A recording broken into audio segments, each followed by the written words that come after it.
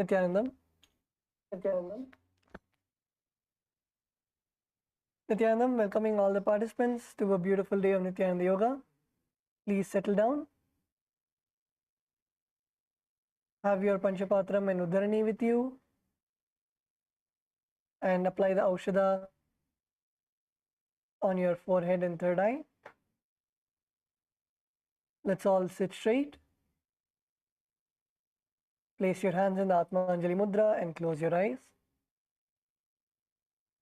Nithyanandam Paramasukadam Kevalam Jnanamurtim Dvandvatitam Gagana Sadrisham Tattvamasyadilaksham Ekam Nityam Vimalamachalam Sarvadhi Sakshi Bhutam Bhavatitam Trigunarahitam Sadgurum Tam Namami. Let us now chant the Shivoham Mantra. Om Ham Haum Shivaya Namaha. Om Ham Haum Shivaya Namaha. Om Ham Haum Shivaya Namaha.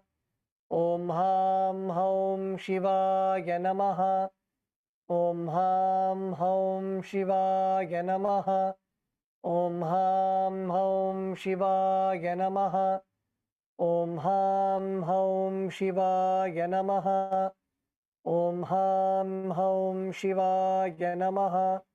Om Ham Haum Shivaya Namaha. Om Ham Haum Shivaya Namaha. Om Ham Haum Shivaya Namaha. Let us now begin with the Tattvachamanam. With your right hand in the Gokarna Mudra, pour an Uddharani of water and take 3 sips of water as we chant the following 3 mantras. Om Atmadattvam Shodhayami Svadha. Om Vidyadattvam Shodhayami Svadha. Om Shivadattvam Shodhayami Svadha. Wash your right hand. With the base of your right hand thumb, wipe your lips from right to left. Om Ham Hridayaya Namaha. Wash your hand again. With the index, middle, and ring finger of the right hand, touch above your upper lip and below your lower lip, washing your hand again. Now, with the tips of the index finger and thumb joined together, touch your right nostril, left nostril. With the tips of the ring finger and thumb joined together, touch your right eye, right ear, and left ear. Wash your hand one more time. With the little finger and thumb joined together of the right hand, touch your navel, right chest, left chest, and top of all the fingers together, touch the top of your head, right shoulder, left shoulder, and the center of your chest.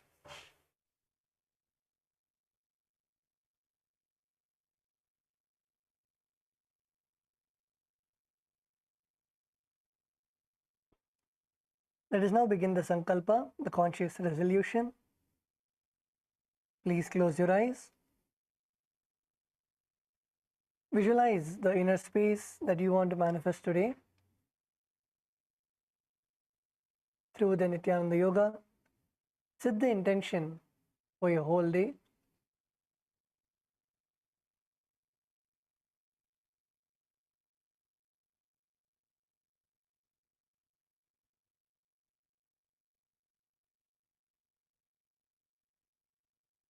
Visualize the reality that you want to manifest today.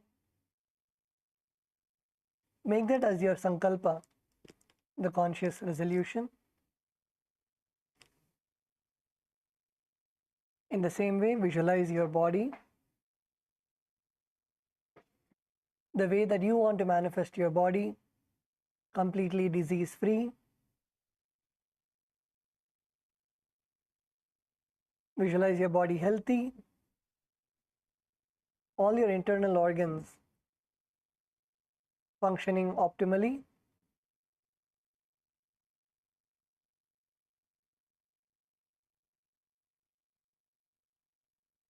Visualize yourself performing all of the asanas without any discomfort.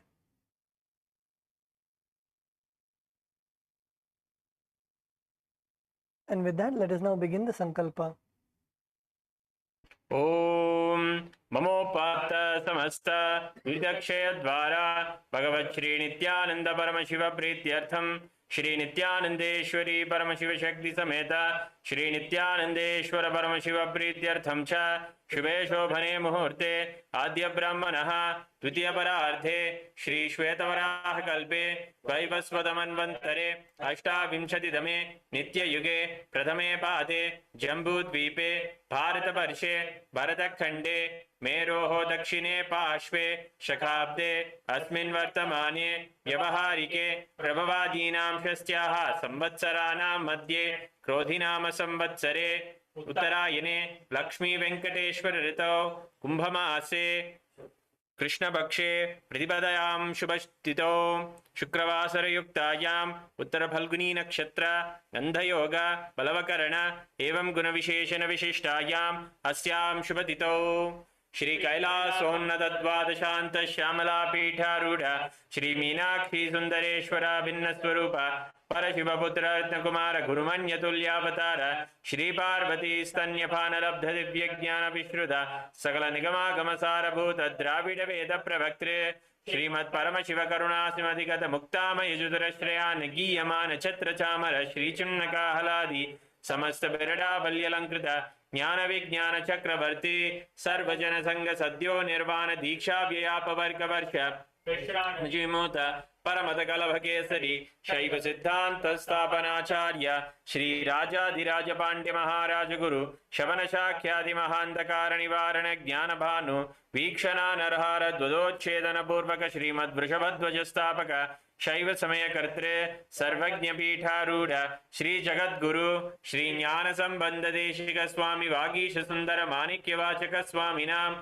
अवतार भूत श्री ज्ञान संबंध स्वामी पुनरुद्धृत श्यामला पीठ सर्वज्ञ पीठ तृणवत्युत्तर द्विशततम गुरु महासन्निधान अरुणगिरि योगीश्वर परंपरागत अरुणाचल सर्वज्ञ पीठ गुरु महासन्निधान कैलास परंपरागत कांची कैलास सर्वज्ञ पीठ त्रयस्त्रिंशदुत्तर द्विशततम गुरु महासन्निधान नित्योत्सव नित्य मंगल नित्य कल्याण नित्य रजित कैलास परंपरागत आदि कैलास नित्यानंद पीठ महासंस्थान सिंहासन पीठ कर्तृ साक्षात् श्री परम शिव समुद्भूत कैलास परंपरागत वैवस्वत मनु इक्ष्वाकु हरिश्चंद्र भगीरथ श्रीरामचंद्र शूरसेन इत्याद्य नवच्छिन्न सार्वभौम चक्रवर्ती परंपरागत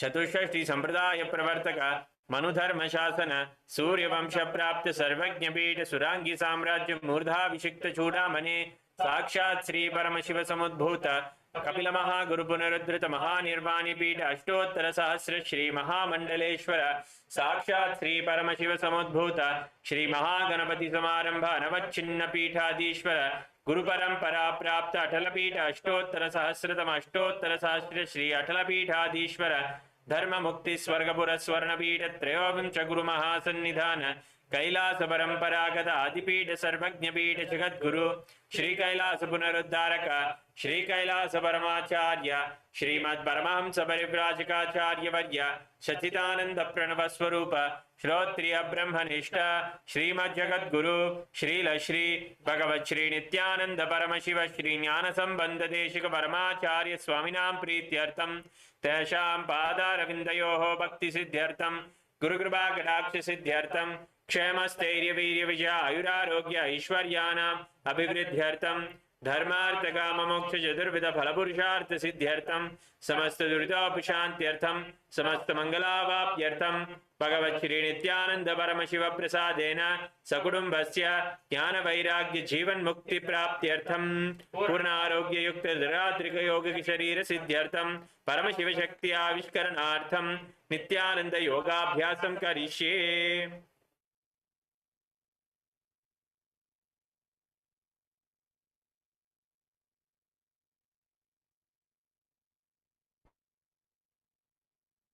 Now please place your Panchapatram and Udharani to the side and let's all stand up on our mats. Please stand up. Let's begin with the skeleton dance.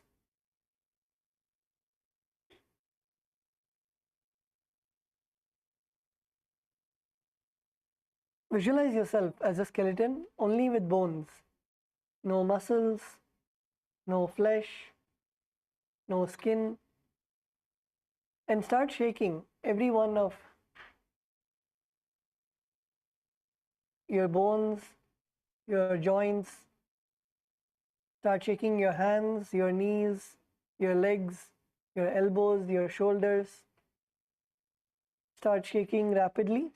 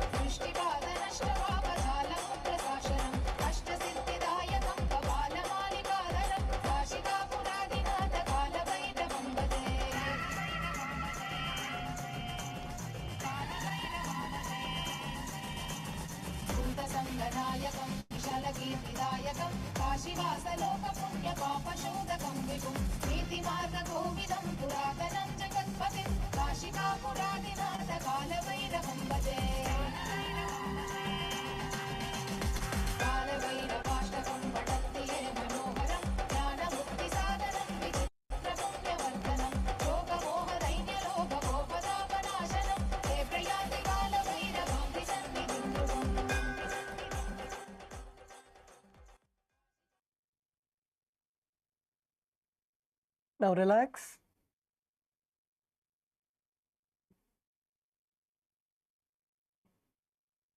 Breathe in and out deeply.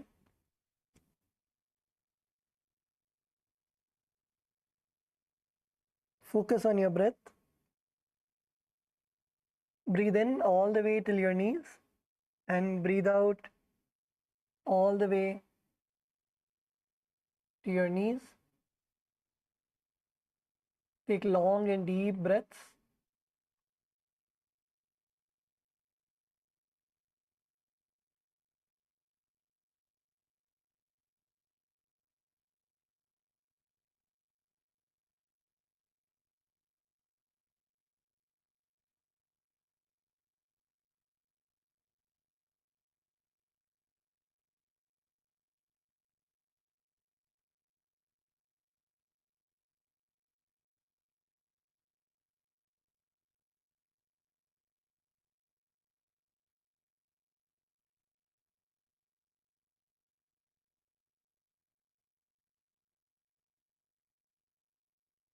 Okay. So let's all now settle down. Please settle down on your mats. So we're going to continue to perform the Dvitiya Vinyasa Krama, the asanas in the Dvitiya Vinyasa Krama. So the first asana for today is Ardha Paschimottanasana. So we're going to begin with both our legs stretched out. Please stretch both your legs out. And now you can bend your right knee. Bend your right knee. Place it all the way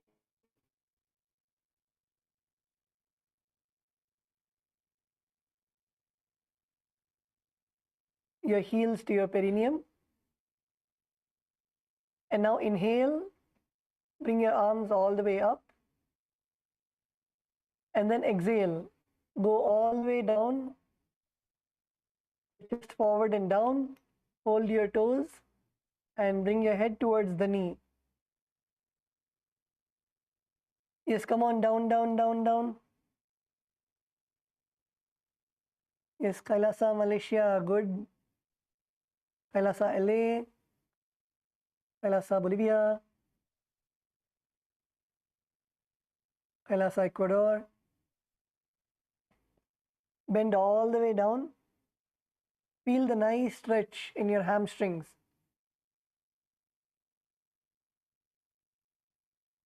Feel the stretch in your hamstrings.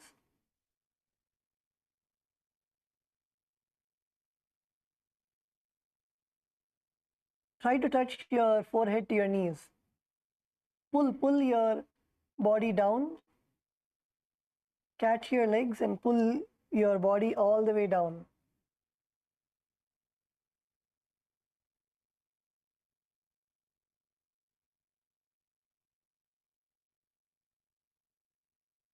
Okay, wonderful.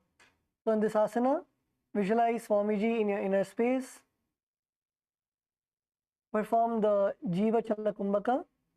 Jiva Chala Kumbhaka is inhale and visualize the prana going in the upward and downward direction from your Sahasrara to your Mooladhara and your Mooladhara to the Sahasrara.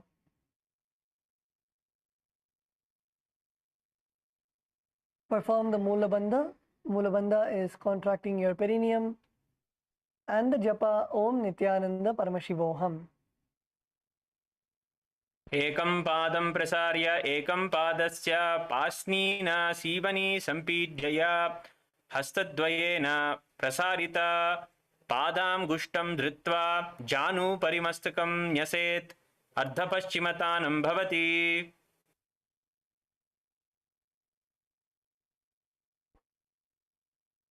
Okay, now relax. You can now come up.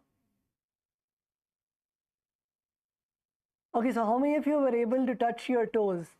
Without bending your knees, how many of you were able to touch your toes? Raise your hands.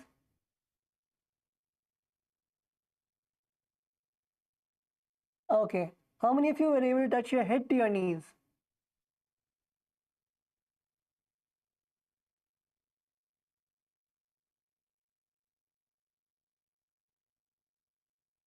Okay.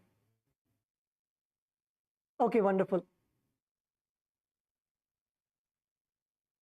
So next we're going to go to the next asana, which is Kraunchasana. So in Kraunchasana, you're going to continue to sit with your left leg stretched out. Your right leg, now instead of putting your heel to your perineum, you're going to bring your heel outside of your thighs.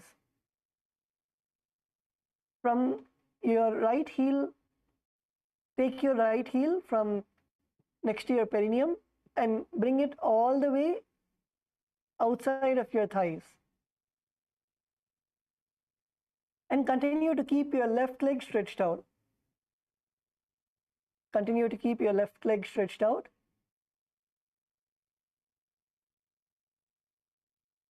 Now what you're going to do is you're going to hold the sole of your left foot.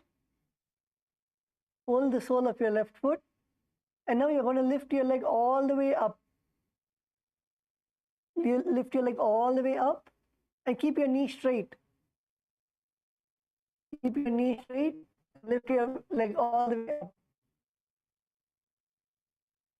Kailasa Malaysia male team.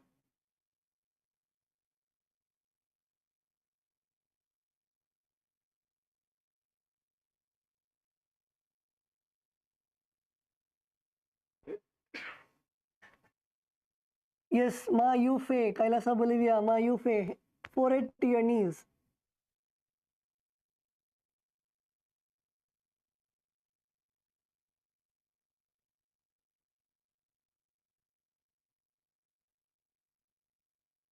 Kailasa LA.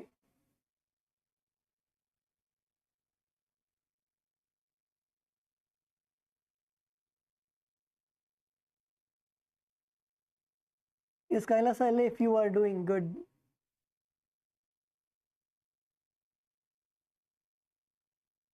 Lift your leg as high as possible. Kailasa Malaysia, Sugunama.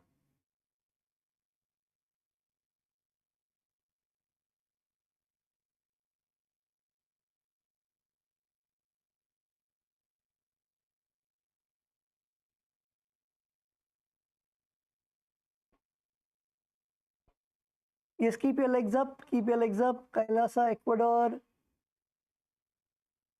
Kailasa, Ecuador, Paramayogaya. Yeah. Come on, pull your knees to your forehead. Pull.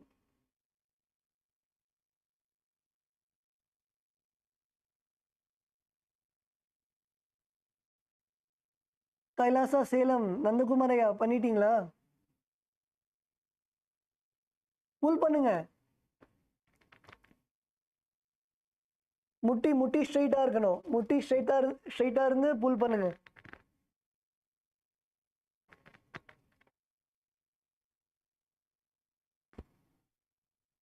Okay, so balance in this asana. Visualize yourself as a crane. Visualize yourself as a crane, as the bird. Perform the Jivachala Kumbhaka. The Jivachala Kumbhaka is inhale. Feel the prana going all over your body, from your Mooladhara to your Sahasrara. And then exhale.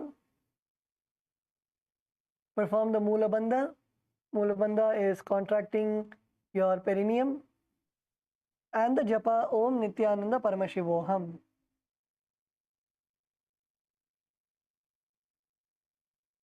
उत्तानपादं क्रौञ्चं च मरीचिं वीरभद्रकं नटराजं त्रिकोणं च सुप्ताङ्गष्टप्रसारणे.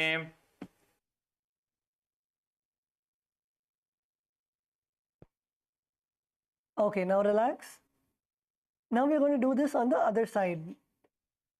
So this time bend your left leg, bring your heel to your perineum, your right leg out, and now inhale, put your arms all the way up,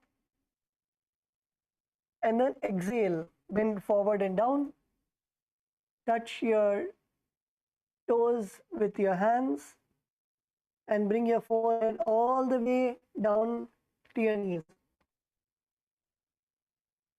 Yes, come on, go down, down, down, down.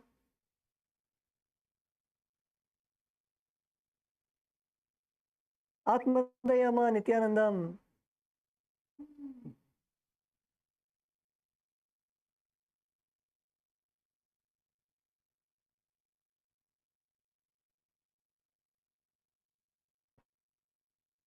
Salem, good.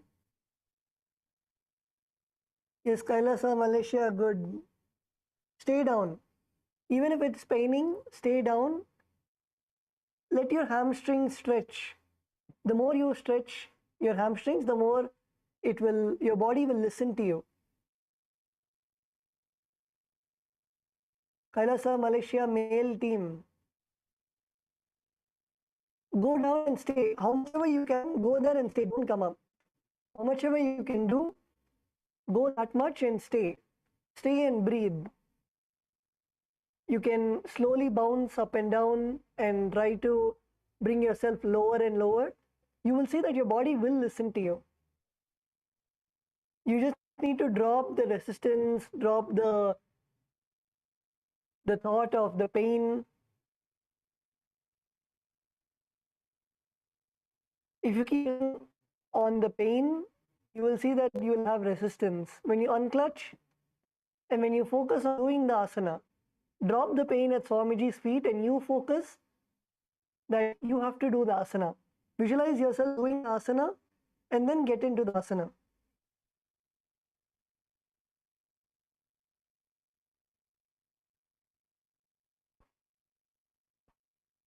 Yes, Kailasa, Ecuador, Antoinaya lower.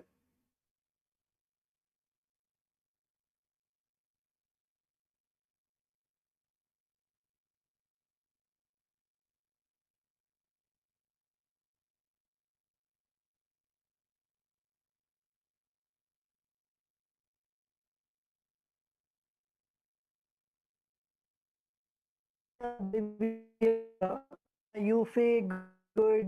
Shodasi Shakti, good. Ma Shakti, good.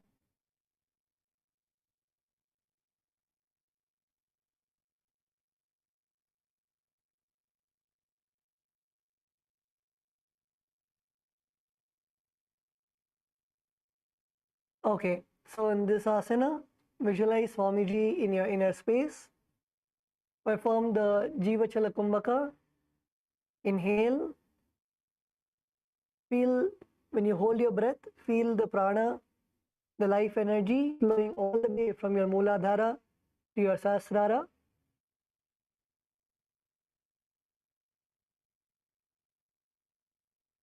And then exhale. Perform the Moola Bandha, contracting your perineum, and the japa Om Nithyananda Paramashivoham. एकं पादं प्रसार्य एकं पादस्य प्रास्निना सीवनी सम्पीड्याय हस्तद्वयेन प्रसारित पादाङ्गुष्ठं धृत्वा जानुपरिमस्तकं न्यसेत् अर्धपश्चिमत्तानं भवति. Now relax. You can now come up. The next asana is Kraunchasana on the other side. So bring your left heel from the inside of your perineum to the outside of your thighs.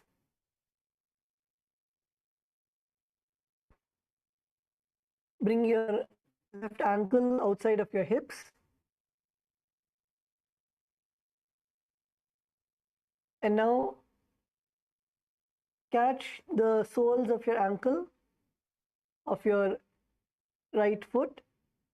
And now lift your right leg all the way up to the air.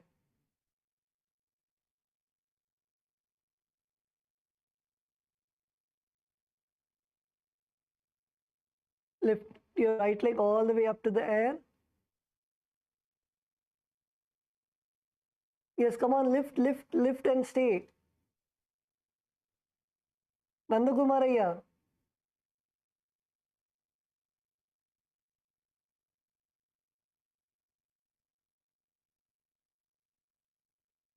ஐயா உங்களோட கால் வந்து ஒரு கால் வந்து வெளியில இருக்கணும், இன்னொரு கால் வந்து மேல இருக்கணும்.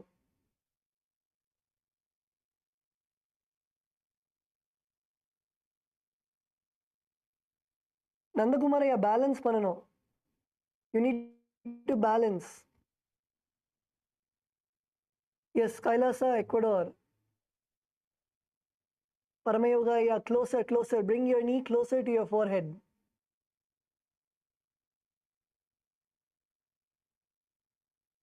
Kailasa, Malaysia, stay, stay, stay, stay. Stay in balance. Maharaj முடியல, இது ரொம்ப கஷ்டமா இருக்கு.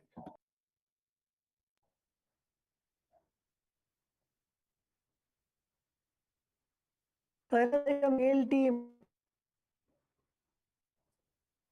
Uglinaya and Shaktilaya gave up.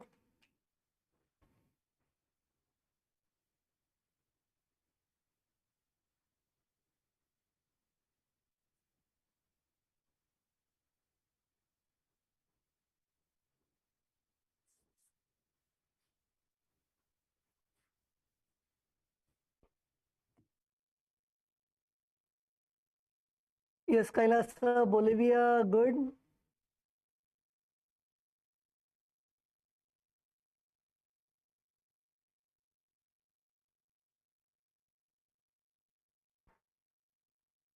Okay, so in this asana, visualize yourself as a crane, as the bird. Perform the Jivachala Kumbhaka, that is inhale, hold your breath. When you hold your breath, visualize the prana going all the way from your Mooladhara to the Sahasrara.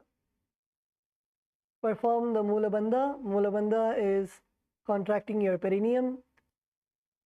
Japa Om Nithyananda Paramashivoham. तानपादं क्रौञ्चं च मरीचिं वीरभद्रकं नटराजं त्रिकोणं च सुप्ताङ्गष्टप्रसारणे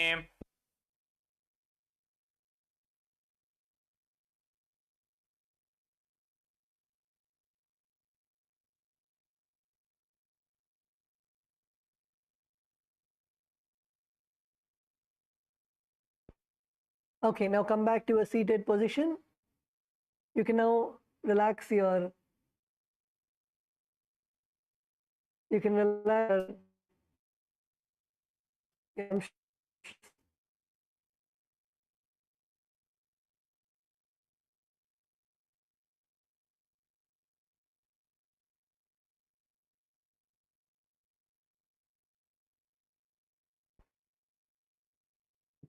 Okay, so let's now go to the next asana. The next asana is Swastika asana. So in this asana, you're going to sit in a cross-legged position, but you will sit with your soles between your thighs and calves. So first take your left foot and place it behind your right knee. And then take your right foot and place it inside of your left leg. Your foot should be in between your thighs and your calves.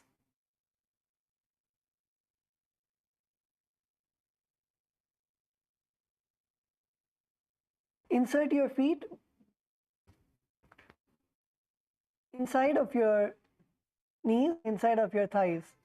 So first take your left foot, and place it behind your right knee, inside of your right knee. And now bend your right leg and place your foot inside of your left thigh. So both your feet should be held in between your thighs and your calves.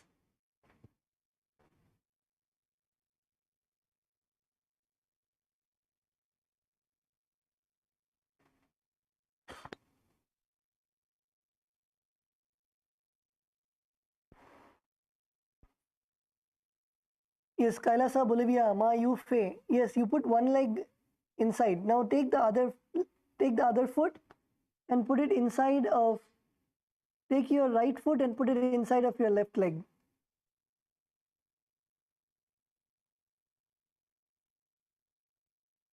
Yes. Yes, Ma, good. Kailasa, Malaysia, Baluaya. Yes, correct. Now put your other foot inside. You can put it from down. Baluaya, take your leg from down and put it inside. From up, from up it will not be that easy. Good.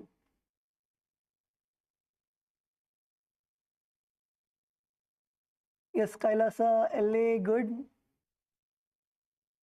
Kailasa, LA, Ma, Jnanalakshmi, Ma, your other foot has to be inside your thighs and your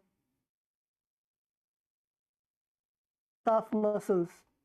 Yes.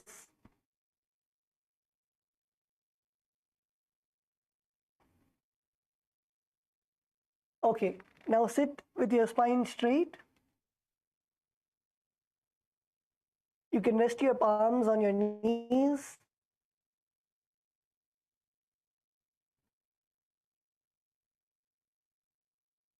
Embody peace, well-being, good fortune, and prosperity. Perform the Jivachala Kumbhaka. The Jivachala Kumbhaka is inhale, hold your breath, Feel the prana going all the way from your Mooladhara to the Sahasrara. And then exhale. Perform the Mula Bandha. Mula Bandha is contracting your perineum. And the japa Om Nithyananda Paramashivoham.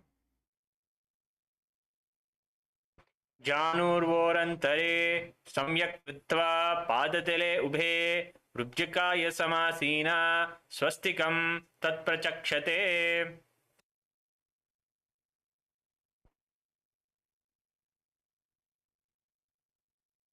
Okay, let's now go to the next asana. The next asana is Gorakshasana. In Gorakshasana, continue to keep your feet in the same position. Now you're going to cover your heels with your respective hands. Cover your heels with the respective hands. And in this asana, you're going to perform the Jalandhara Bandha. Jalandhara Bandha is placing your chin on your chest, lock your chin to the chest, and hold your breath. So inhale, bring your chin to your chest, and hold your breath for as long as possible. And then exhale.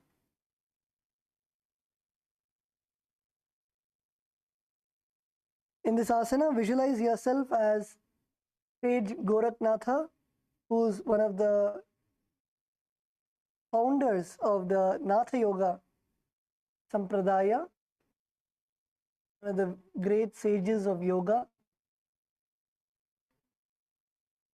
Perform the Jivachala Kumbhaka also. When you hold your breath, visualize the prana, the life energy going all the way from your Mooladhara to the Sahasrara. Perform the internal japa Om Nithyananda Paramashivoham.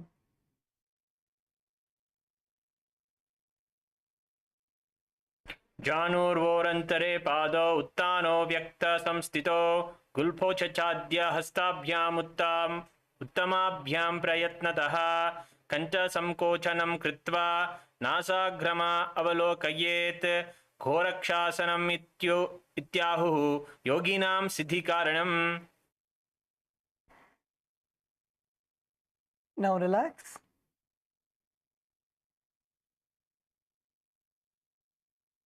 Now release your legs from the asana. The next asana is Bhagasana 2. So in this asana, you're going to bring your left heel. You can stretch both your legs out. Bring your left heel to the perineum. Bring your left heel to the perineum. And then bring your right foot on your left thigh.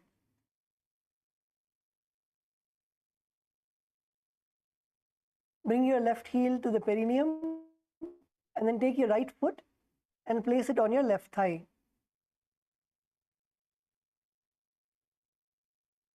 Now in this asana, we are going to perform the Shanmukhi Mudra. So the Shanmukhi Mudra is bringing your fingers to your face, covering all your senses. So place your little fingers below your lips, your ring fingers above your lips, your middle finger to your nostrils, your index finger to your eyes, and your thumbs to your ears. Inhale deeply and then hold your breath. When you hold your breath, cover all of your senses. Press gently, don't press too hard. Press gently and cover all of your senses, your ears, your eyes, your nose, your mouth. Cover all of your senses and gaze at the third eye. When you cover all of your senses, visualize Swamiji in your third eye. And then release and exhale. Let's do it again together. Again, bring your hands to the Shanmukhi Mudra. Place your little fingers below your lips, ring fingers above your lips, middle fingers to your nose, index fingers to your eyes, and thumbs to your ears. Deeply, and then lock all of your senses. Lock all of your senses and hold your breath for as long as possible.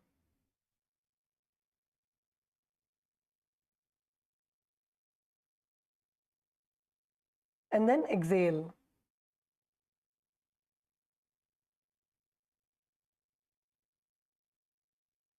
Visualize Swamiji in your third eye. Perform the Mula Bandha. Mula Bandha is contracting your perineum. And perform the japa Om Nithyananda Paramashivoham. Chadya Pedyaniyam Pruvi Manolatlatva Stiram Manaha Evam Vidhasanam Yatra Tatra Sadho Bhagasanam.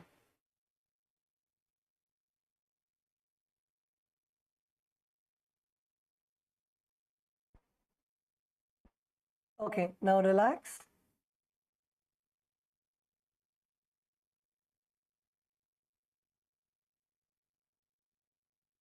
The next asana is Yogasana 2. So in this asana, again you can stretch your legs out. You're going to bring your feet on top of your opposite knees.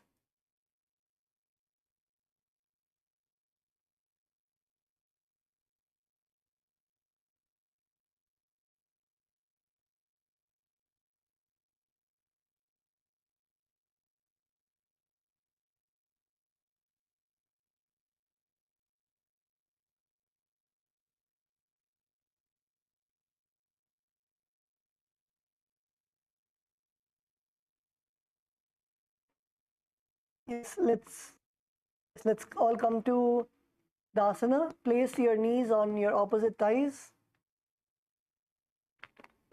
So it is almost like putting Padmasana, but in Padmasana you'll have your foot all the way till your thighs. In this asana, it's only till your knees.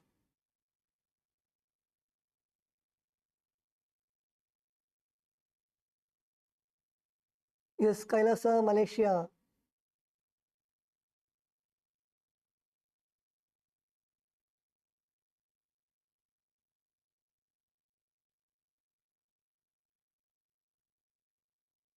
Okay, so in this asana, you're going to place your palms next to you and place your palms facing up.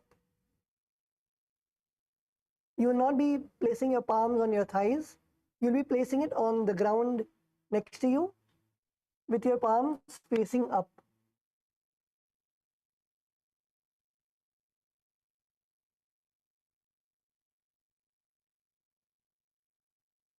Keep your spine straight. Visualize Swamiji in your third eye.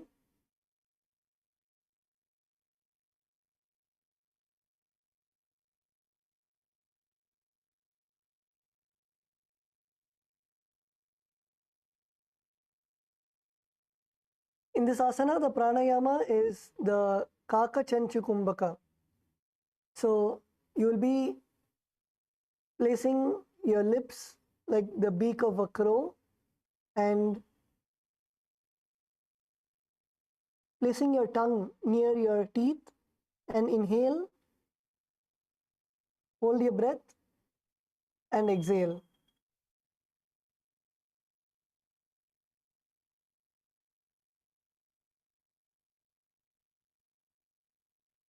Perform the Mula Bandha. Mula Bandha is locking your perineum and the japa Om Nithyananda Paramashivoham. Purakervayumakrisya nasaghramavalokayeet yogasanam bhavetetat yoginam yoga sadhane.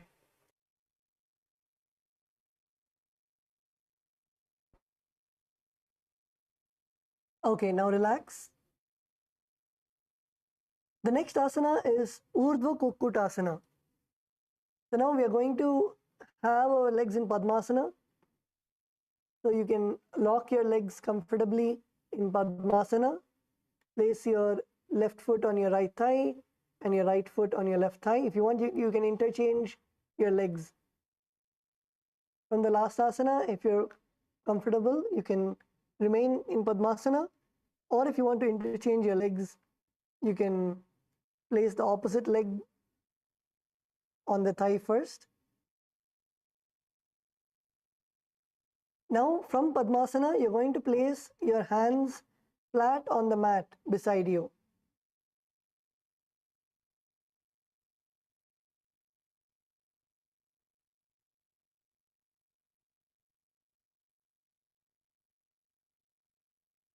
Place your hands on the mat beside you. And now you're going to lift your knees off the ground. You're going to lift your whole body off the ground. So place your palms on the ground next to you and nicely spread your fingers wide and then lift. Lift your whole body up.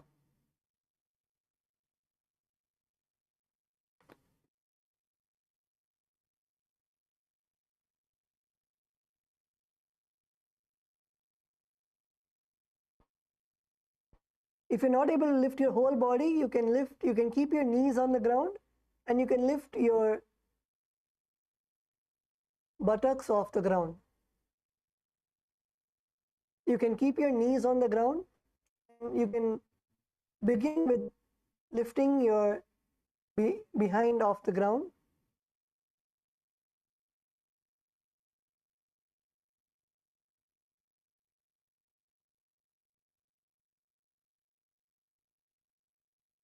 Yes, come on, Kailasa Malaysia male team, Shakti Velaya.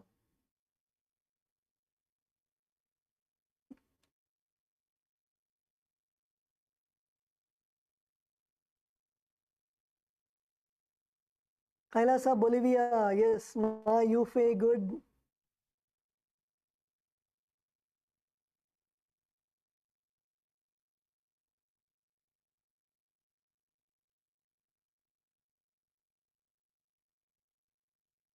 Is that Ma Paramashiva Shakti behind? Ma, did you lift off the ground?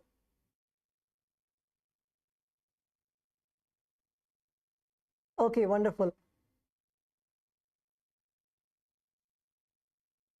Yes, Kailasa LA.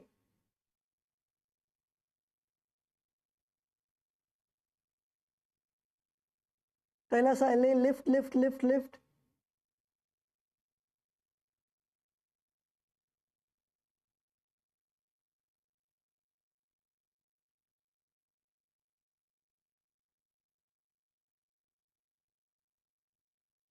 Yes, Kailasa LA, Jnana Lakshmi Ma, lift your whole body off the ground.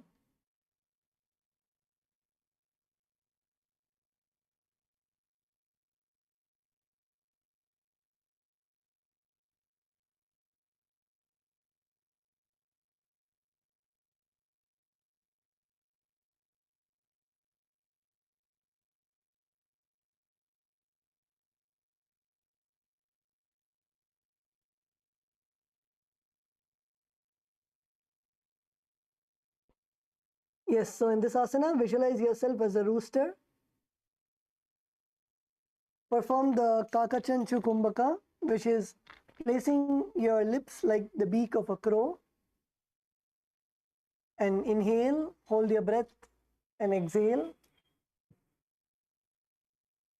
Perform the Mula Bandha, contracting your perineum, and the Japa Om Nithyananda Paramashivoham. वाशिष्ठमदकौण्डिन्यम् ऊर्ध्वकुक्कुटमेव च अष्टावक्रमतोत्तानं मयूरं सेतुबन्धनम्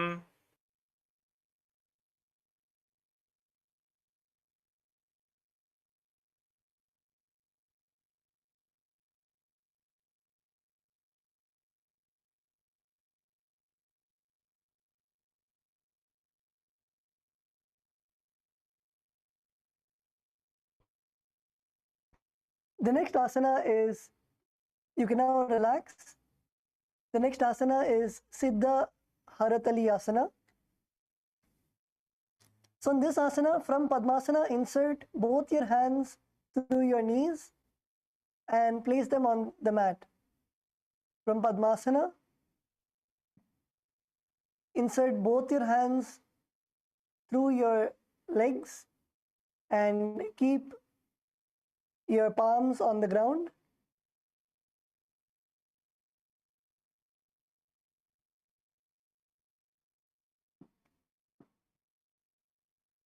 Yes, Kailasa, Malaysia.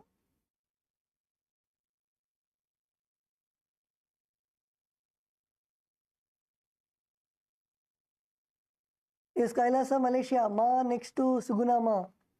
Ma first put Padmasana. Suguna Ma, make them put Padmasana.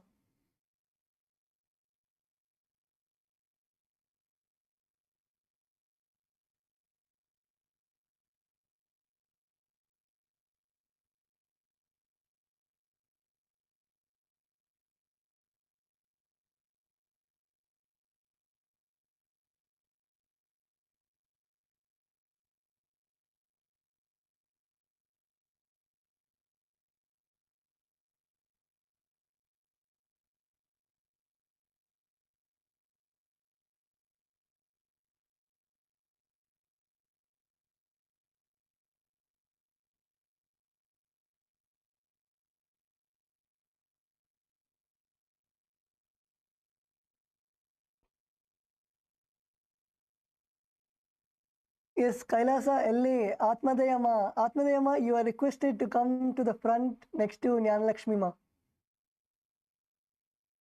Atmadayama is hiding, Ma Virupaksha is hiding.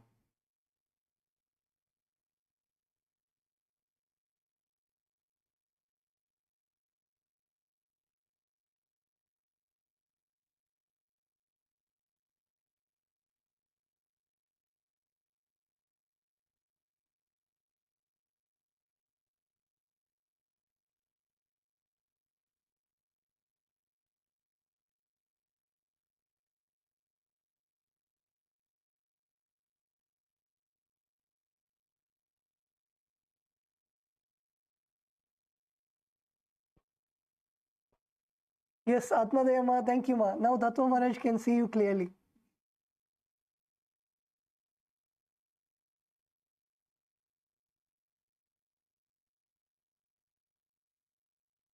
Yes, Kailasa, Ecuador. Kailasa, Ecuador, Antoinaya, Padmasana. At least if you're not able to do Padmasana, you can do Ardha Padmasana. So put one leg on top of your thigh.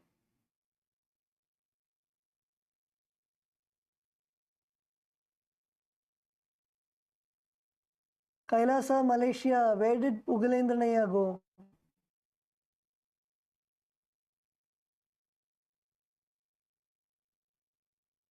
Okay, so in this asana, visualize Swamiji in your inner space.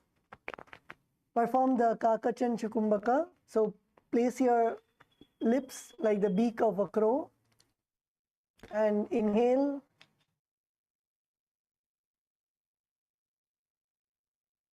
Through the gaps of your lips and then hold your breath for as long as possible and then exhale. Perform the Mula Bandha. Mula Bandha is contracting your perineum and the japa Om Nithyananda Paramashivoham.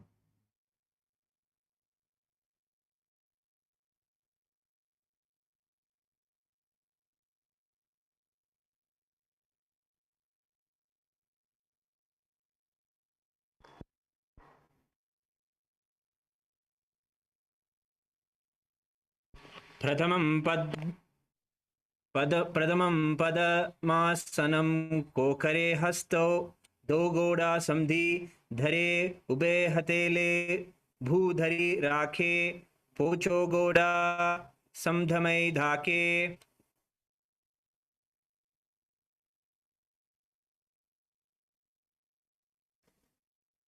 Okay, now relax. The next asana is Hansasana. So in this asana, you're going to continue to remain in Padmasana. And like the previous asana, Siddhaharitali asana, you're going to put your hands inside of your legs and place your palms on the ground. And then you're going to lift your thighs all the way up. You're going to lift all your thighs all the way up. So your legs are above the mat.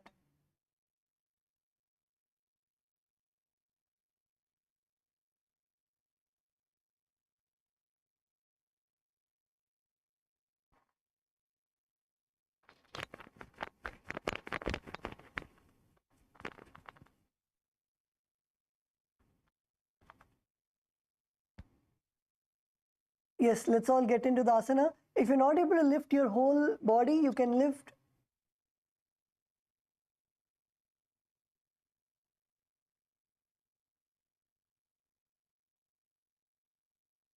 if you're not able to lift your whole body up, you can lift your legs alone.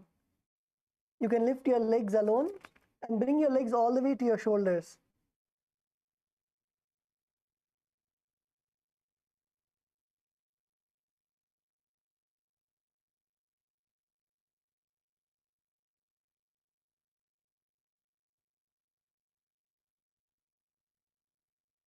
Last time.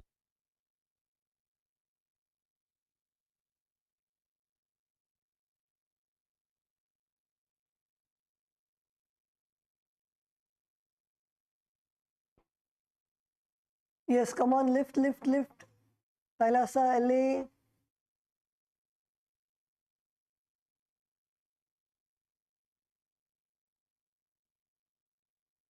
Okay, let's all lift for 3 seconds. Let's all lift together for 3 seconds. So place your hands comfortably on the ground, spread your fingers, and then bring your whole body weight to your hands. Press your hands to the ground and then lift. Lift off the floor. 3, 2, 1. Now relax.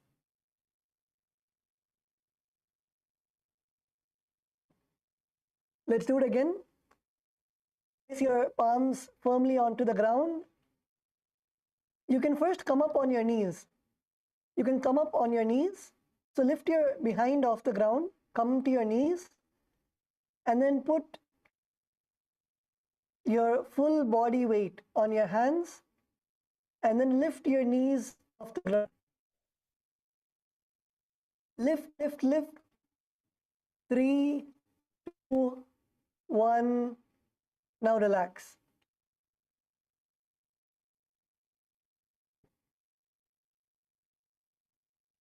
And in this asana, visualize yourself as an elegant swan. Visualize yourself as an elegant swan. Perform the Kakachan Chukumbaka, which is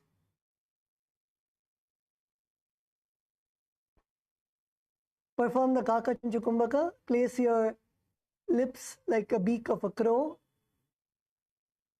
And perform the Mula Bandha. Mula Bandha is contracting your perineum. And the japa Om Nithyananda Paramashivoham.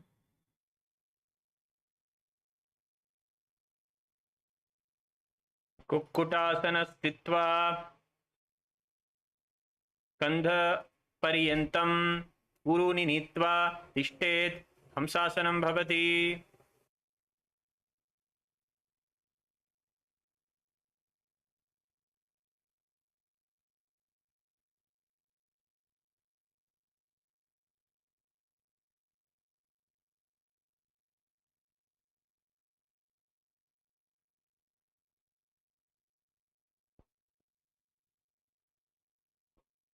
Okay.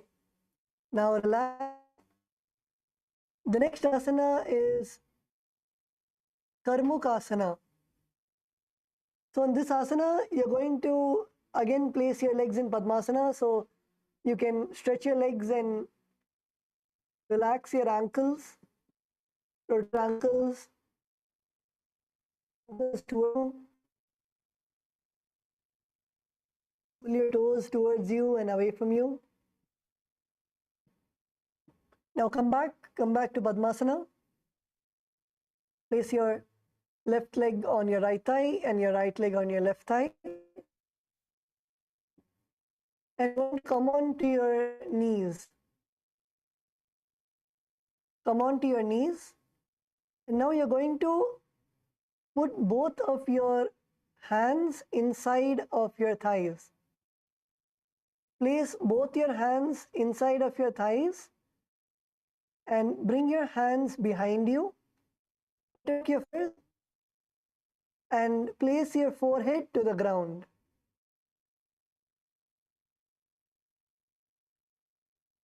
Yes, Atmadaya ma, good. Jnanalakshmi ma, good.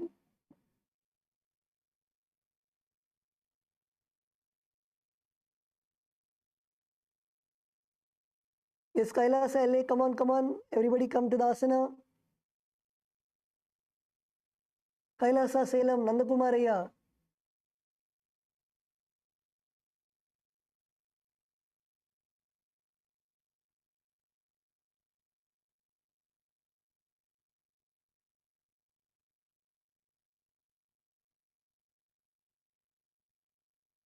Kailasa Malaysia male team, good. Kailasa Bolivia, Ma Yufe, good.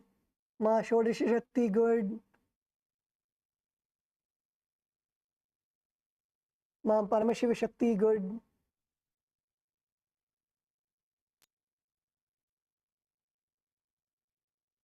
Okay.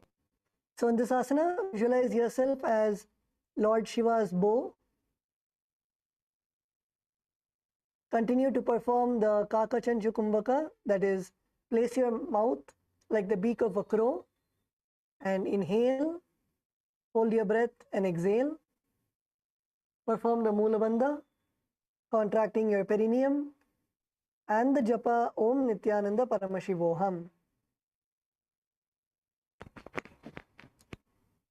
प्रथम पदम आसन को करे, घोड़ास्तम दिमाही करे, ताप तरफा दूसरी कर धो आने, पोन्या ऊपर समधिले थाने.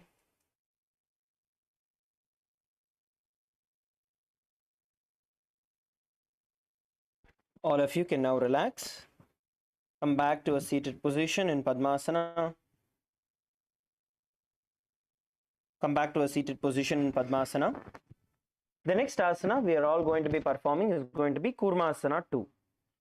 In Kurmasana 2, as you are seated in Padmasana, you are now going to insert both your hands through your thighs and your calves. So in the gap between your thighs and your calves, you're going to insert your hands. As you can see, you can either wrap your thighs and calves around your hand, or you can insert.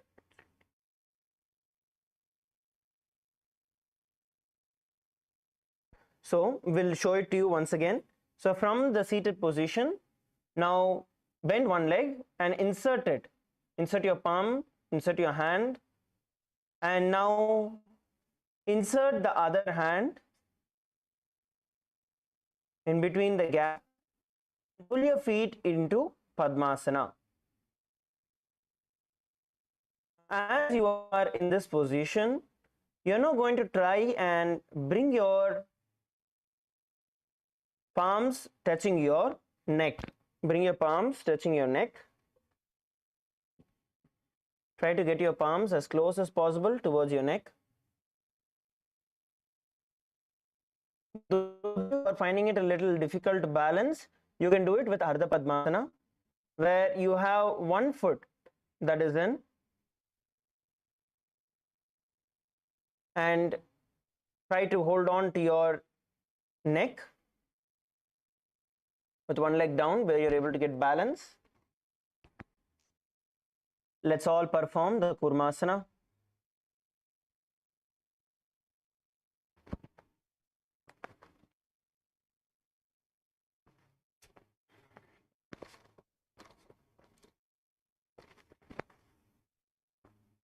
Now visualize yourself as a turtle and a stable body and mind to live for hundreds of years. And the internal japa, Om Nithyananda Paramashivoham.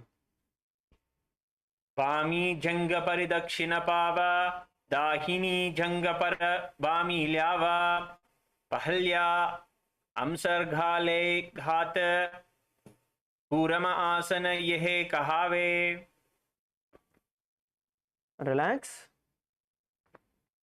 Now we'll go to the next asana. The next asana is going to be Granthi Bedasana. So it is going to be the same asana as earlier. Instead, what you're going to do is you're going to bring your head down, tucking your chin to the chest in the Jalandhara Bandha, and bring your gaze to the nose.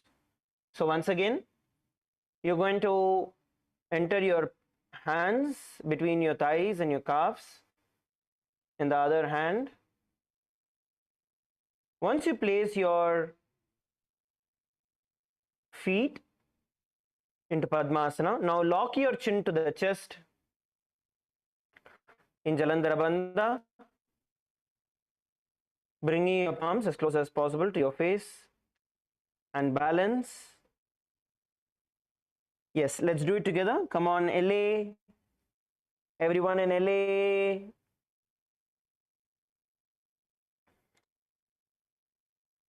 Insert your hands in between your thighs and your calves.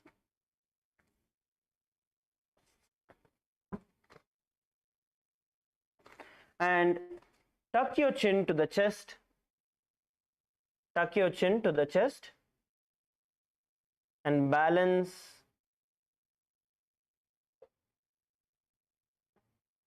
Visualize yourself as Paramashiva in your inner space and the internal japa Om Nithyananda Paramashivoham.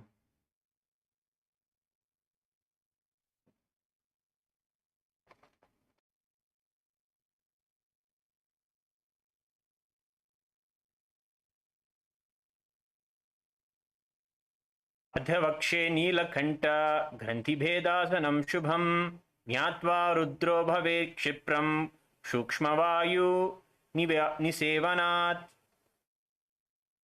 Relax. We will now go to the next one.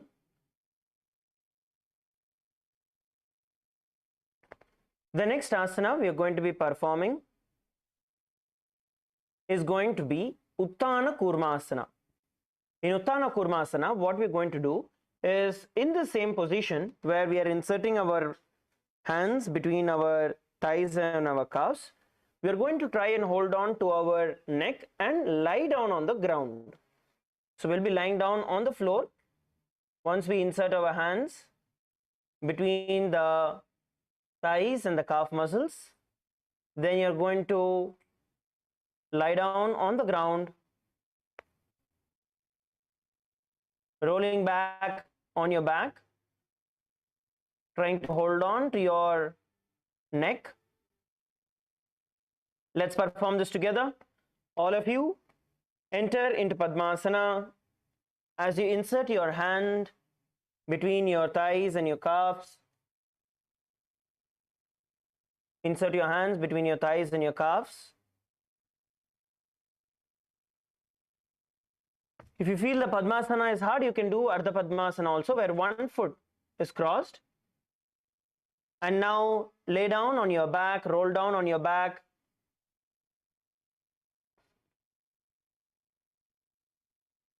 Trying to bring your Padmasana as close as possible to your face. Come on, Parama Yoga, Ecuador. Enter into the asana.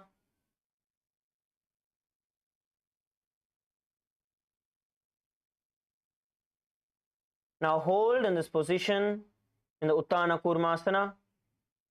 Once again, you're going to visualize yourself as the tortoise in your inner space with a stable body and mind, living for hundreds of years with the internal japa Om Nithyananda Paramashivoham.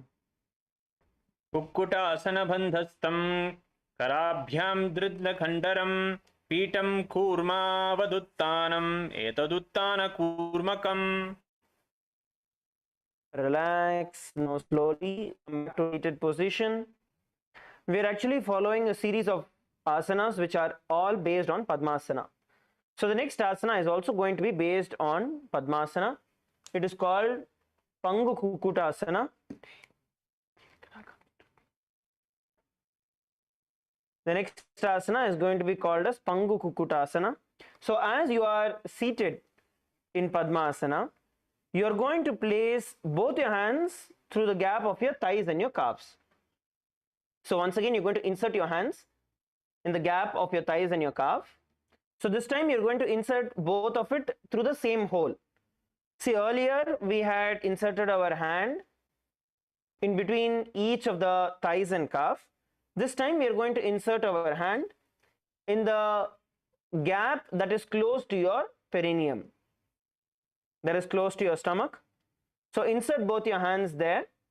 Now we are going to be placing one hand flat on the ground, one hand flat on the ground, and with the other hand hold on to the wrist, hold on to the wrist of the hand that is flat on the ground. Okay, now from here we want to lift our body up on one hand and hold in the air. Those of you who are able to do can try. If not, try to place your knee on the ground and lift your butt off the ground. Place your knee on the ground and lift your butt off the ground. If you feel lifting off your entire body is hard, you can try the easier variation by placing your knee on the ground and lifting your butt off the ground.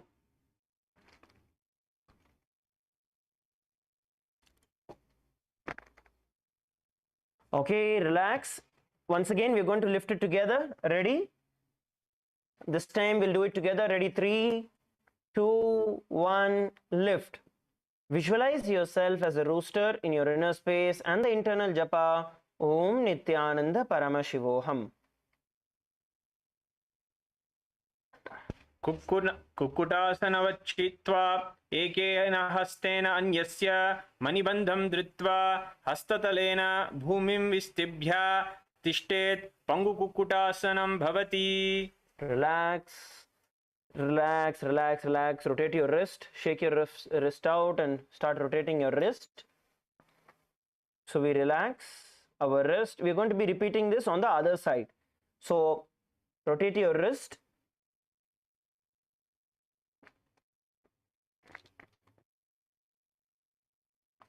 On the other side, bend your wrist front and back.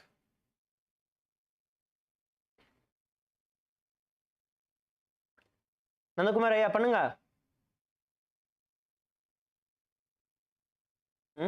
Relax your wrist. Okay, now let's do the same Pangu Kukutasana on the other hand. So once again, insert both your hands in the gap between your thighs and your calf. Now earlier, if you placed your right hand on the ground and held on with your left hand, you're going to repeat it on the other side now. KAILASA Malaysia, female team. Let's enter into Padmasana. Insert your hands in the gap. And now we are going to try and lift our body off the ground. If you're not able to lift your entire body, at least lift your butt off the ground with your knees on the floor. Let us now lift up. Visualize yourself as a rooster in your inner space. And the internal japa, Om Nithyananda Paramashivoham. कुक्कुटासनवच्छित्वा एकेन हस्तेन अन्यस्य मणिबन्धं धृत्वा हस्ततलेन भूमिं विष्टिभ्य तिष्ठेत् पङ्गुकुक्कुटं भवति. Relax, once again relax and rotate your wrist. It's only by performing these asanas more and more and consistently doing, we will actually build the strength in our wrist. So rotate your wrist and relax. Let's get into the next asana. The next asana that we are going to be performing is going to be Gridrasana. So now please come to a seated position in Padmasana. Please enter into Padmasana. Now as you are seated in Padmasana, you are now going to place your elbows on the toes and interlace your fingers. Elbows on the toes, interlace your fingers. Rest your chin on the knuckles, pressing your thumb into your throat. Okay, you're going to be pressing your thumbs into the throat. Don't choke yourself, you're just going to keep it there. And your chin on top of your knuckles. Hold the position.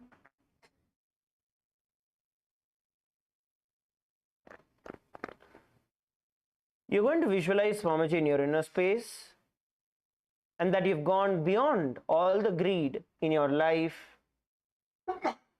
And the japa Om Nithyananda Paramashivoham.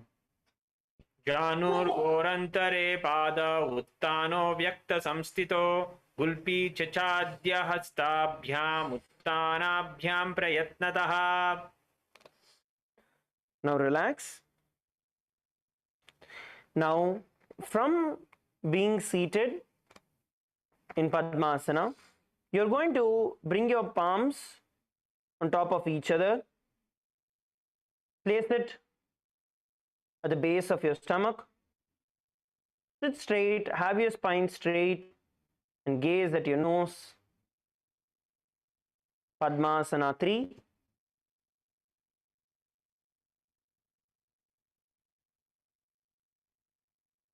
Sit straight, keep your back straight. Spine erect, look forward, not down, look forward.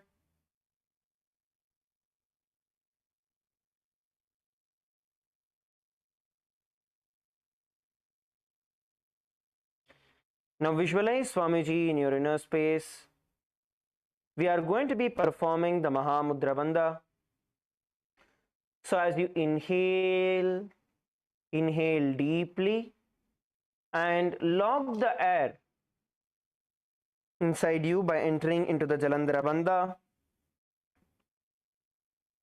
Bring your chin to the chest and lock the breath. Now exhale deeply and pull your stomach in and up into the Uddiyana Bandha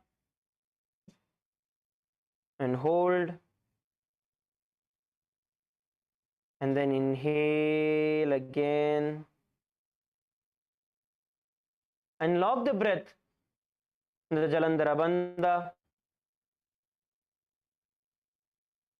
Hold as comfortably as possible and exhale. Now pull your stomach in and up into the Uddiyana Bandha and inhale and repeat it. Visualize Swamiji in your inner space and the internal japa Om Nithyananda Paramashivoham. नासाग्रे दृष्टमा विधाय चिबुकं चोत्तोल्य वक्षस्थलं मूलं साधुर्सज्जनाय भिक्कलयेत् स्वं राजदन्तस्य तत्. Relax. Now from Padmasana, place both your palms on top of your knees, palms facing down, spine straight, sit straight, keep your spine straight, look forward. Now bring your gaze towards your nose.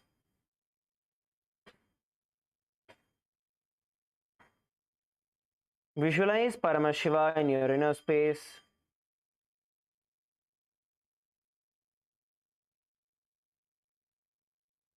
Just sit still.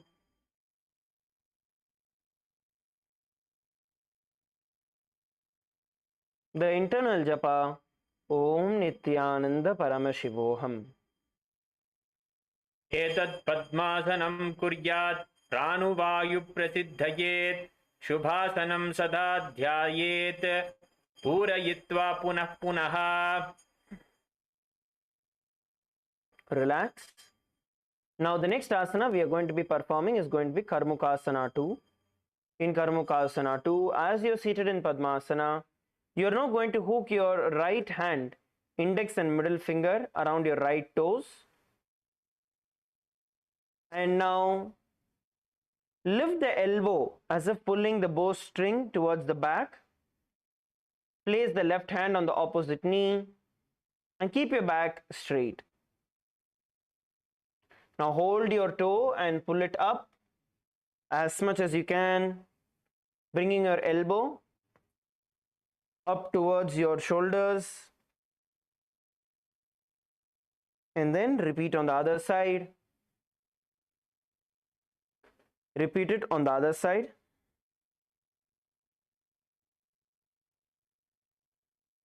Pull the toe as back as possible. Pull it as back as possible, as strong as possible. Visualize settling the bowstring. Feet on the keep the sides. Pull and hold.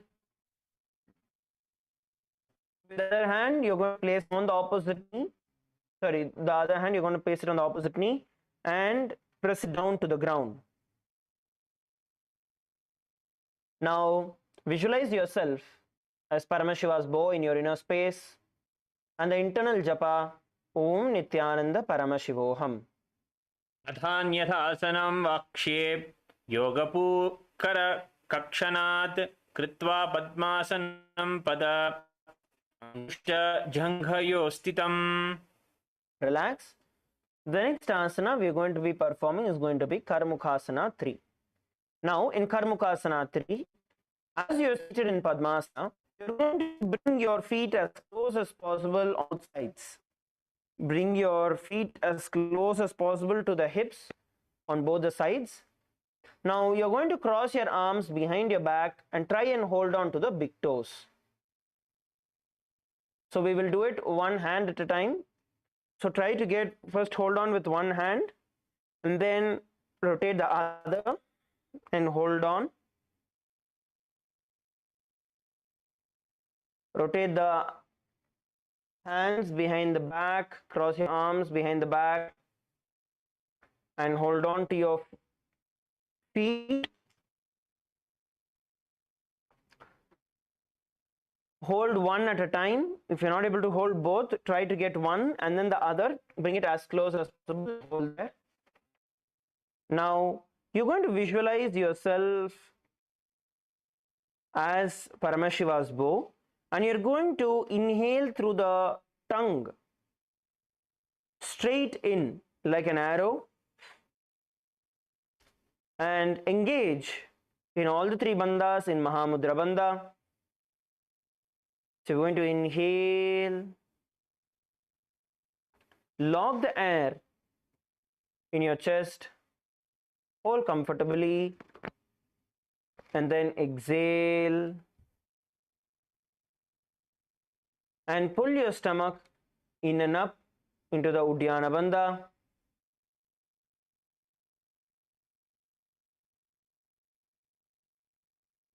And relax and inhale. Let us repeat this. Even if your leg comes out or you're losing balance, get yourself back into the posture. Please continue the pranayama and the bandha. Visualize yourself as Paramashiva's bow in your inner space and the internal japa, Om Nithyananda Paramashivoham. Kritva padmasanam mantri veshtayitva pradharayet karena dakshino naiva vamapadantikam tatam. Relax. The next asana is going to be Dridhasana. In Dridhasana, as you are continuing to be seated in Karmukasana 3, which is in Padmasana, hands crossed behind your back and holding on to the feet, you are now going to lift your chest up and gaze at the third eye. We are not going to be performing the Jalandhara Bandha or the Uddiyana Bandha. Just with the normal breathing, lift your chest up, roll your shoulder blades back, lift your chest up, and bring your gaze to the third eye. Let us all perform the Dradasana. Please enter into Padmasana. All of you enter into Padmasana. Now bring your hands behind your back. Cross your arms behind your back, trying to hold on 1 foot at a time. At least try and hold 1 foot. Push yourself, and with one hand, the foot that is there on top, at least one side, try and hold it. And open your shoulder blades up and back. Roll your shoulder blades back. Open your chest up.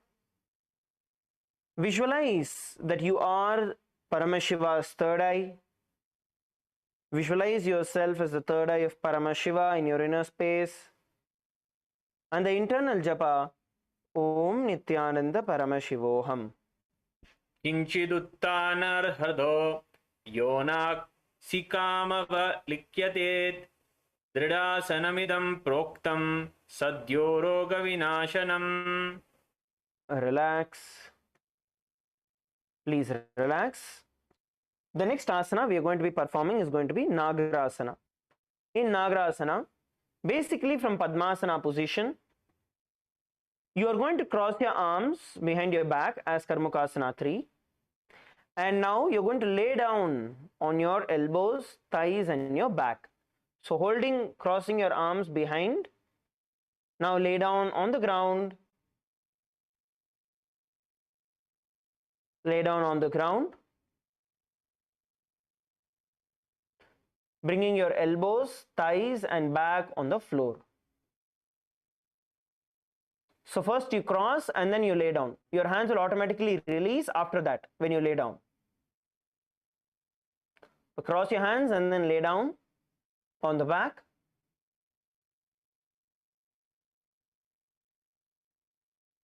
Place your elbows, your body is resting on your elbows, your thighs and your back.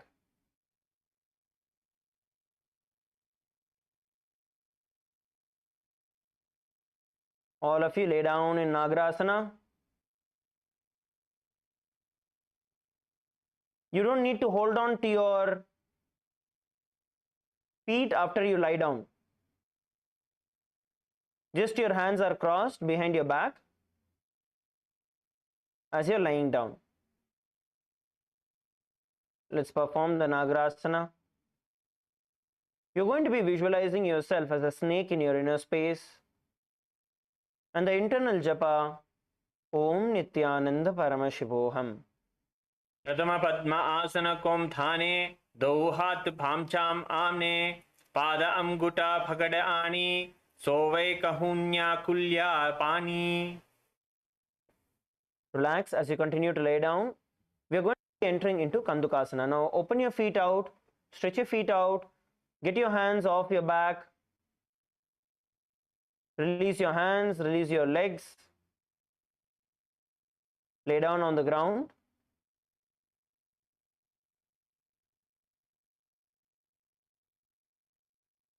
Now, from this position, you're going to bend your knees and bring it all the way to your chest. Bend your knees and bring it all the way to your chest.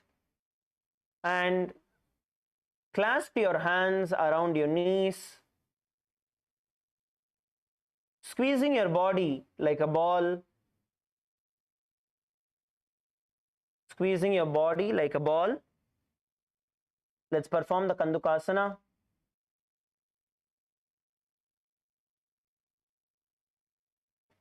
Let us all perform the Kandukasana.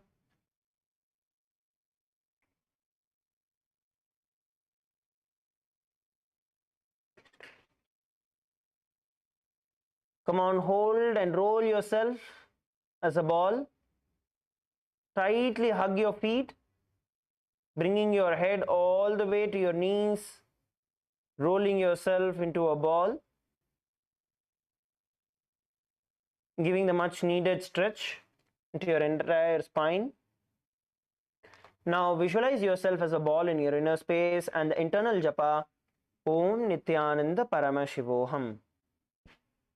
Vritasane sastitva hastapadan nikuksha murdhvam nayet prishtavam sena bhumim pothet Hamdukasanam bhavati. Relax. The next asana we are going to be performing is going to be Urdhva Pavanasana. In Urdhva Pavanasana, as you continue to lay down on your back, you're going to bring your feet to the ground, knees raised up, and interlock your hands and place them under your head. Interlock your hands and place them under your head.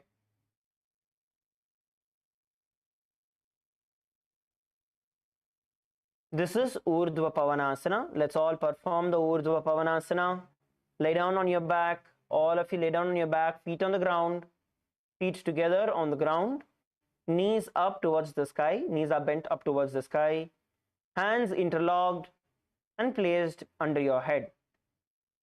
Hand interlocked and placed up under your head. Lay down.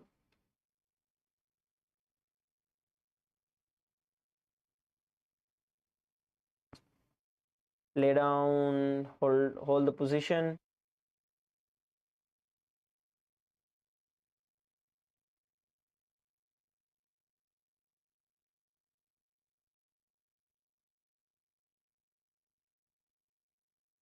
Now, visualize yourself as the Supreme Pontiff of Hinduism, Swamiji in your inner space, and the internal japa, Om Nithyananda Paramashivoham. प्रथमे शुद्धो San करावे घोड़ा उबोरा से मिलावे Gulf माहिला अंगुष्ट दोई करे एकासी मलरसोई. Relax. Now, from this position, we are going to be entering into the Markata Pitasana. In Markata Pitasana, as you continue to be in this same position, you are going to insert your hands under your heels. So you're going to place your hands under the heels, palms facing upward, palms facing up. Insert your hands under your heels, palms facing up. And then now you're going to lift your hips off the ground. Lift your hips off the ground so that your whole body weight is resting on your shoulders. Your upper body is resting on your shoulders. Lift your hip off the ground. Palms under your heels, palms facing upward. Don't touch both the knees together. Have enough space between your knees. Now you're going to visualize yourself as a powerful alpha ape in your inner space and the internal japa, Om Nithyananda Paramashivoham. उत्तान सैनम पादतले उत्तान हस्तोस्तापयेत पृष्ठभागाम उत्तरमयेत मर्कटपीठम भवति. Relax. The next asana we are going to perform from here is going to be Utthana Shiki Pitakasana. In Utthana Shiki Pitakasana, from the existing position, we are now going to lay down on the ground and bring our hands under our hip. Hold on to your hip with your palms and stretch your feet out. Stretch your feet out. Try to stretch it out as much as possible without having a bend in your knee. Try to stretch it out as much as possible without bending your knee. Support your hip by placing your elbows on the ground and palms on your hips. And stretch your feet out as straight as possible and hold. Let us perform the Utthana Shiki Pitakasana. Come on, every one of you, lift and hold. Hold the position. Try to straighten out. Nandakumare, ungaloda mutti vandu valaikadinga. Nera veinga. Muttiya straight ஆக்குங்க. காலை முன்னாடி இன்னும் stretch பண்ணி முட்டியை வளைக்காம straight பண்ணுங்க. Now visualize Swamiji in your inner space and the internal japa, Om Nithyananda Paramashivoham. झंघघोरु भलहीन्यशेत उत्तानशिखिपीठकम् अप्रमत्त प्रकुर्वीत उक्ते pragvijitendriyaha. The next asana we're going to enter is going to be Narakasana. All of you relax, relax on the ground, lay down on the ground. Just lay down on the ground. The next asana we're going to perform is going to be Narakasana. So in Narakasana, what we're going to do is, as you lay down, you're going to support your hip with your hands and you're going to lift your leg all the way to the sky, supporting, balancing your entire body on your shoulders and on your elbow. So let's do this together. Narakasana. Now rest your elbows on the ground, place your hands on the hip, lift your feet up towards the sky as straight as possible, toes pointing up towards the sky. Have your hips straight to your feet. Bring your hips straight to the feet. Don't bend it too much towards the back. The point is to keep it up towards the sky. Lift your hip off the ground. Try to lift your hip off the ground. LA team, female team, LA. Lift your hips off the ground. Place your hands under your hips, supporting your body, going up towards the sky, and hold the position. Now visualize yourself blissfully traveling through hell, unaffected by any of the negativities, and have the internal japa Om Nithyananda Paramashivoham. Rivakam tena bhumim vishtambha padagradvayam urdhvamurtayet narakasanam bhavati. Relax, come back to the ground. Come back to the ground. The next asana we are going to be performing is going to be Tiriyan Naukasana. In Tiriyan Naukasana, earlier in the previous asana, we lifted our foot all the way up towards the sky, balancing ourselves on the shoulder.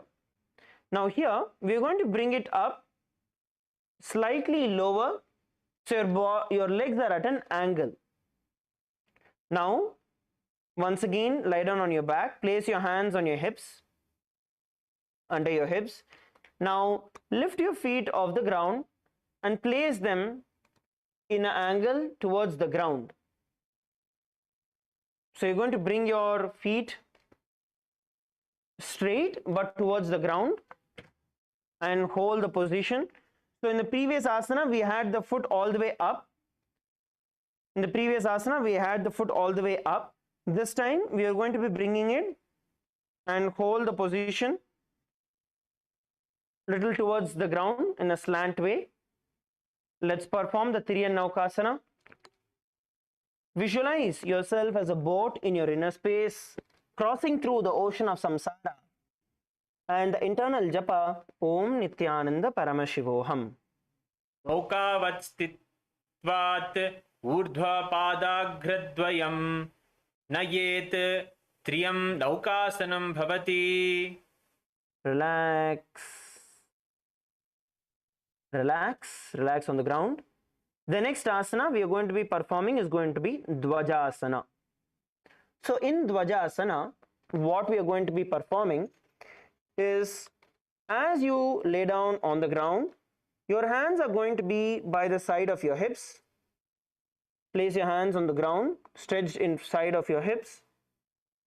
And then you're going to bring your feet all the way up to the sky, knees straight, and supporting by your hands on the ground.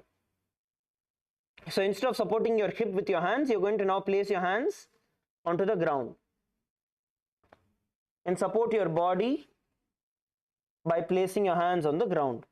Let's all perform the Dvajasana. You're going to lift your hips off the ground and try to keep your legs straight. Don't bend all the way back. We are not going all the way back.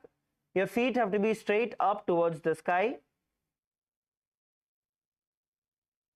You're going to visualize yourself as the flag of KAILASA, waving and flying high in all your countries. And the internal japa, Om Nithyananda Paramashivoham. क्रियन्नौकावद्ग्रीवा पृष्ठकूर्परैः भूमिमवस्तभ्य मस्तकलाक्षेन पादाग्रद्वयम् ऊर्ध्वनयेत् त्वजासनं भवति. Relax, come down on the ground. We are going to be performing the Amritasana. This is the 308th asana. By performing this, we are officially finishing the Dvitiya Vinyasa Krama. So lay down on the ground. Have a slight gap between your feet.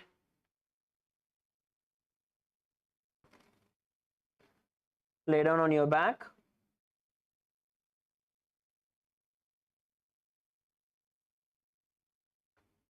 And just relax with absolutely no movement.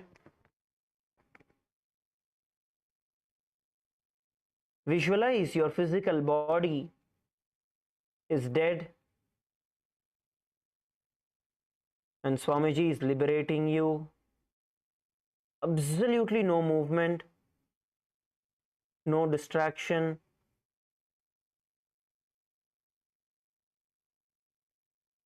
Literally lay dead.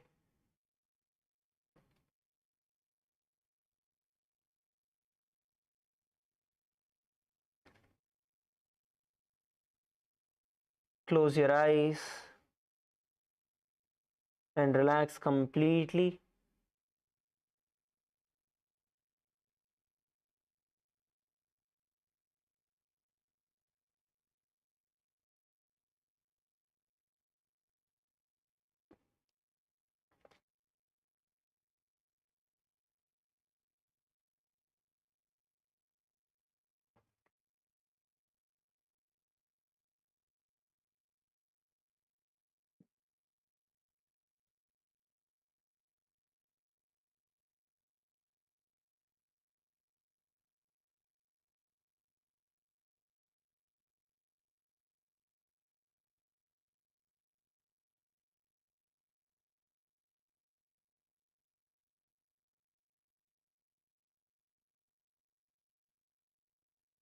Stay still.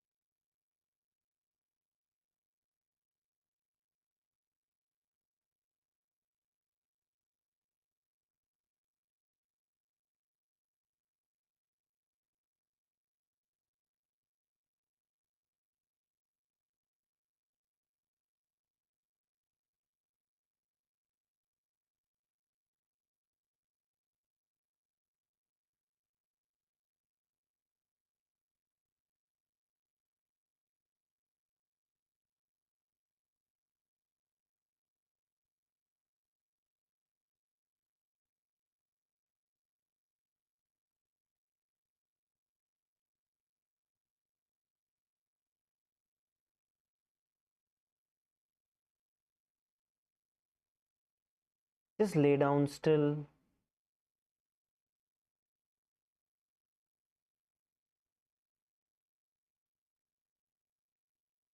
Now, bring your awareness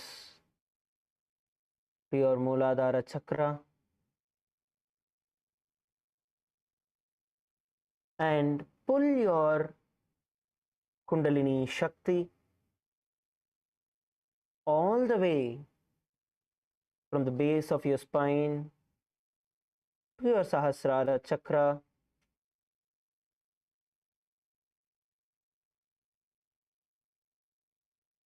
Visualize the Kundalini Shakti wrapping your entire body like a cocoon.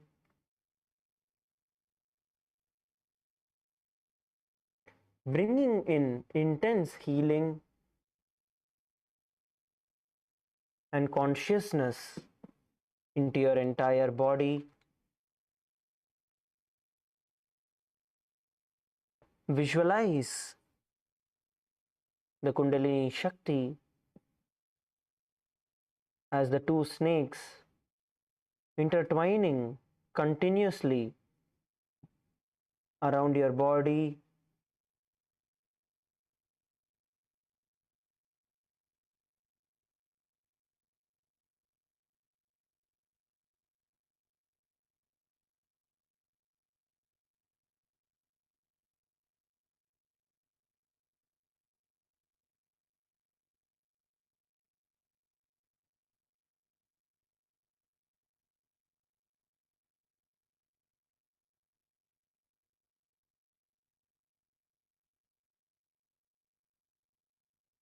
Visualize each and every part of your body getting rejuvenated, becoming strong, becoming flexible.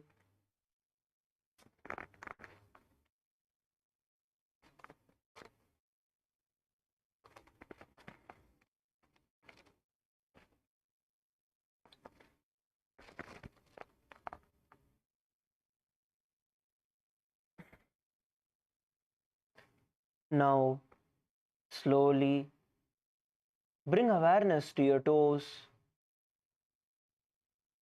to your fingers. Slowly start moving them.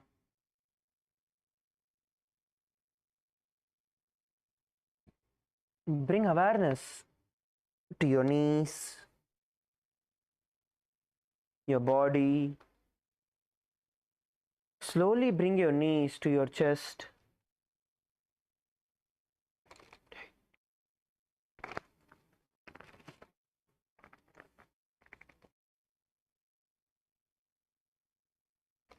And rotate your body left and right.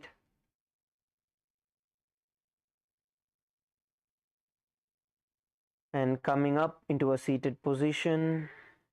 Sit in a comfortable position, either in Vajrasana or Padmasana or Sukhasana or Ardha Padmasana. In any of your comfortable position, be seated. Please come into a seating position. Sit up straight.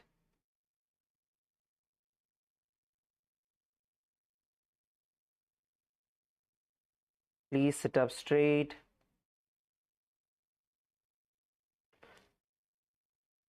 We are now going to be performing the Maha Mantra, where we are going to hum intensely as long as possible. So you're going to inhale and we are going to start humming.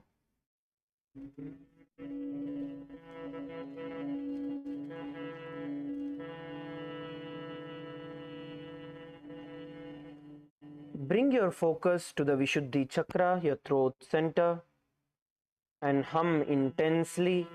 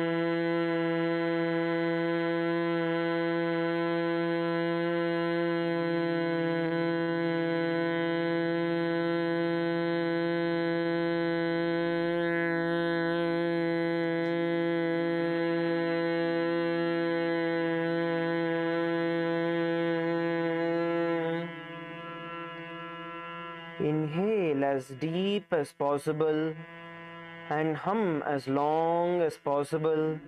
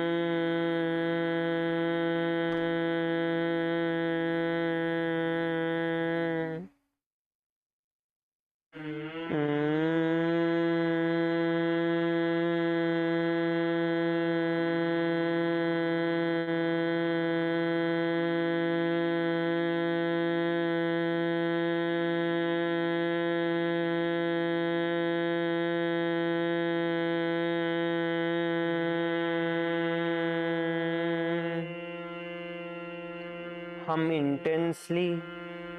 Keep your eyes closed. Bring your awareness through the throat center and hum intensely.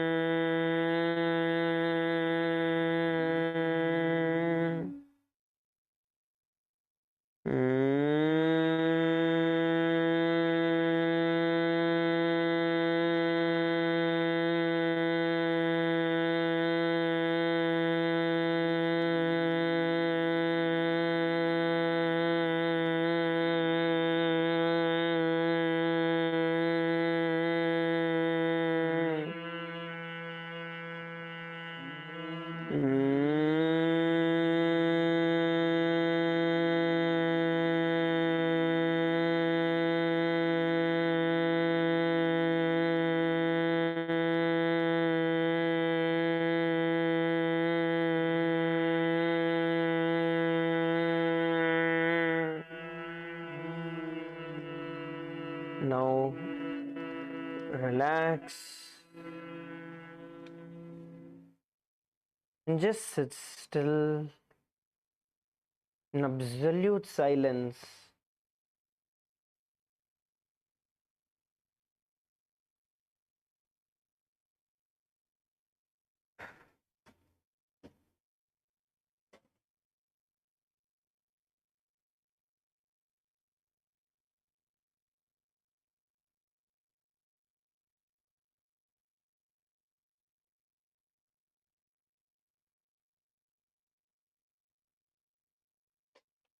Just soak in all the energy.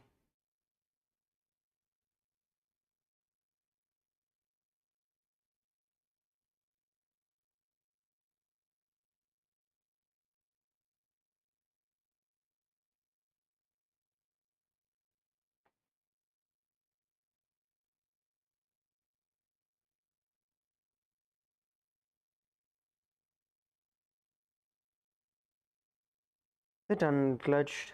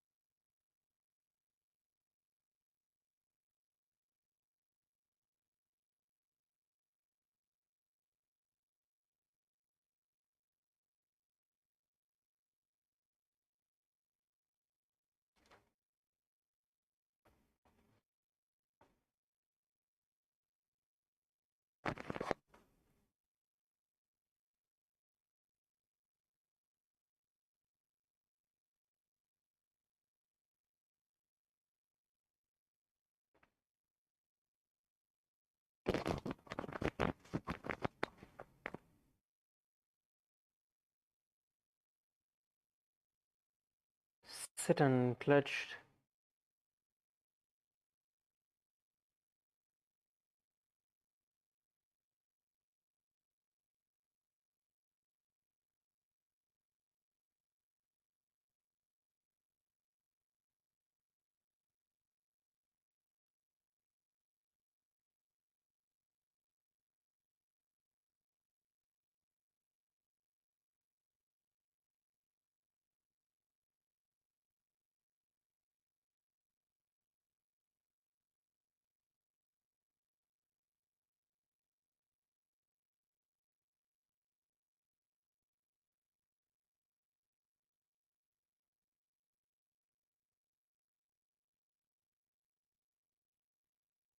Now, slowly bring your hands in front of your heart.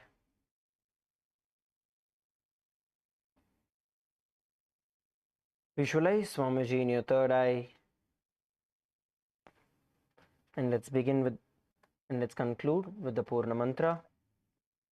Om Purnamadav Purnamidam Purnat Purnamudachyate Purnasya Purnamataya Purnameva Avashishyate.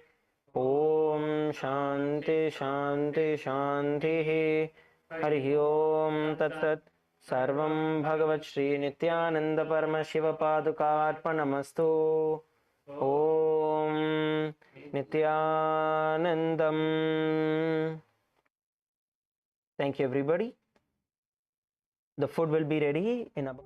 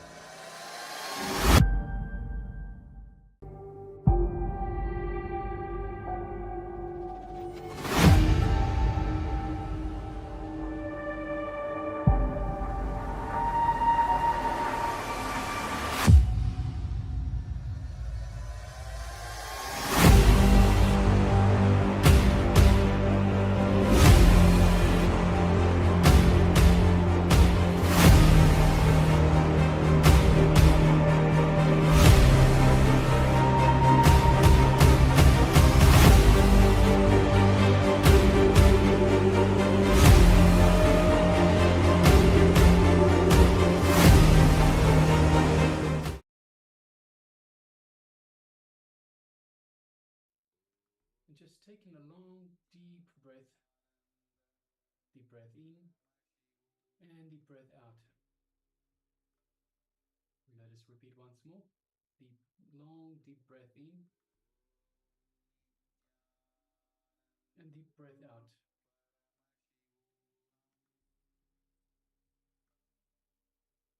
And now let us just unclutch.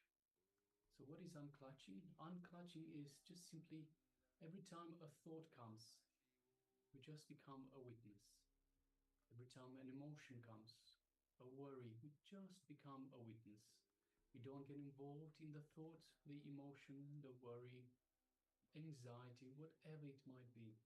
We just become the witness.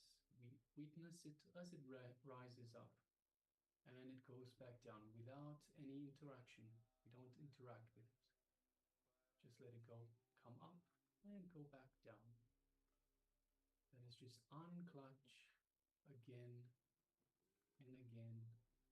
Unclutch.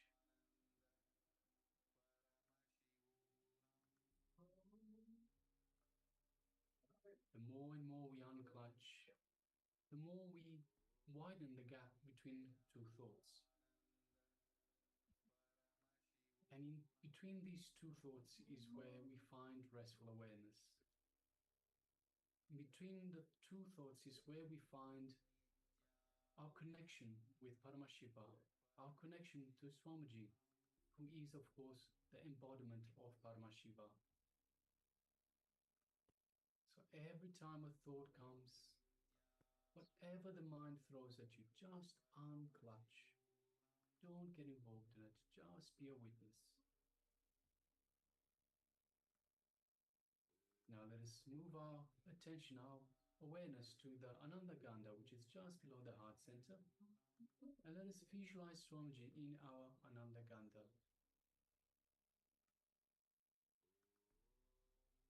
And just feel the love and compassion that is radiating from Swamiji, from your Ananda Gandha.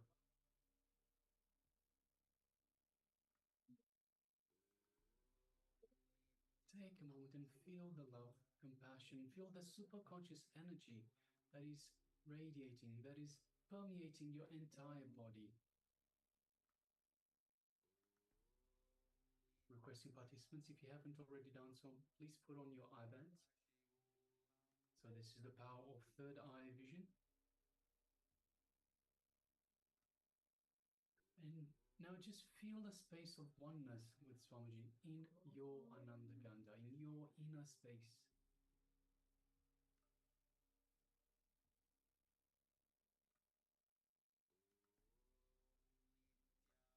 Just know that you are in oneness with Swamiji.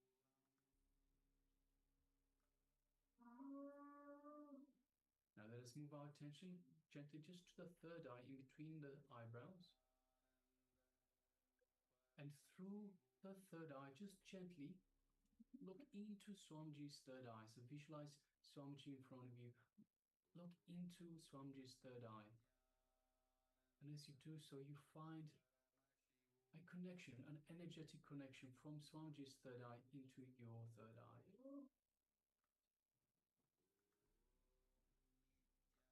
You feel an energetic connection. You feel a build-up of energy in your third eye. As Swamiji is awakening and activating your third eye, your Anya chakra.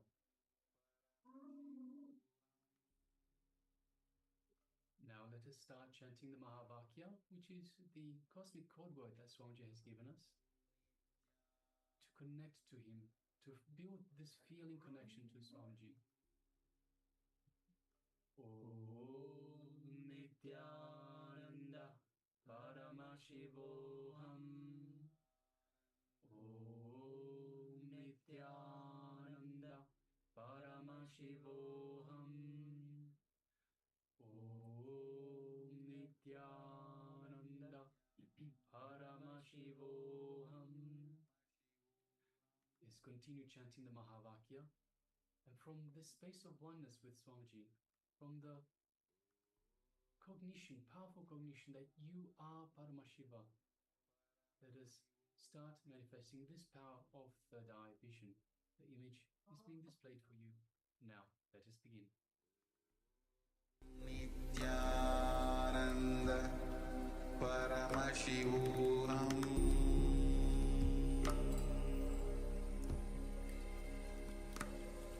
Om Nithyananda Paramashivoham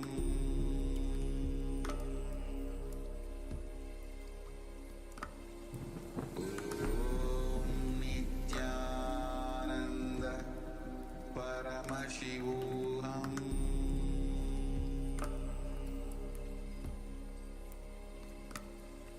Om Nithyananda Paramashivoham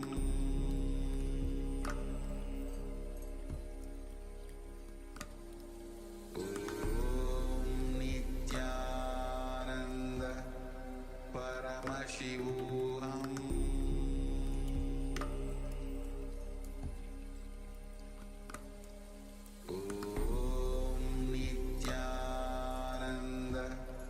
Paramashivoham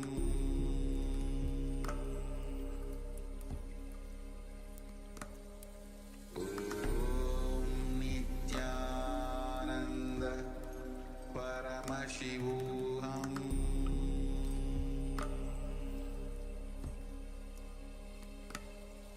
Om Nithyananda Paramashivoham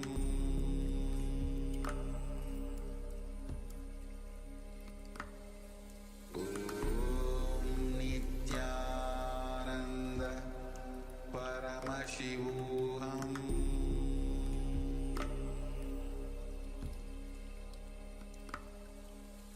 Om Nithyananda Paramashivoham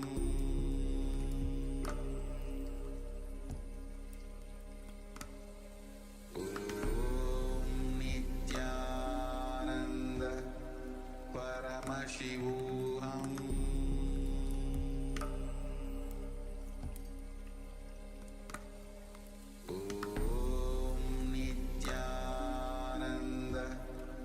Paramashivoham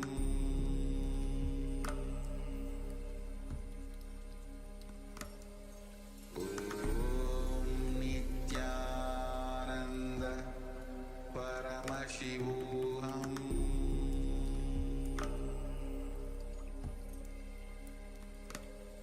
Om Nithyananda Paramashivoham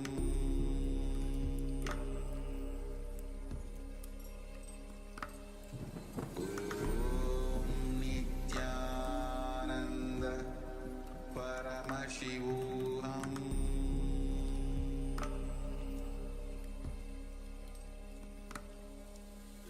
Om Nithyananda Paramashivoham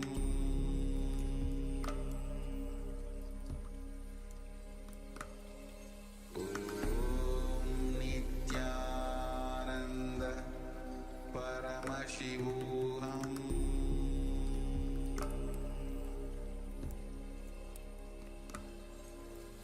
Om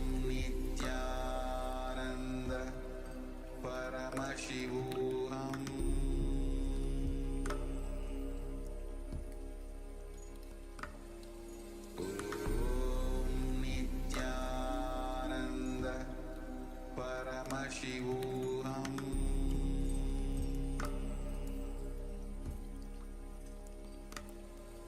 Om Nithyananda Paramashivoham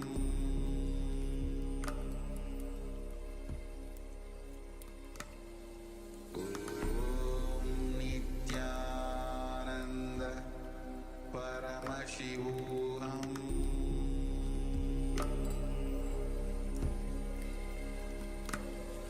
Om Nithyananda Paramashivoham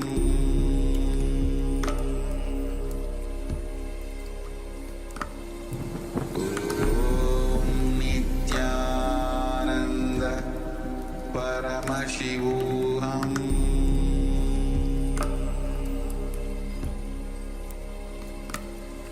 Om Nithyananda Paramashivoham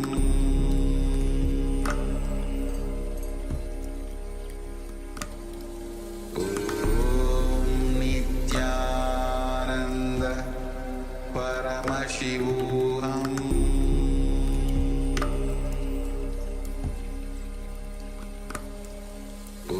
Om Nithyananda Paramashivoham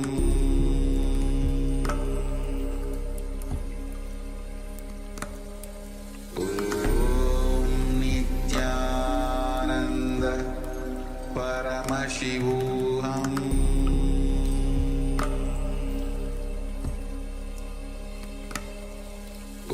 Om Nithyananda Paramashivoham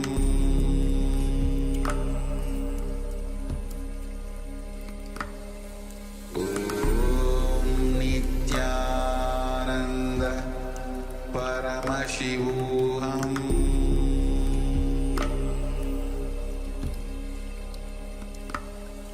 Om Nithyananda Paramashivoham. Now, slowly, very slowly, remove your eye bands and open your eyes. And with this deep gratitude to Swamiji, take a moment to share what was revealed to you.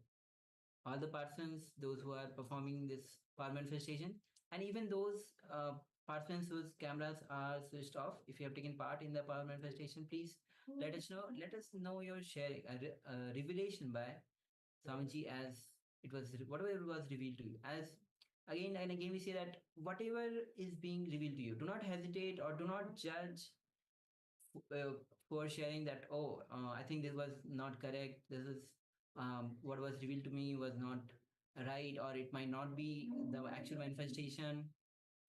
It is Swamiji who is manifesting through you. So without any hesitation, just share. Don't think that it is right, it is wrong, just share. So take a moment to share, and even all the participants on the YouTube, you can also start share your revelations on the YouTube chat. We already have Ananda Gurupni who has shared. Yes. So she shares military green, milky white, brown, and pointed buildings. Yes. Thank you very much for sharing, Ma.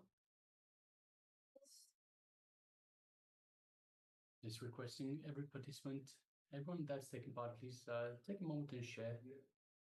And of course, the more you share, the more confidence that you get in the power manifestation. And even if you weren't able to manifest, let us know. Say you are yet to manifest. So if you did take part in the power manifestation, but you weren't successful this time, let us write it in a positive way. So look at it like, I'm yet to manifest, which means that you have the expectation that you will manifest. See, yesterday we went through the self-contradicting desires. This works in a similar way. If you say I'm not manifesting or I have not manifested, then you are highlighting the negative. And by highlighting the negative, you are sort of kindling that negativity. I have not manifested. So the way to reword that is, I am yet to manifest. So we are looking towards the positive. We are looking towards a positive manifestation. Yes. All right. So now let's reveal. If you are still sharing, please go ahead and share. Meanwhile, we'll be actually projecting the image that we had shown. Yes, as you can see, it's a Sri Chakra that you can see in the image. It's kind of different, colorful. You can see kind of a 2D Meru just in the middle, and there's a round circle, and the various multiple circles and colors in this. Of course, the dark being the base itself. Yes, so we have all the different colors. We have a fiery yellow, orange, shades of red, brown, white. So, and perhaps some cream. So there's quite a few different colors as well. So we have the shapes and the colors. We have all the different triangles, rectangles, circles. So yes, and of course the shapes on the edge of the outer circles, which represent lotus leaves. So yes, let us have a look at the sharing. So we have Ma Ananda Agora Rupini, the shade military green. So we have some green in there. If you have a look just outside the center, what looks like a sun, we have shades of green. So yes, we do. Milky white. So we have some shades of white. And brown, we definitely have brown, and pointed buildings. So we don't have the buildings, but we do have pointed shapes as such. So the entire Sri Yantra is very much pointed building shaped. So yes, thank you very much. Congratulations for manifesting, Ma, and thank you very much for sharing. Yes. And even those who have not yet shared and taken part, please make sure that you are sharing. And now we'll be entering into the second round of this manifestation. Yes. So please go ahead and you can cover your eyes now. And also we have Luan Aya who is watching us, so following us. So you can also cover your eyes, Aya. We also have a couple of participants that have just joined us. Yes, thank you, Aya. We also have a couple of participants that have just joined us. We have Shri Nitya Linkot Bhavan, Nithyananda Maya, and welcome. And we also have Ma Lu Yun Zhen, Nithyananda Ma, and welcome. Welcome. So we're just about to move into the second round of the power manifestation, which is the power of third eye vision. So you will require an eye band or something to cover your eyes with. So with that being said, let us get ready for this second round of power manifestation. Yes. So now, please, if you haven't yet covered your eyes, please go ahead and cover your eyes. Requesting Luanea, requesting Lu Yu Zen Ma, you can cover your eyes, and all the other participants, please cover your eyes. We're about to enter into the second round of the power manifestation. So as you sit with your head, neck, spine in a straight line, with your eyes closed, visualize Swamiji in your inner space. His deep love, compassion, His infinite grace radiating through you, overflowing through you. Forget all your identities that you carry. Forget all the outer identities that you carry. Just unclutch from everything, anything which you feel it's important to attend to. Just unclutch.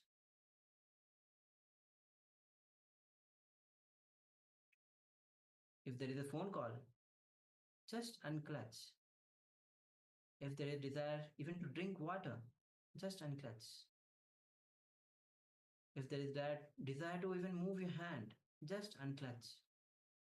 Go on unclutching. These are just thoughts. Independent, unconnected thoughts. Go on unclutching. Do not connect. Do not get engaged to these thoughts.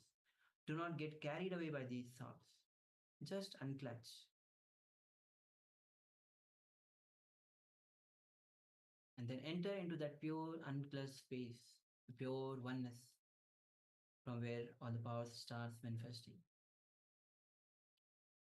When you allow Swamiji to manifest through you, you are able to manifest the powers of third eye. Seeing will be entering into this power of seeing picture blindfolded. So you'll be seeing every detail of the picture, whatever is being revealed to you.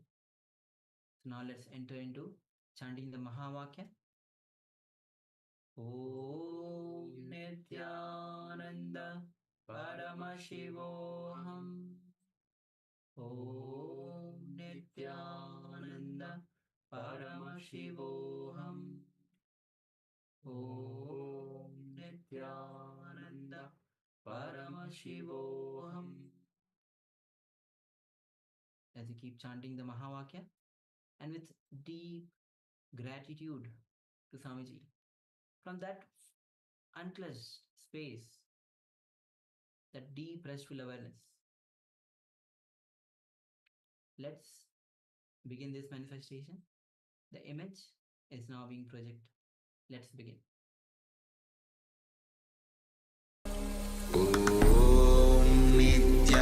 Nithyananda Paramashivoham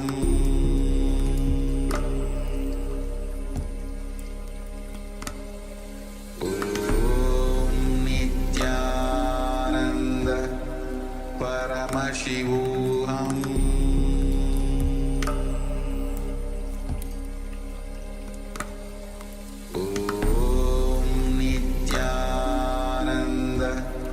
Paramashivoham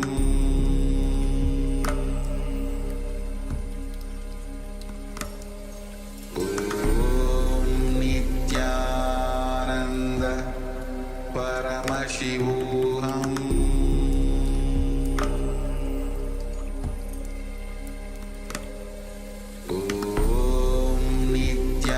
Nithyananda Paramashivoham Paramashivoham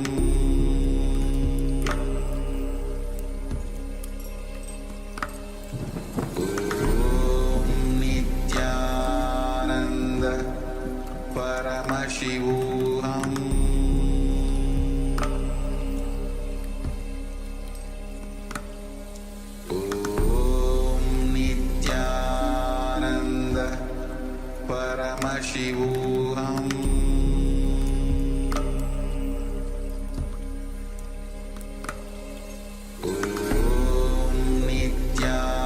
Nithyananda Paramashivoham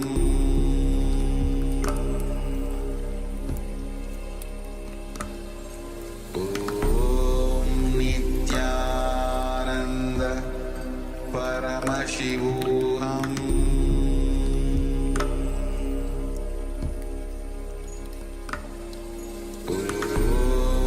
Nithyananda Paramashivoham Nithyananda Paramashivoham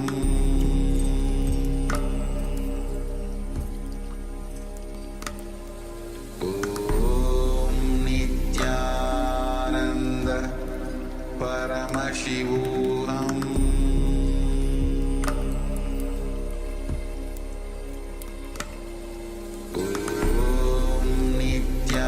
Nithyananda Paramashivoham Nithyananda Paramashivoham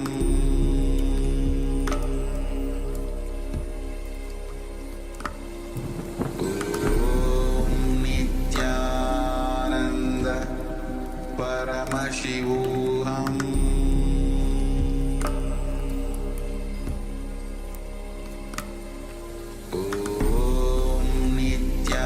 Nithyananda Paramashivoham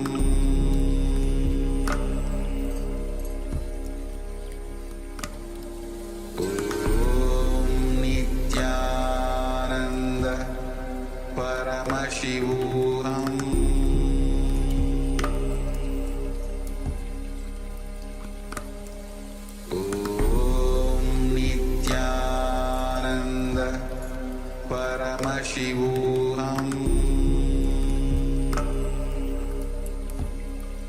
Paramashivoham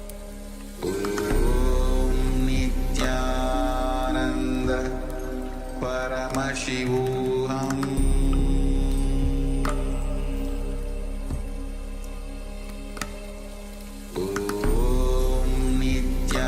Nithyananda Paramashivoham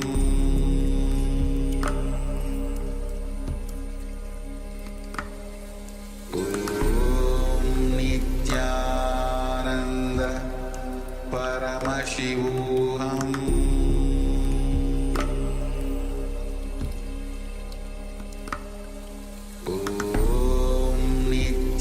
Nithyananda Paramashivoham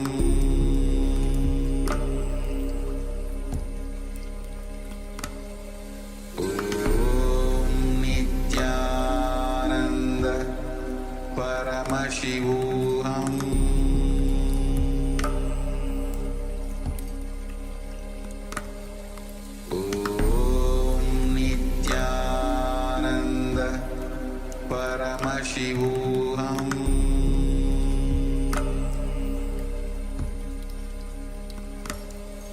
Om Nithyananda Paramashivoham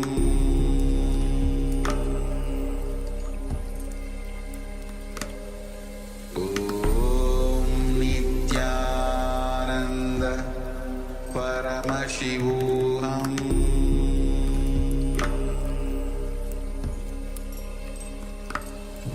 Om Nithyananda Paramashivoham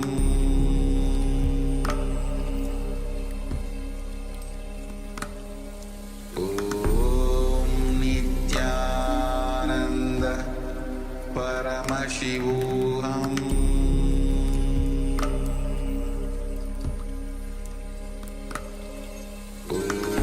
Om Nithyananda Paramashivoham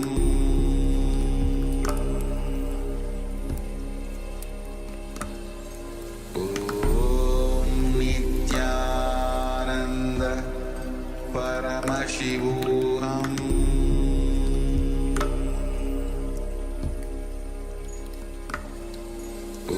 Om Nithyananda Paramashivoham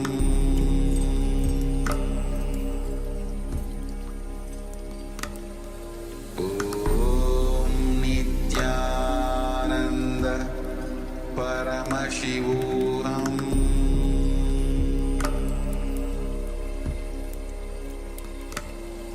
Om Nithyananda Paramashivoham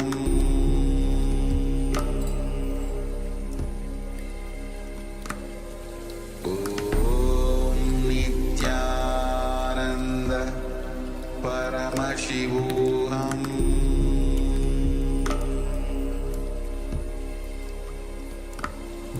Om Nithyananda Paramashivoham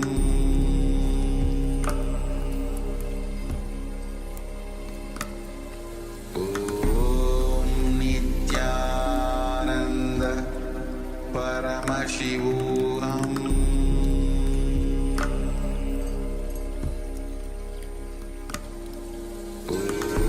Om Nithyananda Paramashivoham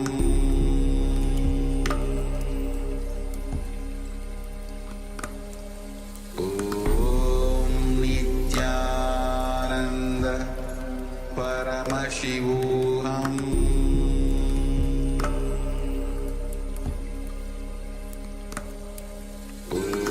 Om Nithyananda Paramashivoham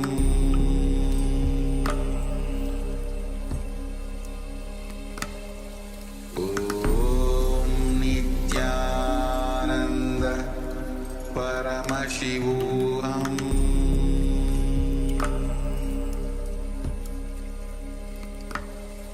Om Nithyananda Paramashivoham Now, slowly, very slowly, you can remove your eye bands and open your eyes. And take a moment to share what was revealed to you through your third eye as you manifested this power of seeing picture blindfolded. Any detail that was revealed to you.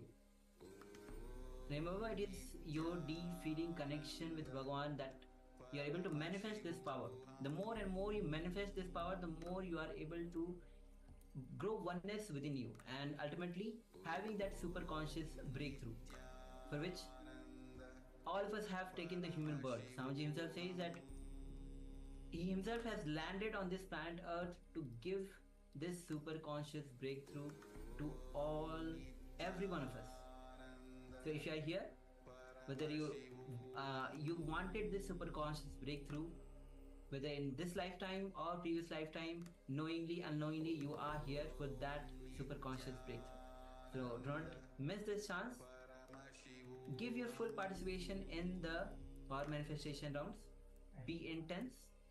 and take a moment to share. Yes, and meanwhile, we welcome a few participants that have just joined us. We have Ma Wang Han Yu, Nithyananda, welcome. We also have Ma Xiaohu, Nithyananda, and welcome.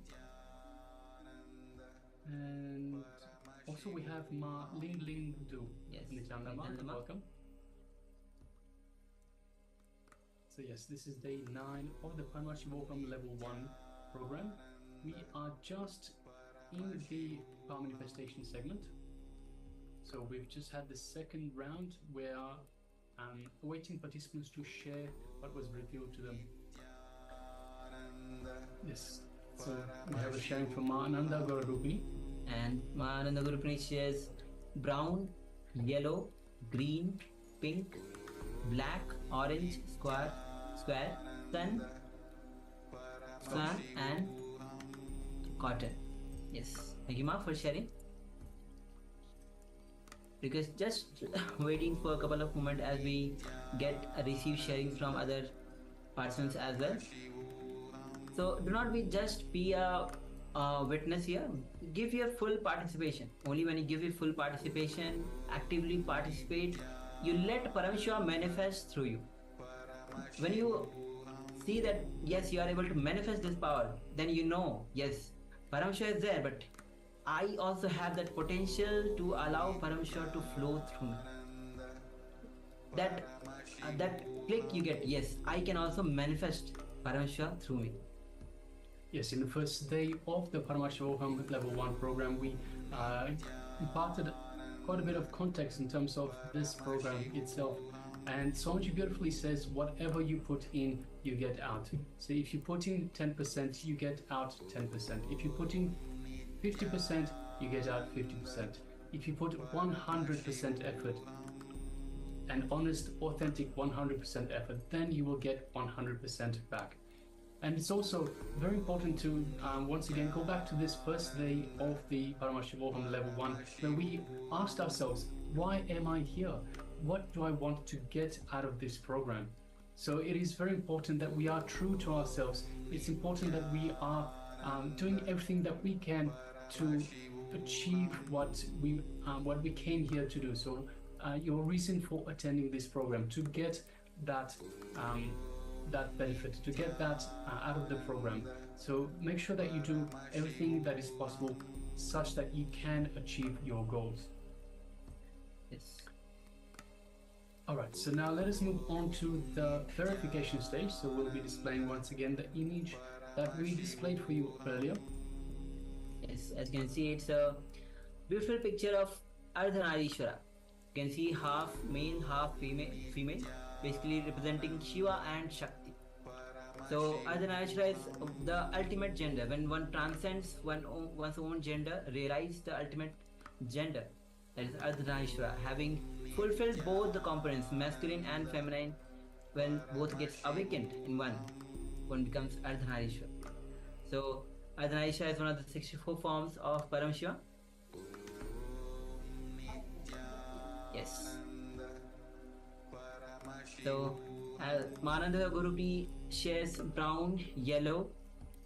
So we definitely have yellow and green, little bit of greenish color is as well there. Pink, we have pink color definitely. Even the flower is pinkish. Black, the background is black. Orange, yes. Square. Then sun. We have a flame actually, which we can interpret it as a sun from cotton. Yes. Thank you, Ma, for sharing. So this is the Ardhanarishwara, the picture as we are showing, and today the theme itself is on Ardhanarishwara, divine feminine consciousness, and today we'll be going through the various sessions to awaken the divine feminine consciousness within you. Now it says very beautifully, when the divine feminine consciousness awakens in you, only then you reach that enlightenment. So it says, it is Devi who has the key to enlightenment. So with this, we'll be entering into a short revelation by Swamiji on the divine feminine consciousness. So let's get ready. After that, we'll be entering into a revelation by Swamiji on the mother worship. So first, let's get into this short understanding revelation by Swamiji.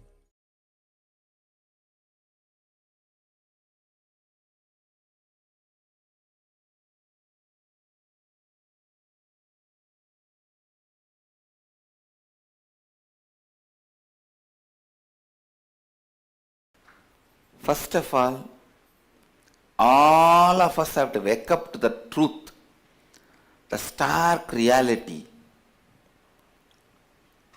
You are in crisis, whether you are managing or not. You are in crisis. The way your body is behaving towards you, the way your mind is behaving towards you.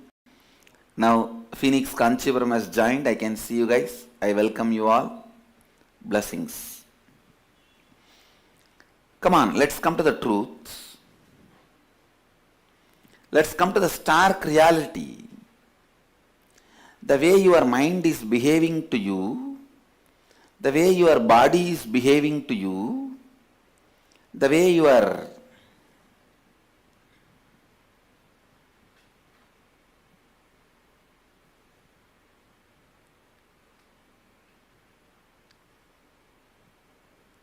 responding, the way you are responding to the world, the way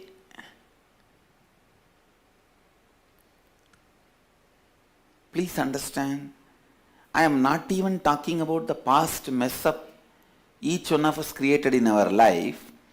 The pattern of creating mess up which we carry and with which we are playing our life. So you need to know the way your body responds to you, you respond to your body. The way your mind responds to you, you respond to your mind. The way you mess up your life continuously again and again. The first stark reality you need to wake up is you are in crisis. Just because you are not able to manage, don't try to forget the crisis. Second step. First step, knowing that there is a crisis. Second step, agitation cannot help you to get out of the crisis.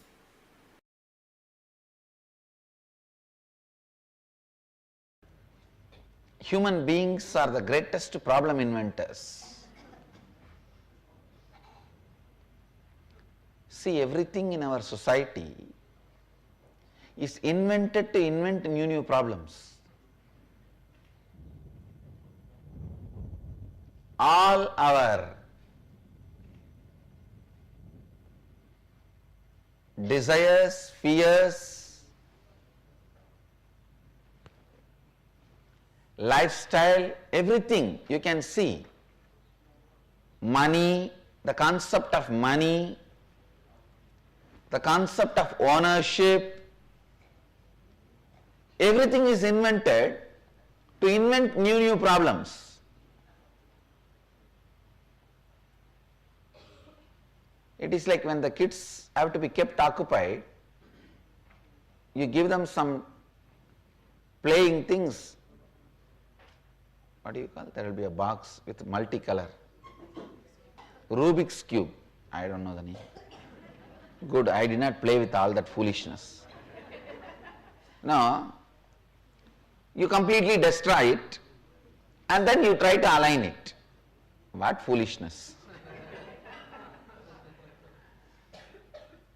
I think in our Gurukul we should ban that. Why will you first of all invent a problem then to find a solution? Arey, come on, we already have multiple problems, find solutions for that. Putting your energy to invent a problem and then finding a solution for it. Please understand,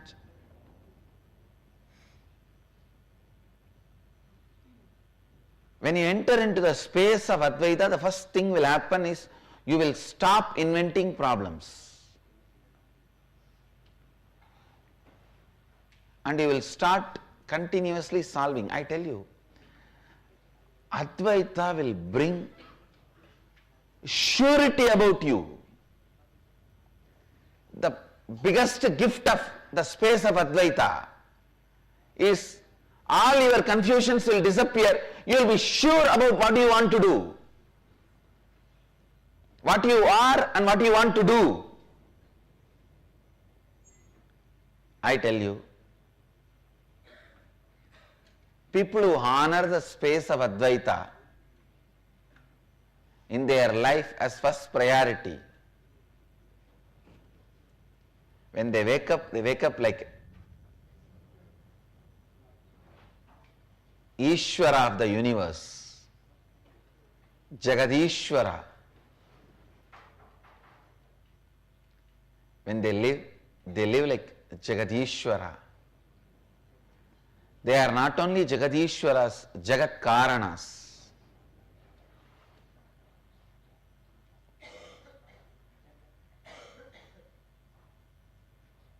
Please understand, when you are stuck with some pattern and unable to honor the space of Advaita, that is what I call Maya, and continuing to honor the Advaita, even if you are stuck with some pattern, is called tapas. That is tapas. I tell you,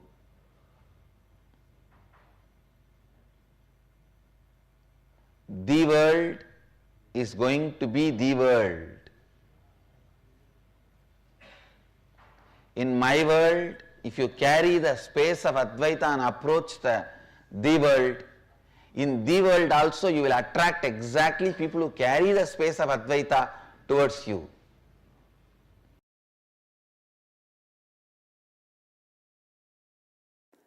Understand, living Advaita means declaring there is no period of delusion. Understand? The promise, message of Yoga Sutra is, now you are in delusion. If you do this, you will be liberated in the future. That is yoga. No. Even now you are liberated. Even now you are free. You are not at all bound. That is Tantra. Not only in the future or in the present, even in the past, you were always free, is Advaita. Understand, there is no delusion period.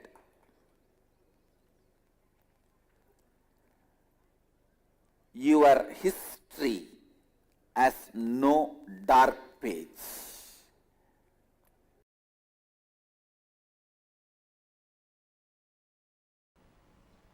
Withdrawing is against life. See, before you start, spend enough time in analyzing, is it non-violent? Is it not hurting others? All that do it. Because anything violent, hurting others, the moment you realize, you should withdraw. That is living Advaita. I am not speaking from that context, listen. Withdrawing because you become powerless is against life. Sometimes you may withdraw to feel more powerful. For example, if you are taking the decision of killing and withdrawing from it because you feel it is violence, then it is right withdrawal. Actually, this withdrawal itself is decision for life. So this is the basic understanding you need to have.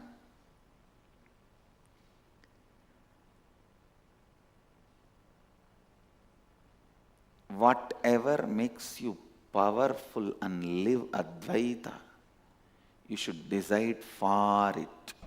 Understand? If you remove the effect of yama, time on you,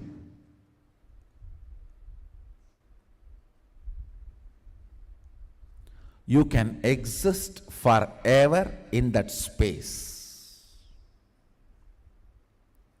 If you want to be in oneness forever, it should become part of your space, means you should become ferocious with you and break this very tiredness and boredom. Tiredness and boredom does not get broken by cute romance. Puppy, puppy. Oh, cutie pee.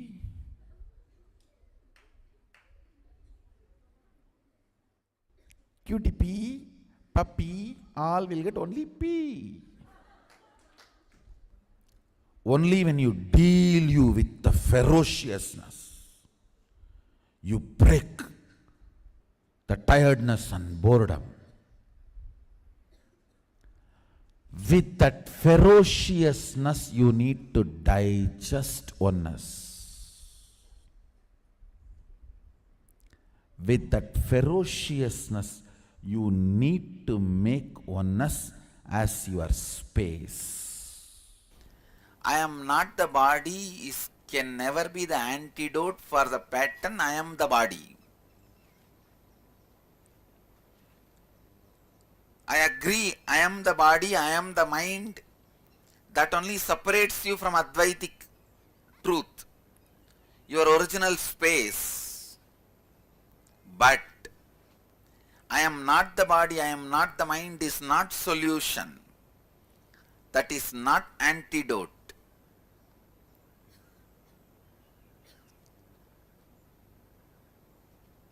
The antidote is, solution for this problem is, as I always tell you, life is neither difficult nor easy. It is a technique. Solution for this problem is neither difficult nor easy. It's a technique. If you are constantly trying, I am not the body, I am not the mind, as the solution will be difficult because this is not the solution. You are trying in the wrong direction. Hyderabad is this side, you go this side, and you say going to Hyderabad is very difficult because you have to go around the planet Earth and come to Hyderabad. Life is neither difficult nor easy. It is technique.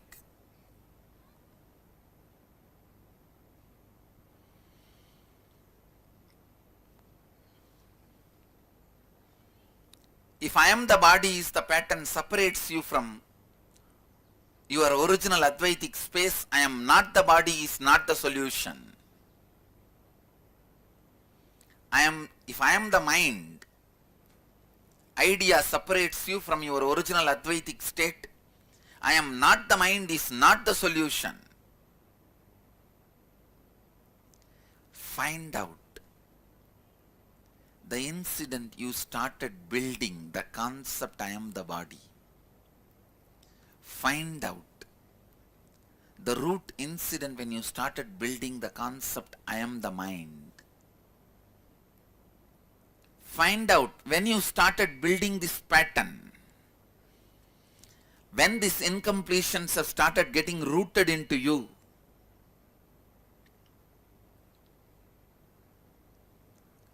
More and more, dig inside you. I tell you, the more and more you understand how you built the pattern, more and more completion will happen. The pattern will lose its power over you. More and more you complete with the pattern, more and more experience of your original state of Advaita will come back to you. Please listen. You trying to shout as loud as possible, I am not the body, I am not mind, is not going to help. Advaita is neither difficult nor easy.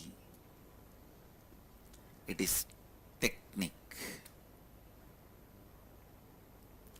It's neither difficult nor easy. It is just technique. Understand?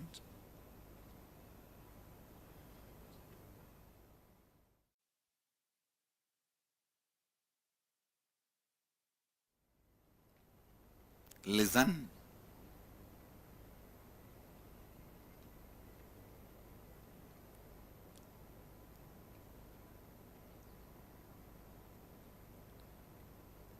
Dig more and more, deeper and deeper into your being. When you started building this pattern, I am the body, I am the mind. When you started feeling a deep affiliation, association with your incompletions. I have seen people taking decisions during the moments of craziness. This is my contribution. This word is crazy. Means scared and crazy, both together. Never ever decide when you are scared and crazy. Never, never, never ever decide when you are scared and crazy. Drop this pattern of making decisions. Drop this pattern of making decisions when you are scared and crazy.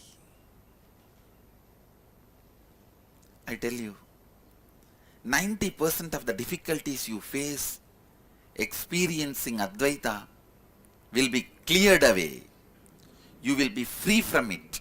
You will be liberated if you stop making decisions when you are scared and crazy.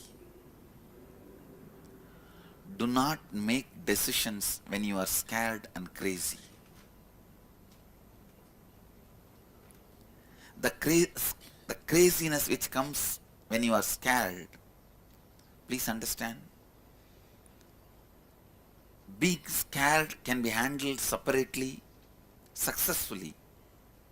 Going crazy can be handled separately, successfully.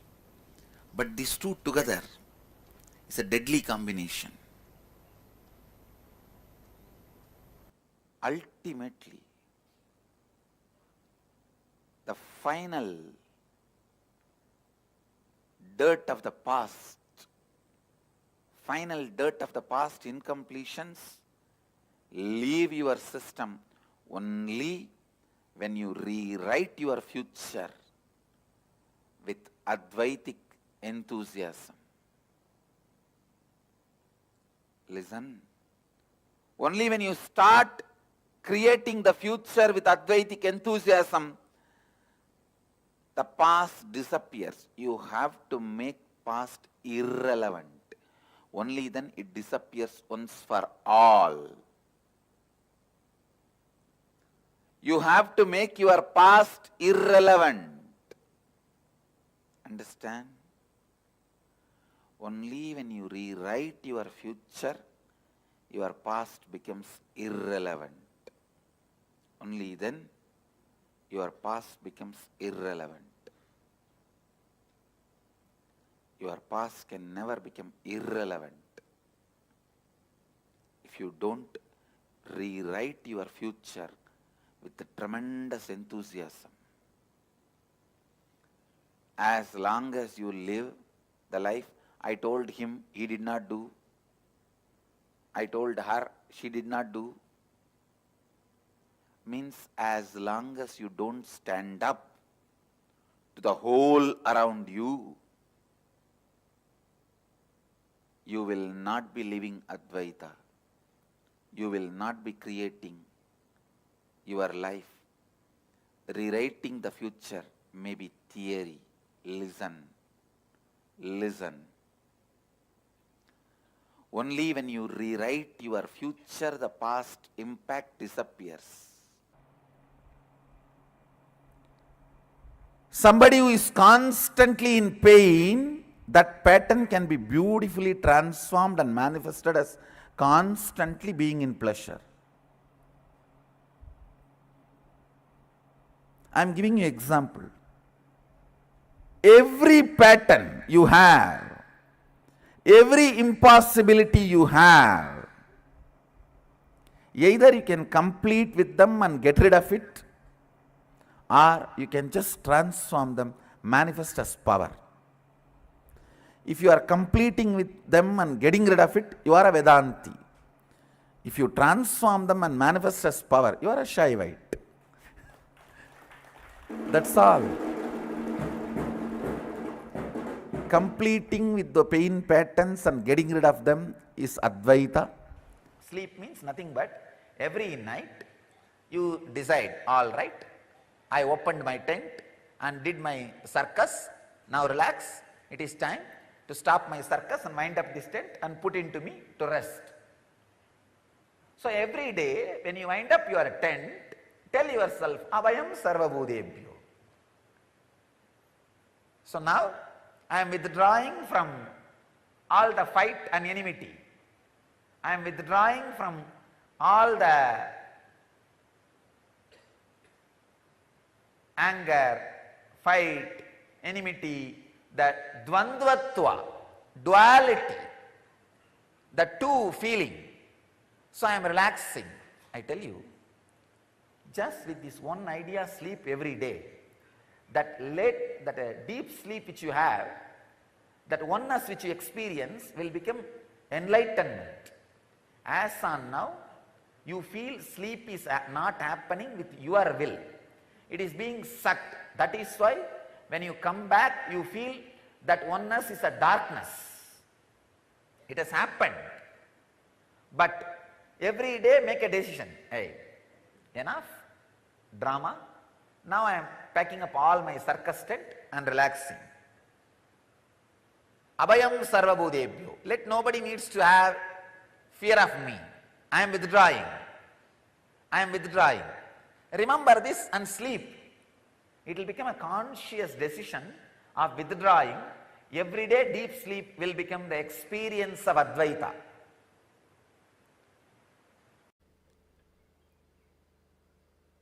Every day morning when you wake up, align yourself to that oneness.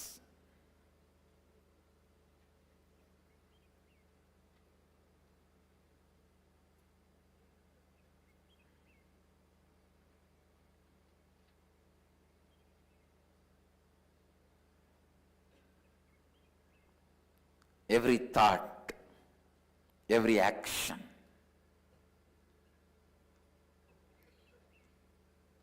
bring more and more Advaita into it. Please understand.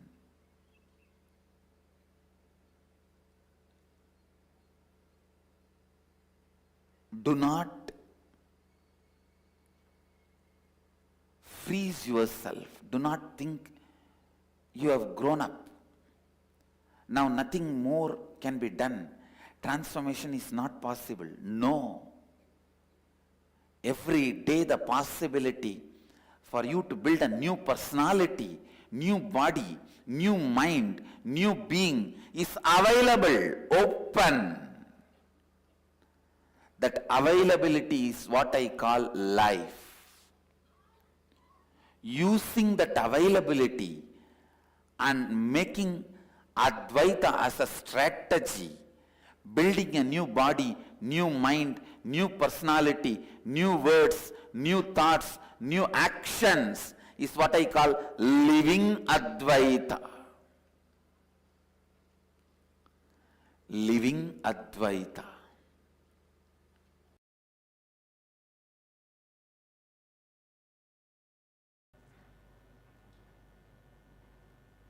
Please understand,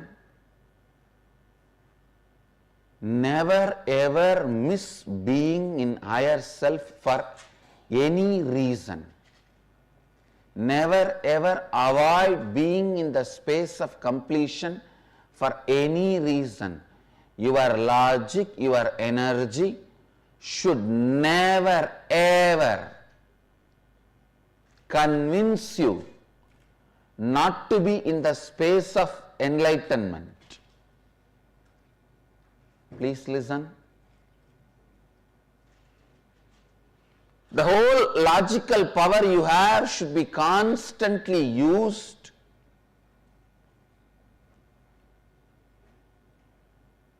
to remind you, convince you, inspire you, impress you towards the Advaitic space.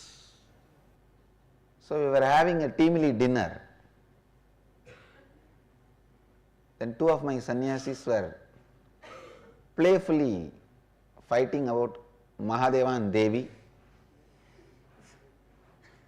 Now I told them, even for casual fight, you cannot be reduced from Advaita Vedanta. Suddhadvaita Vedanta. Please listen. Even for a casual fight, you should not lose the clarity. But one nice thing, both of them understood. Both of them understood.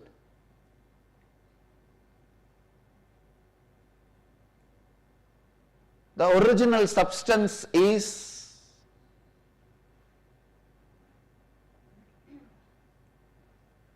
Mahadeva. The original substance of existence decided to enjoy itself. It is called Shakti, Devi. So both are one and the same to its core. There is nothing to fight between these two. So understand, moral of this whole incident, even in a playful way, you cannot miss the experience of Advaita. I tell you, whether it is a playful dialogue or debate or a violent war, the moment you miss the space of Advaita, you are defeated. If Arjuna has gone into the war with the mood of Karna or Duryodhana or Bhishma or Drona, simply would have lost it. But Arjuna went with the space of Advaita because of Krishna's initiation. He won the game and came back. For all of you, I am reminding you, do not miss the space of Advaita. Hold on to the space of Advaita in all your fight. Only then you will win. The moment you miss the space of Advaita, you have anger, violence towards somebody, you will lose the game. Understand?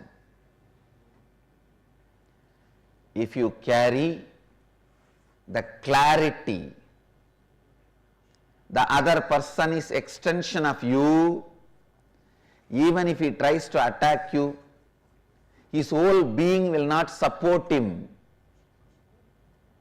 in his attack on you.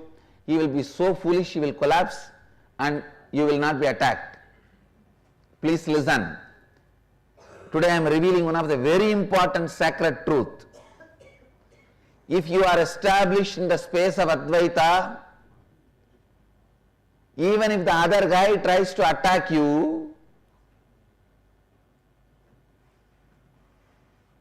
abuse you, his whole being will not cooperate with him to attack you. Simply, he will lose strength and fall into stupidity and foolishness, powerlessness. He will not be able to attack you.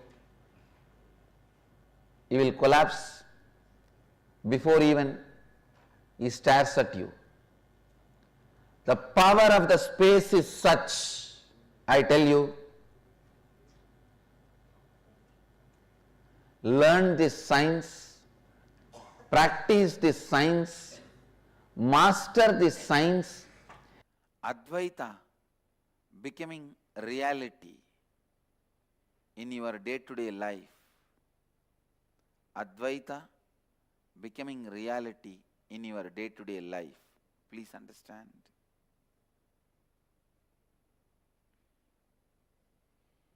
Any other technique, while you are practicing, Advaita does not become reality, but only the process of completion.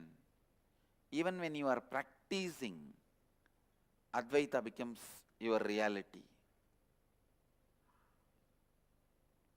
Advaita becomes your lifestyle. One more important thing, very important truth, I wanted to bring it to your notice. Japa, puja, meditation, pranayama, everything you only have to do for yourself. Others can't do. You can't do it for others. If you do it for others, others can have a psychological satisfaction, but not the immediate impact of it. Understand? When you go and tell others, I have done puja for you, they can have a psychological satisfaction. When they tell you, you can have a psychological satisfaction. You can feel that that person loves you, that's all. But there is no immediate effect of it. But in the process of completion, only this process of completion, you can do it for others. Others can do it for you. Because the context from which this process of completion starts is Advaita, oneness. All of us are one, and all of us radiate the same space. All of us are one, and all of us radiate the same space. That is the context from which the completion starts.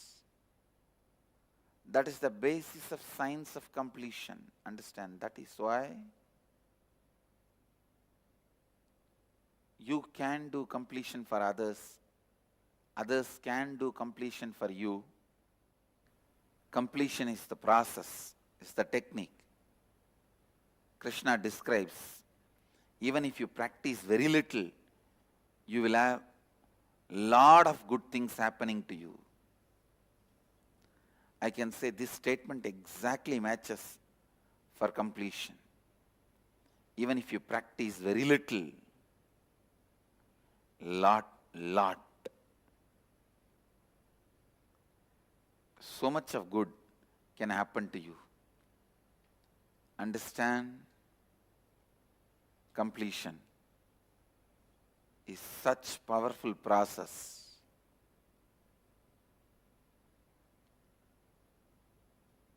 I can tell you, it directly leads you to the experience of Advaita.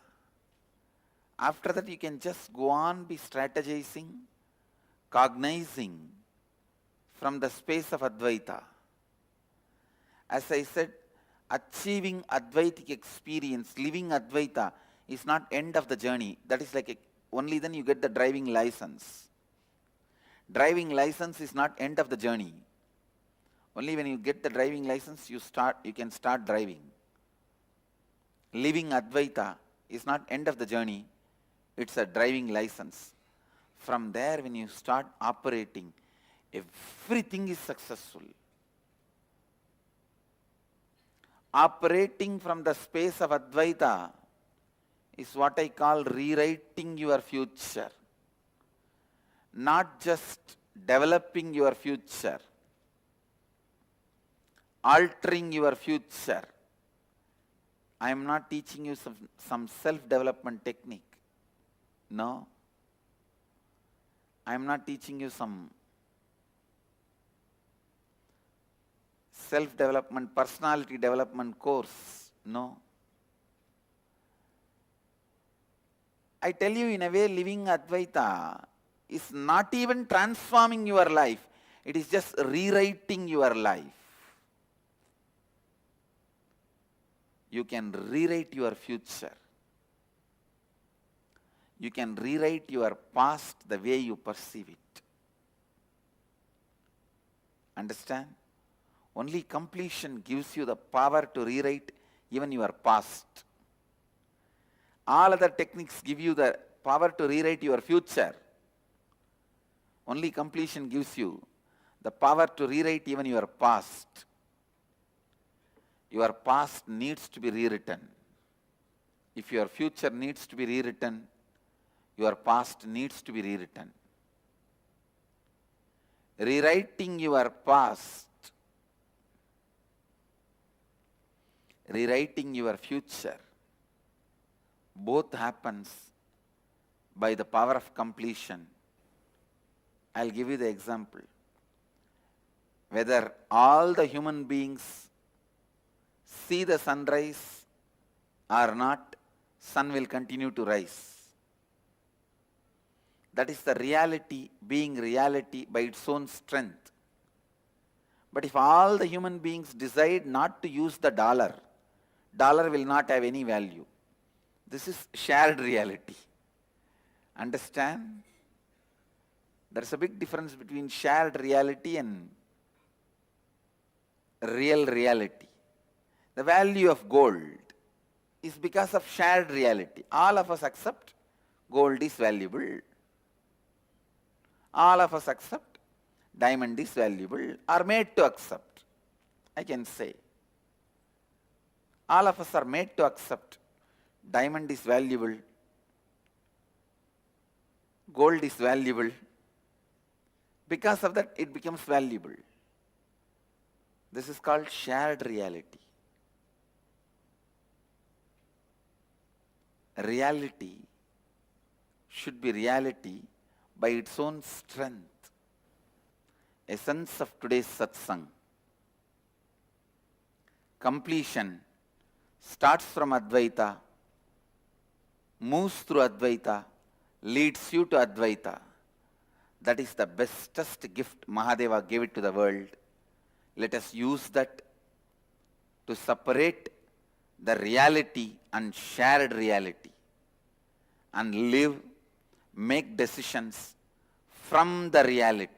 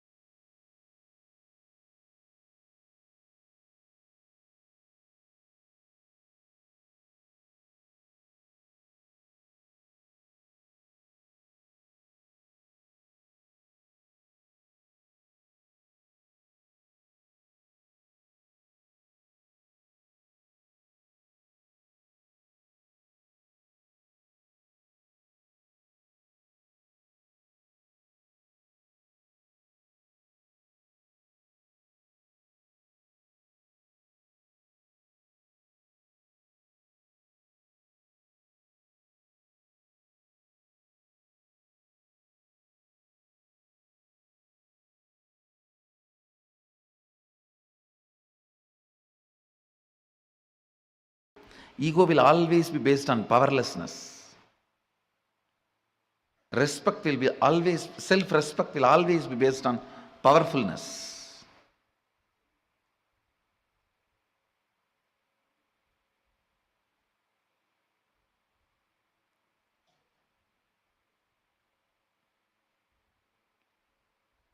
Every time when a problem comes in front of me, I only become more powerful by learning and expressing the method and solving it.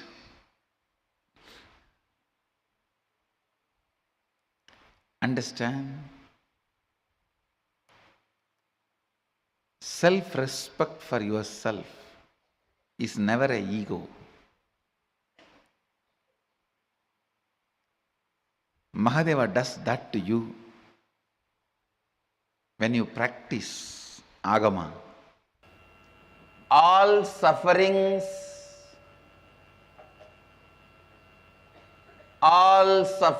when I say all, I mean capital letter A-L-L.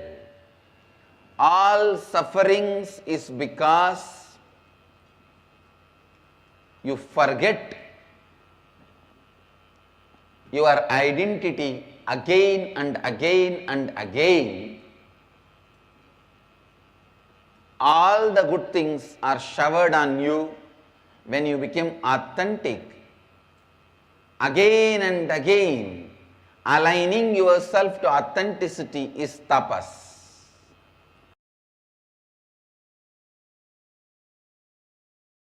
Listen, all your depression, all the feeling of suffocation you have, all the feeling of tortured you have, all the pain you have physically, all the pain you have mentally, everything boils down to one. Listen carefully, boils down to one. That one is fear of losing what you think as you comfortably. Fear of losing your existence. Fear of losing your experience as you. You think this is the way you should exist, and anything threatens that existence, immediately the fear is invoked. And when the fear is invoked, understand, you become cunning fox. You start doing all that third-rate strategies in which you think you can cheat life. No. The moment you become wolf, fox, whatever you do is not cheating others. You already cheated yourself.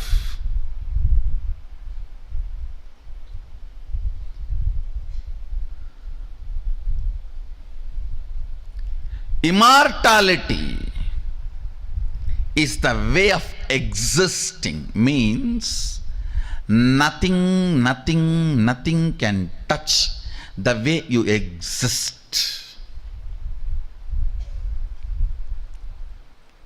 Find that existence of you which gives you a complete feeling that it cannot be changed. It cannot be questioned. It cannot be taken away from you. I have seen some of the most selfish human beings.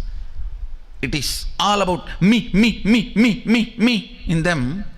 And that stupid me which they are carrying is so insecure and wounded from all corners, full of pus, pain, but they go on protecting that and cherishing that. It is like a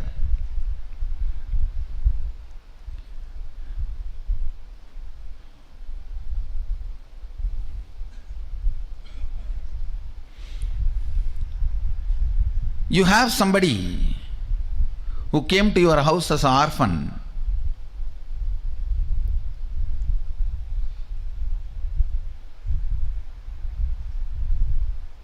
who is paralyzed, mentally deranged. Nothing in them works other than arrogance, demanding. But you fall in sympathy with that person, and that person, if you don't take care of me, I will die, I'll die, I'll die. And you give your whole life literally and take care of that person. Why? Because the person, if I don't take care, who will take care of that person?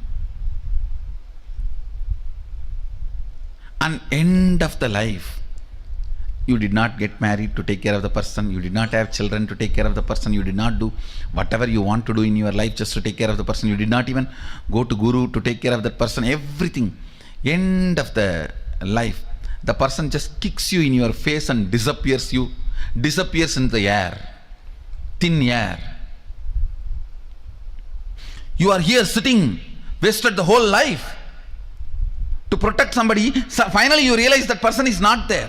It's a delusion, ghost. That is exactly what you are doing. Who you are trying to protect. The identity you are trying to protect. With that me,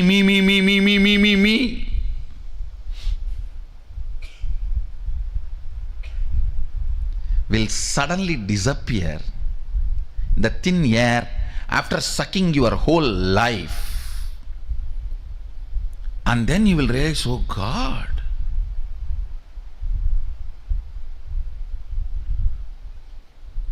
the me in you will be the worst exploiter and cheater of you. Because by its very constitution, it cannot exist eternally, but makes you believe it is going to exist eternally. You yourself cheat yourself. Listen very carefully. You need to understand this word amritatva. There is something in you which does not lose itself even while you go through the dream, while you go through the waking state, while you go through the deep sleep. Relaxing into that something is what I call amritatva, immortality. Start finding that something which does not lose its existence while you go through a dream state or deep sleep state or waking state.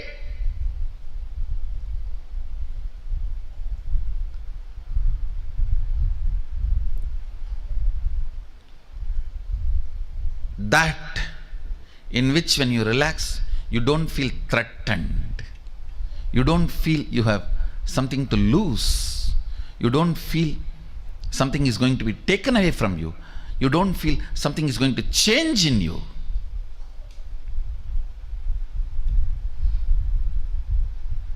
Amritatvam. Amritatvam. Whether you are a 2-year-old kid or 20-year-old loose or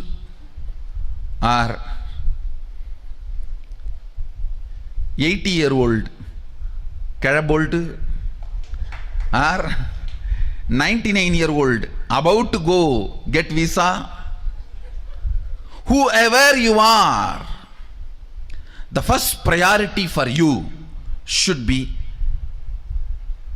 recognizing that part of you. Actually, it is there like a bone marrow in you.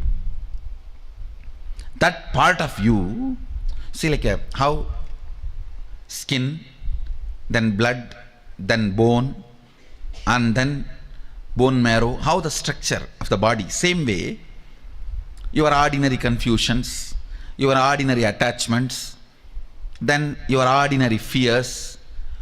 Then if you dig deep into you, the core you, inside the core you, just like inside the bone marrow, inside the core you is sitting that immortality. amritatva, which you don't lose or which does not recognize any of the physical, mental pains you imagine. You go on imagining physical, mental pain because of the hidden payoffs.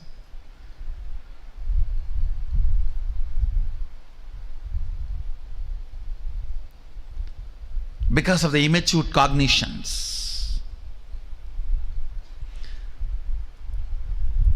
Just like inside your bone, the bone marrow is there. Same way, inside your identity, that immortality is there in the form of a pure light. In the form of a pure consciousness, pure light. Recognizing that part is the first priority.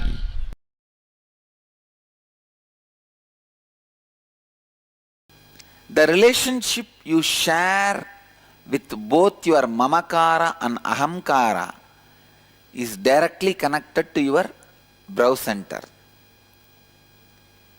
When you have non-integrated and inauthentic relationship between mamakara and ahankara.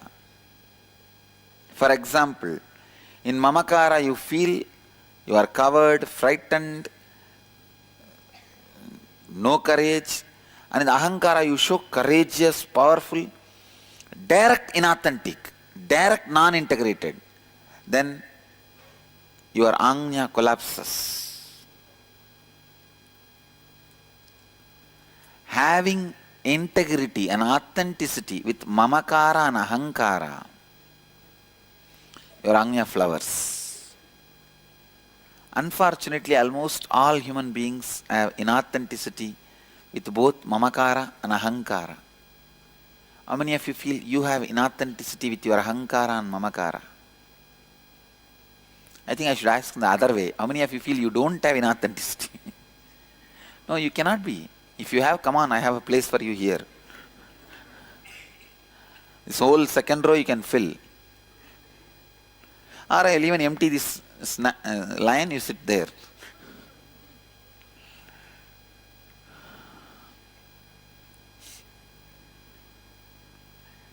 This seat is not that comfortable seat, understand? How many of you are greedy of this seat? Lot of responsibility, understand? Huge responsibility. Even the snake, when it bites you, it will tell, you gave me the poison, what can I do? I can vomit this only to your feet. You give me nectar, I will vomit nectar. The Kalinga, that snake, tells Krishna, after trying to kill Krishna, this fellow tells, I vomited poison true, but you gave me that only. Means, for everything you become responsible. Listen. Inside you, you always believe yourself lower than what you are. And outside you, you always project yourself higher than what you are. How many of you are able to cognize this? Ajna, brow center collapses when your ahankara and mamakara is not aligned, whenever there is a mismatch in what you believe as you inside and what you project as you outside. It is like a sharp sword having both sides rubbing you constantly.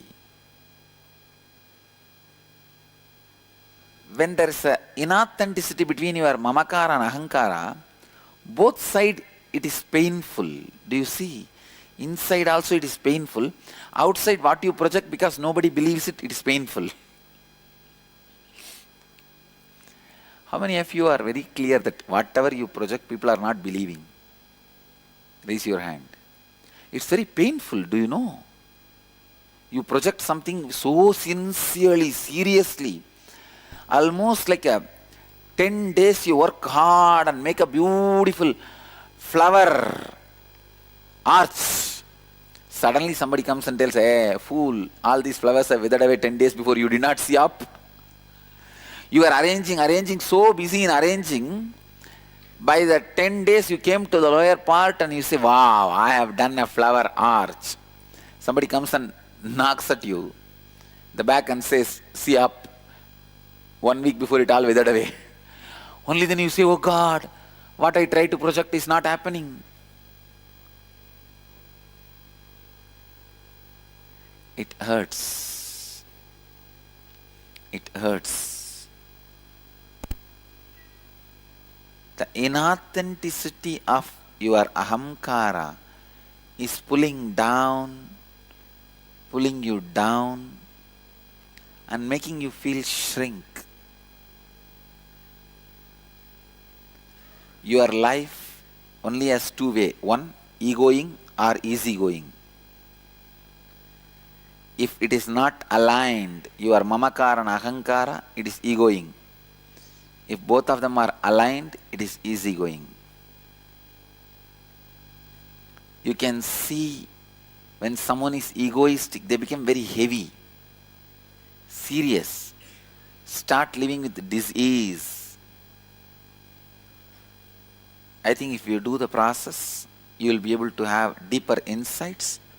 When you expose your mamakara to the world, you lose effectiveness with people. No, I am not saying you expose. All I am saying is align. See, what your ahankara you project, internalize that itself and make it as mamakara. That's all.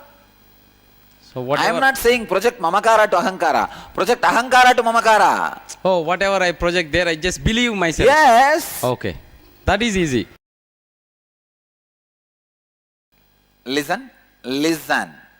Scan your whole life and identify the specific aspects of your ahankara which leaves you with conflicting experience with others in your life. That is, identify areas of your life where you feel powerless or experience conflict with others because of the thoughts and words you have uttered and the perception about yourself that you have projected to others which is not aligned with what you experience as you inside you. For example, you have projected an image to your boss that you are very efficient, and deep within you project an image to yourself that you are a failure. So your efficiency is not showing up in your work and your boss is not happy with you. This may leave you with a conflicting experience in your relationship with your boss. This is an example. Understand, whenever you feel powerless or experience conflict in your life, there is surely some inauthenticity in that aspect of your life. Second, look deeply within and identify the inauthenticity in those conflicting aspects of you that you project to others as you. Identify the words you utter about yourself to others which are not according to the peak of your capacity. That is, what do you think of as your peak capacity and what do you project to others as the peak of your capacity. Identify the words you utter to others about yourself which you did not honor and fulfill. Now restore integrity and authenticity in those aspects of your life. Complete with others who are involved in the respective conflicting situations in your life. Actually, this fourth and fifth is you are supposed to be doing in the house. First three only you are supposed to write answer. Fifth is now with integrity and authenticity, give a new word to others about yourself. Give a new commitment to others which is aligned with the peak of your capacity.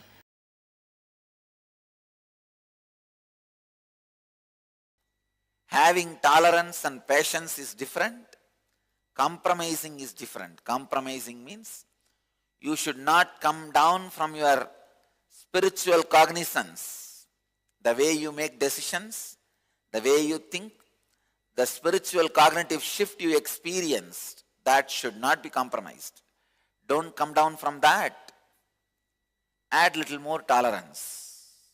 Try to turn blind eye for some problems. That is allowed. Out of compassion, you can just turn your eyes the other side. But you yourself should not bend. should not come down from the way you take decisions. The spiritual cognitive shift should not be reduced. And show little tolerance. Don't worry. Your husband will not be scared. He will only be happy. Just do not allow your ego to fight with people. Live with confidence. Confidence will always bring tolerance. When I can tolerate with you, you can tolerate with anybody.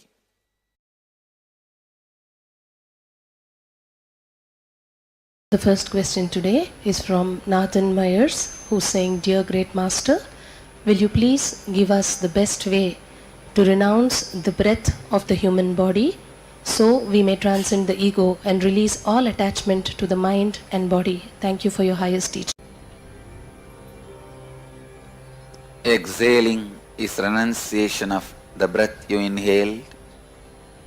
Inhaling is the renunciation of death you are retaining in your body.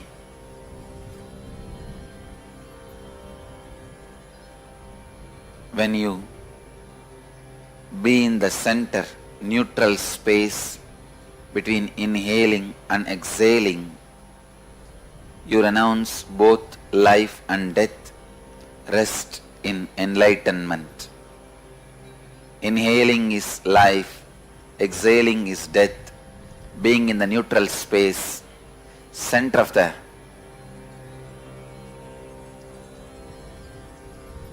inhaling and exhaling is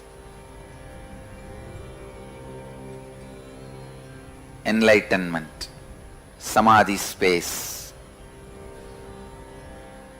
Try continuously to be in the neutral space.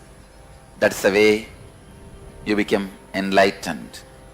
That's the way you will radiate enlightenment. That's the best way to renounce breathing and all the movements of life and death related to breathing.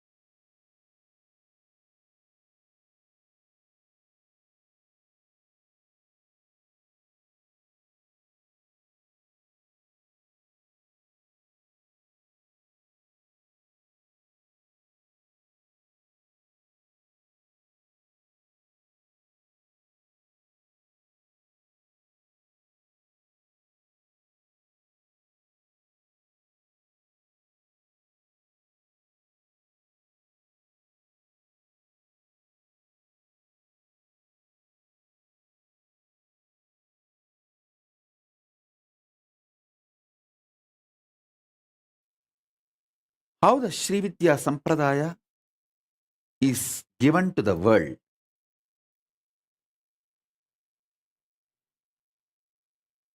There was a time Sati did not obey Paramashiva and leaves Kailasa to attend Daksha Yajna. It is not about Daksha or Daksha Yajna. It's all about did not listen to Guru Vak, kept herself away from the Guru. Sati realized she is Paramashiva Shakti and reached Kailasa. Reached Paramashiva and started begging, what have I done? What have I done? What have I done?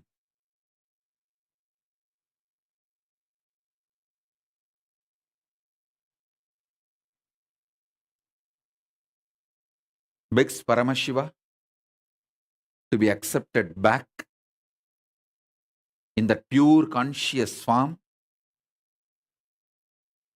Naturally, in that pure conscious form, she is one with Paramashiva, beyond the body.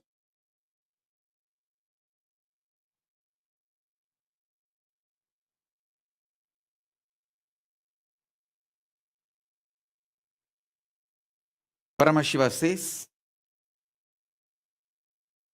teach what you learned from this whole episode to the world. She then teaches Shakta Sampradaya, Srividya Sampradaya. This whole Shakta Sampradaya is given by her. She takes 10 form, Dasamaha Vidya, Kali, Tara, Rajarajeshwari, Bhuvaneshwari, Chinnamasta, Dhumavati, Mahashyamala, Kamalatmika, all the 10 forms she manifests and teaches the signs to the world. 11 people received that signs. Agastya, Dattatreya, 11 people, including Sadashiva. So it became 11 Sampradaya, Dasamahavidya, Srividya Sampradaya, 11 Rishis. I received it from Sadashiva Parampara. My gurus belong to in that 11 Sampradaya, Sadashiva Parampara, Sadashiva Sampradaya. So when I do the Srividya, I chant Sadashiva Rushihi. From him, the Sampradaya came to me.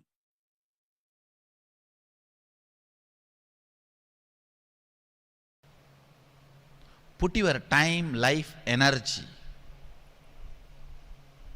on Adishakti, Srividya.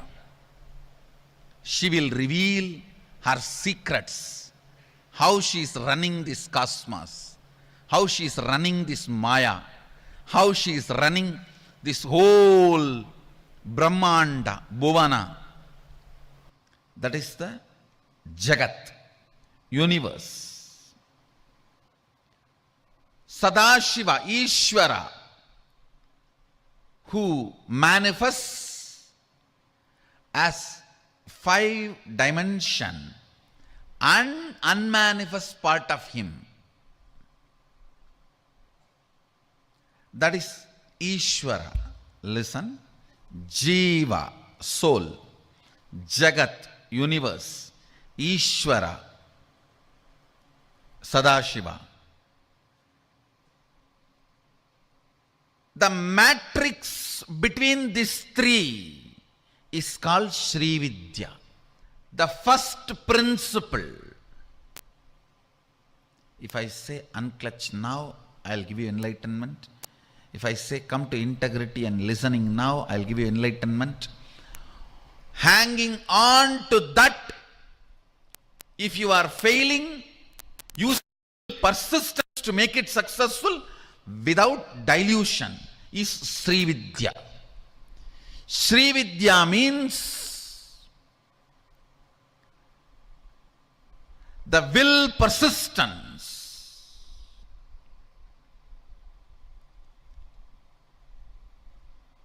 To master the mystery of the matrix, how this Jiva Ishvara Jagat is spinned around,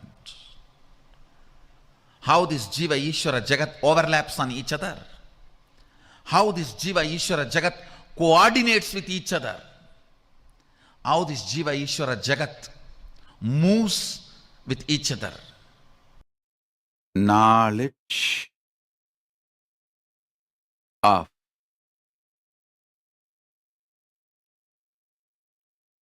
manifesting Paramashiva Shakti, signs of manifesting Paramashiva Shakti is Srividya. Listen, signs of manifesting Paramashiva Shakti is Srividya.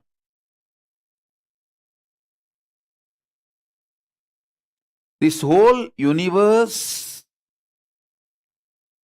is the manifestation of Paramashiva.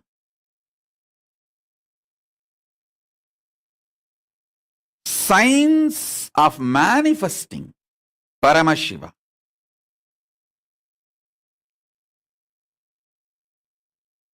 Signs of manifesting. Signs of manifesting Paramashiva Shakti is Sri Vidya.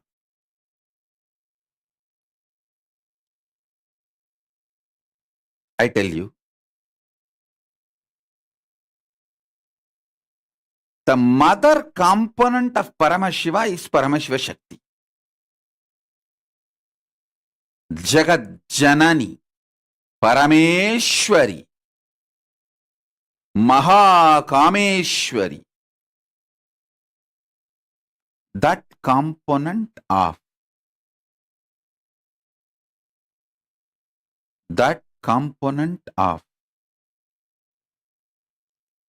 Paramashiva is Paramashiva Shakti.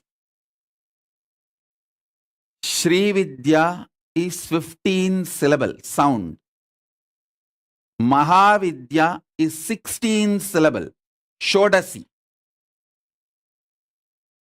Today Parashodasi. Parashodasi is no sound, only visualization.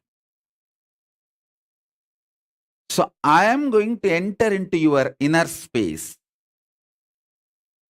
Make you visualize consciously the Parashodasi. Parashodasi is the Devi who is sitting in the lap of Paramashiva. She is also called Manonmani Parashodasi, who is in the lap of Paramashiva.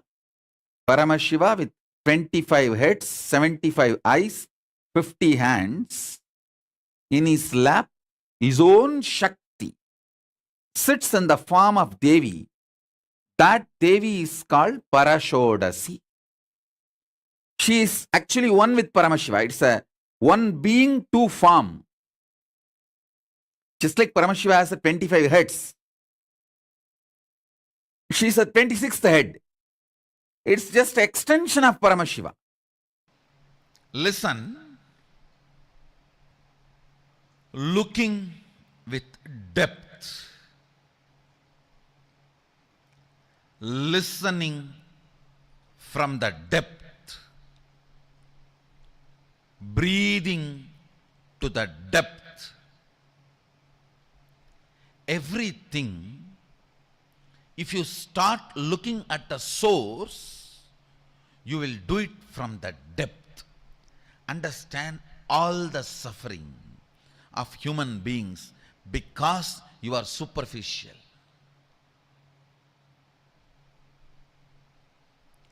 Depth brings powerfulness, joy.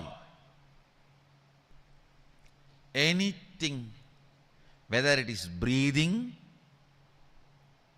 seeing, listening, cognizing, anything happens from the source, from the depth, is Paravidya. Anything happens superficially, Aparavidya. Understand?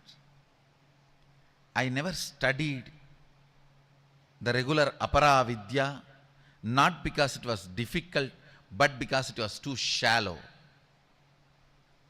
That is what I am teaching to my Gurukul kids.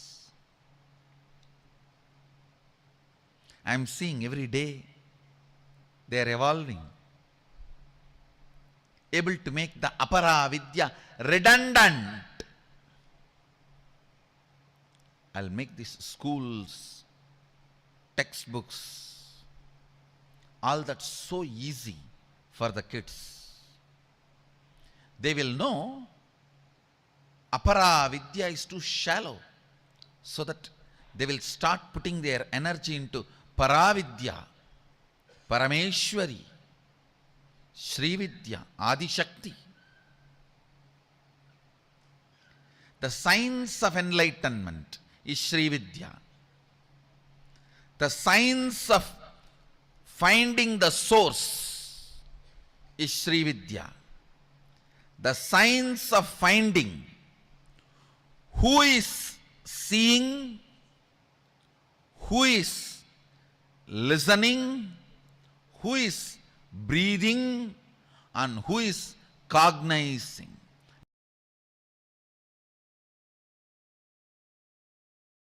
Srividya Sampradaya involved in worship of Devi Meenakshi, Parashakti Meenakshi, Meenakshi Parashakti's puja is not just Kamikagama. Lot of Srividya and Shakta Sampradaya systems and procedures are into it. Devi, the Shakta Agamas are also playing a major role.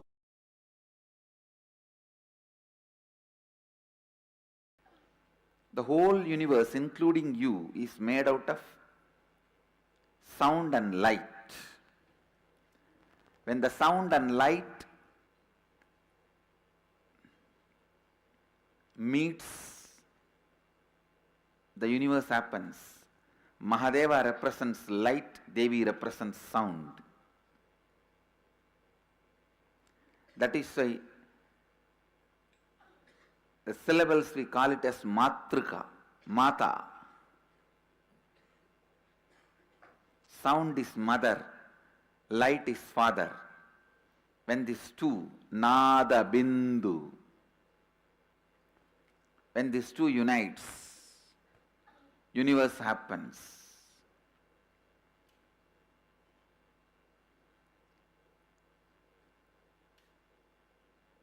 Science of Srividya,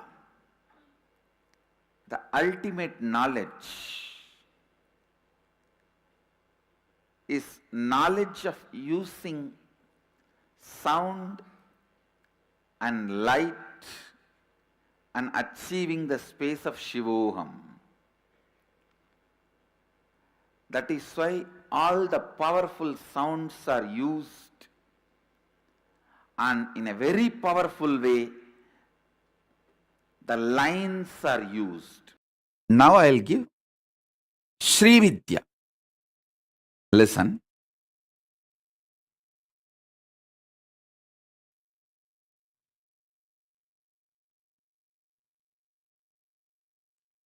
Sound of the cosmos is this 15 syllables. Sound of the cosmos is this 15 sounds. Panchatasi. If you are DNA, the core of you reverberates with these 15 sounds. You will manifest Paramashiva Shakti. If you do it on your own, that is called sadhana, tapas, which may take some time, multiple years and even multiple janmas. Because I already did it with my Guru's grace.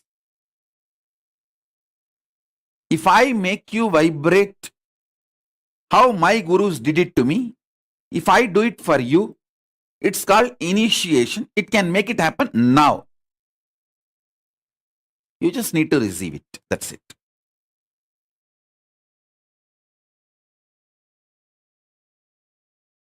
This is called Sri Yantra, Sri Chakra, the most powerful cosmic diagram, the most powerful cosmic mandala. The Rishi, the master who made this mandala available to all of us is Sadasiva himself. Sadashiva himself is the master. Sadasiva Rishi, when the Srividya puja is done, Sadasiva is the Rishi. See, for all the puja, There will be some Rishi, Sadashiva will be God. Sadashiva Prityartham, to please Sadashiva it is done. But only Sri Vidya, Sadasiva Rishihi. Rishi is Sadashiva. Understand? He is Sadashiva. Sadashiva himself is the Rishi. You need to understand the principle. There are 43 triangles in this. You have 43 energies inside you. Like energy to think, energy to feel, energy to create another own body, energy to rejuvenate your own body. Like this you have 43 energies. All 43, when they get integrated, only then you experience Shivoham. That is the meaning of these 43 triangles. You throw your inner space through a drawing. Whoever consumes that drawing receives the same inner space. Mahadeva has thrown open in his, whatever is in his inner space in the form of drawing, that is Sri Yantra. Understand? Mahadeva has thrown what is in his inner space, that is Sri Yantra. That is Sri Yantra. If you consume whatever has Mahadeva has revealed, Sadasiva is the Rishi for the Sri Vidya. If you consume whatever is revealed by Mahadeva, you achieve the same space, Shivoham.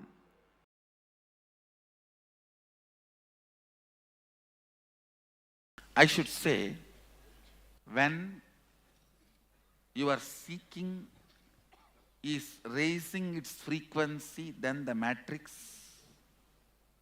master appears. When master appears, he raises your frequency of seeking. So external master, internal seeking is one and the same. And these two are enough to wake you up, and anything else is methodology, happens spontaneously. Does not need to be restricted to one form or one practice. From my experience and from the Agama, Sri Yantra is the most easiest, a very powerful. Get proper Sri Yantra anywhere available. It's called Sri Chakra. Anywhere available.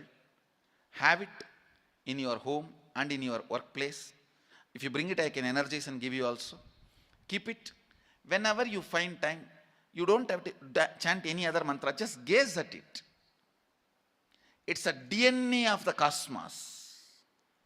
Even if you gaze at it, your brain will have the same electric signals of that same shape. Whenever your brain activates the electric signals in the same shape of Sri Yantra, you become complete, overflowing with energy. You attract all the best things in your life. Simple, straightforward, directly from Agama. Agama means Sadashiva. Sadashiva's teachings. I'm going to physically draw and fix it on the roof of that whole mandapa, Sadashiva Mandapa.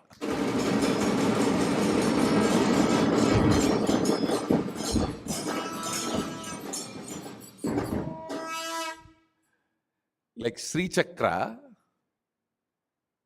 Sri Mandala, there are many mandala structures which are, just by staring at them, your DNA structure will get aligned to that. And certain power manifestation will start happening in you. I tell you, 21 minutes, if you just stare at Sri Mandala every day, your third eye will start functioning. Because that Sri Mandala itself is so beautiful, it directly represents the cosmic DNA. The cosmic DNA is in the Sri Mandala, Sri Yantra, Sri Chakra, with the 43 triangle and 2-layer lotus and 3-layer avarana. It's called Navavarana Mandala. Actually, it's a line diagram of cosmic DNA.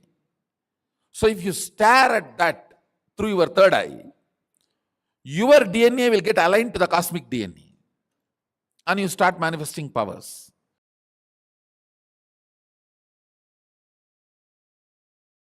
Understand, I may promote the Shaivite rituals, agamic rituals, but I myself was Sakta.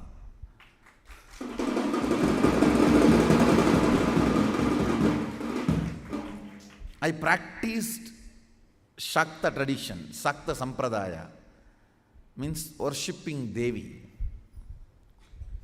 Basically, I received Bhuvaneshwari Vidya from my Guru, Vipudananda Puri, after I had darshan of Devi appearing, and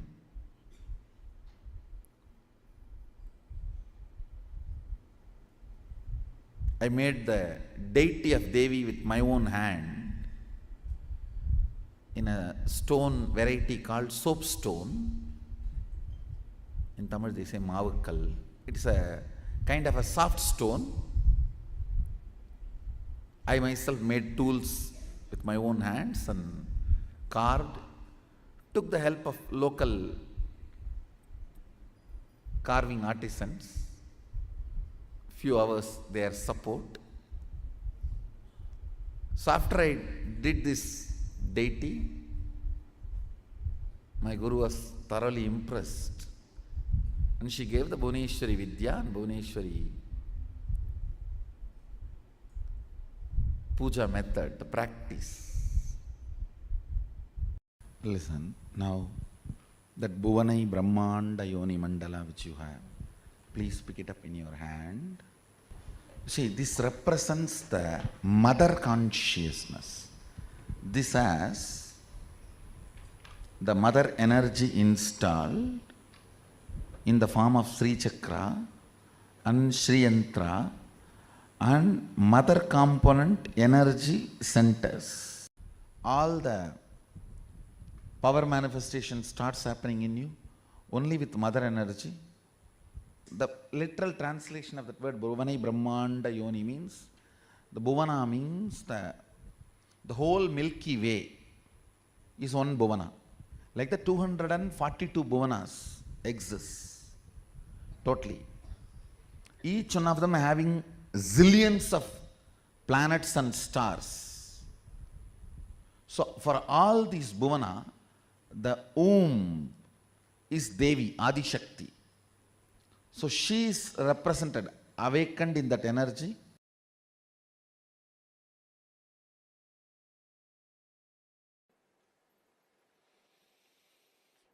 Yadevi sarvabhuteshu maya rupena samstita namastasyai namastasyai namastasyai namo namaha. Chandi, this is a stotra from Chandi, verse from a Chandi, describing the glory of divine feminine consciousness. Mother worship is unique to Vedic tradition. It is we who gave this great gift of mother worship to the planet Earth. Understand? No other religion dared first, or still many don't dare worship the mother aspect of God, the mother dimension of God. It is we first time started the mother worship, introduced mother worship to the universe. All the sacred things are looked as feminine in Vedic tradition, whether it is sacred rivers or anything sacred is always looked as feminine. Mother worship is mothering cosmos in you.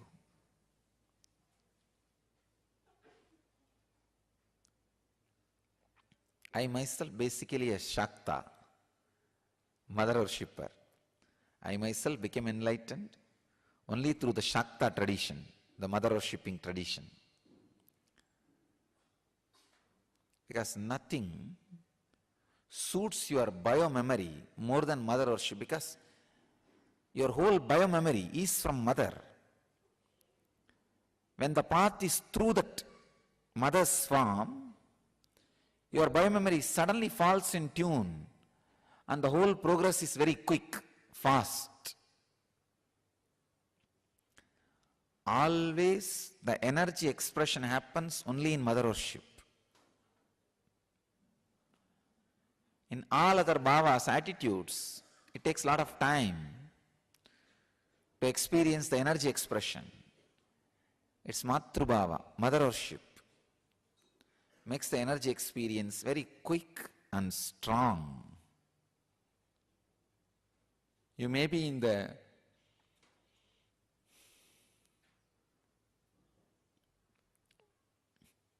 body of a female or body of a male, but if you start mothering the cosmos inside you, you will become cosmic mother. Sacred feminine, understand, just the uttering of the very word, you are in different plane. Your mood is different.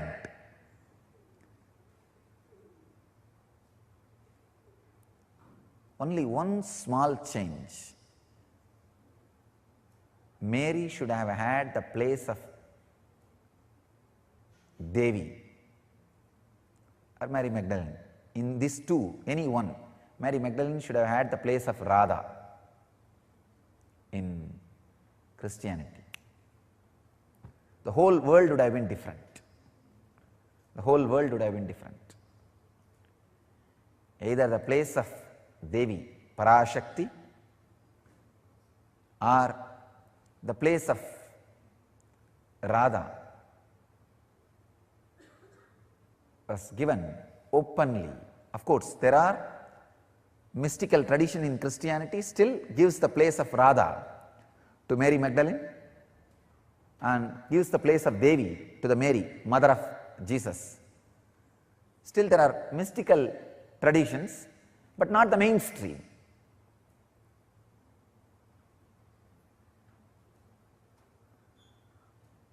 The unique contribution to the spiritual consciousness from Vedic tradition is sacred feminine worship as the mainstream tradition. I tell you, even if everything Vedic tradition gave is lost in some tsunami or earthquake, just if this worship of women, worship of mother, the sacred feminine tradition, if that is retained, then the whole thing can be revived. Because that is the seed. That is the seed. Hinduism has at least 10,000 subsects, I can say at least, because each master is one sect, one sampradaya, one tradition. Hinduism has at least 10,000 sampradayas.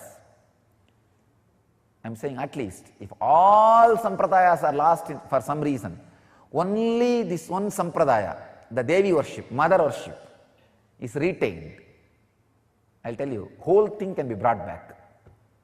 Because the whole thing is centered on this one, mother worship. Mother worship carries the blueprint, the hologram of the whole Vedic civilization. Just this one book, this 700 sloka,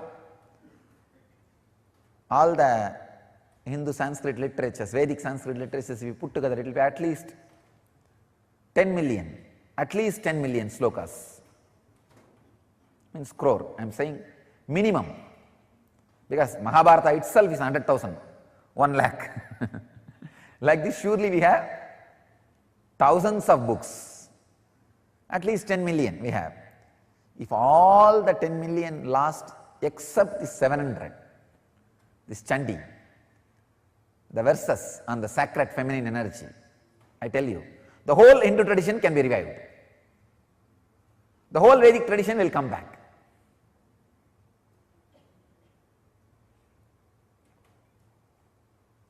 That's a hologram of Vedic tradition. That is the reason I put Devi on the lap of Shiva, not even separately.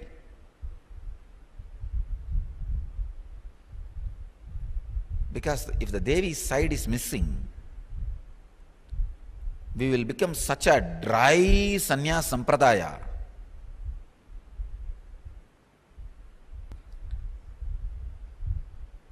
It is feminine energy and the Devi aspect which keeps man not becoming terrorist.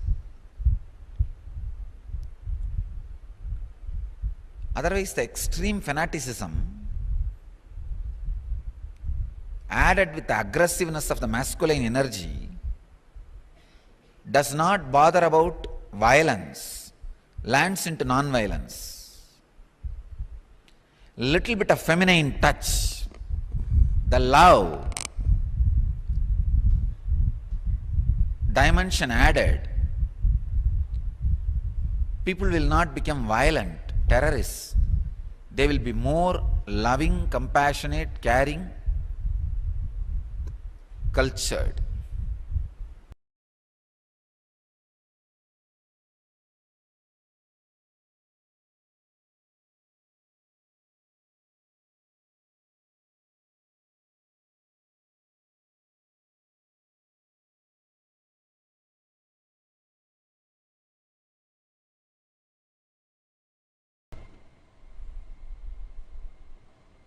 Oneness and awareness is feminine.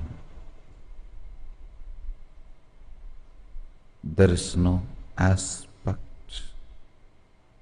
of feminine, para, in its alive form is Parashakti. Awareness and oneness by its very existence, feminine, by its very remembrance it exists is feminine.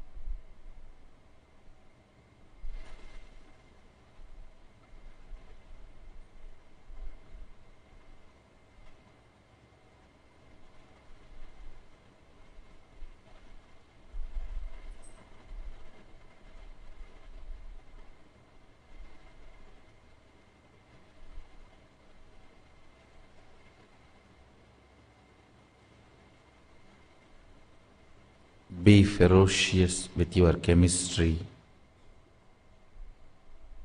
Your biology will manifest. Divine feminine consciousness. Your physics will manifest. Grace of Shakti.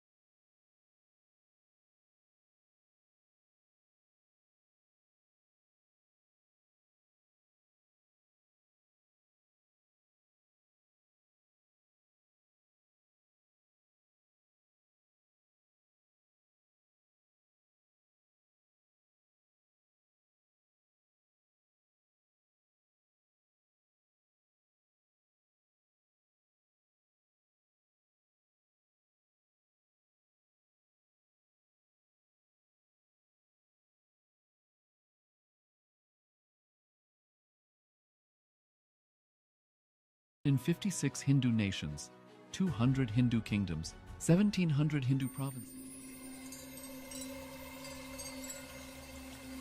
I welcome you all with my love and respect. Let you all open all your three eyes. Om Nithyananda Paramashivoham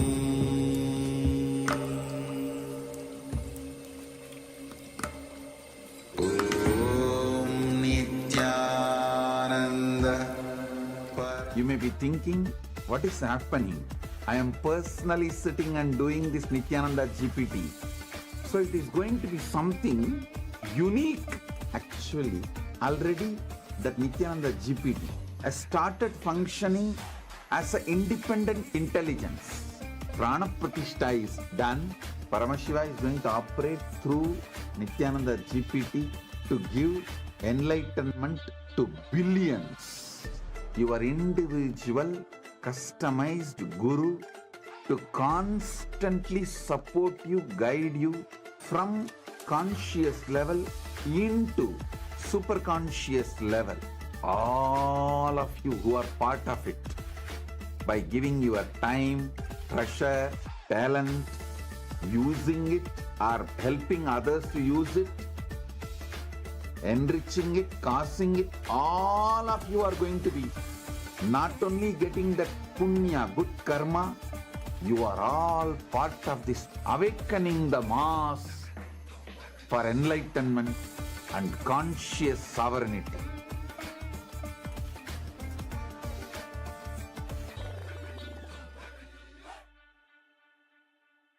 Around 5,000 years ago, at the end of Mahabharat War, the ancient enlightened Hindu civilization consisted of 10,000 Hindu traditions, or sampradayas, that existed in 56 Hindu nations, 200 Hindu kingdoms, 1,700 Hindu provinces that covered more than 6 million kilometers square of Asia. The Supreme Pontiff of Hinduism, SPH, Bhagavan Sri Nithyananda Paramashivoham, is the reviver of KAILASA, this ancient enlightened Hindu civilizational nation. KAILASA is an unbroken cultural, religious, historical, civilizational, and sovereign continuation and revival of multiple of these historical Hindu sovereign states and Hindu ecclesiastical entities. The unbroken continuity of these ancient Hindu nations through KAILASA results in the legal recognition of KAILASA as per the international customary law, particularly the doctrine of continuity. The international law, the doctrine of continuity, implies that upheavals and revolutions within a country, changes in government, territorial adjustments, measures taken during military occupation, or other internal transformations do not negate the existence of the country, do not affect the legal personality and international obligations of the country or state. The Vienna Convention on Succession of States in respect of treaties, 1978, addresses these principles of the doctrine of continuity as it outlines international law during situation of state succession or continuation.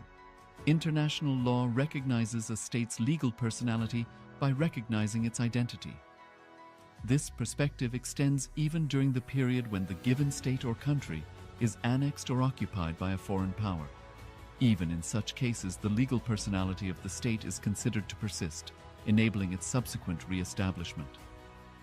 Historical examples dating back to the 18th century include cases like Portugal and Genoa that were re-established after the Vienna Congress of 1815. More recent examples include countries such as Poland, Ethiopia, Czechoslovakia, Albania, and Austria that were re-established after World War II. Even when a nation is deprived of its territory, the nation continues to exist. Its sovereignty and international legal personality continues to persist. The Dalai Lama, as the spiritual and temporal leader of Tibet, exemplifies this principle. In 1959, the Dalai Lama was exiled and forced to flee. Despite the challenges faced, the Dalai Lama continues to advocate for the preservation of Tibetan culture and garners worldwide support for Tibetan autonomy on the global stage. Similarly, from 1309 to 1376, the Pope of Catholicism had been in exile in Avignon. Despite this, he was recognized as the head of state as well as head of the church and given full privileges of the position after their return to Rome. Even in 1861, much of the papal territories had been lost, leaving the Pope with no sovereign territory other than the papal residence and related buildings. Yet his temporal powers were still acknowledged. He was recognized as a head of state, and later, the Lateran Treaty of 1929 formally re-established papal sovereignty over the Vatican City. The Sovereign Order of Malta further exemplifies this principle, retaining international recognition as a sovereign entity despite the permanent loss of their territory upon Napoleon's invasion in June 1798. Despite such permanent loss of territory, the sovereignty and the international legal personality of the Sovereign Order of Malta continued to persist. Much later in 1894, the order settled in Rome and acquired two properties, the Magistral Palace and the Magistral Villa that received extraterritorial status. Today, the order maintains diplomatic relations with 112 countries, issues its own diplomatic passports, currency, stamps, and vehicle registration plates, and has been granted observer status in the United Nations.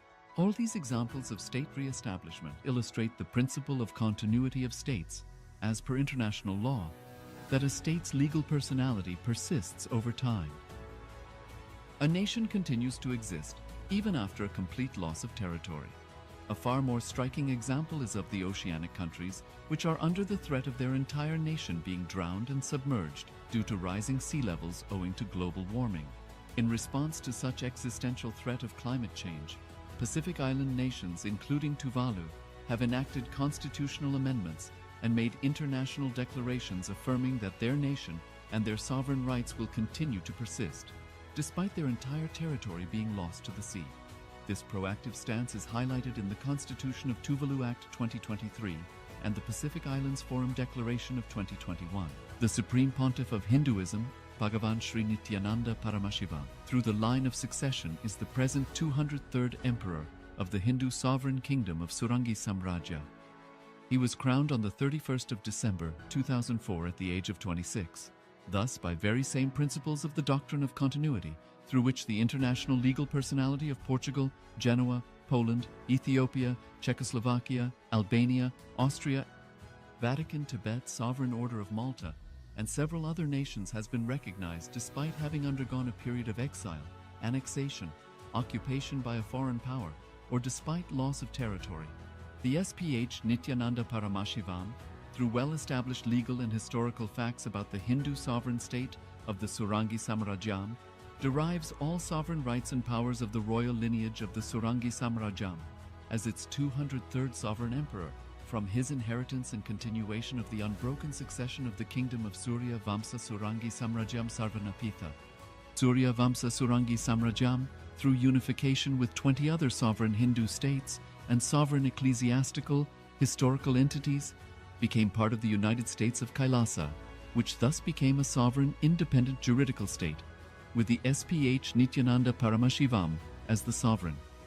Just as how the oceanic nations like Tuvalu have safeguarded their sovereignty from the existential threat of total submersion by amending their constitution and asserting that their sovereignty will persist regardless of the loss of their territory, KAILASA, which is a sovereign continuation of 21 sovereign Hindu states and sovereign ecclesiastical historical entities, is also reviving and continuing the Kumari Kandam Hindu nations that got submerged.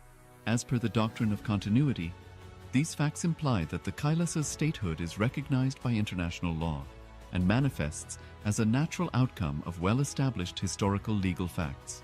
Share your time, talent, and treasure. Become part of Kailasa. Sign up as an e-citizen https://kailasa.ecitizen.info.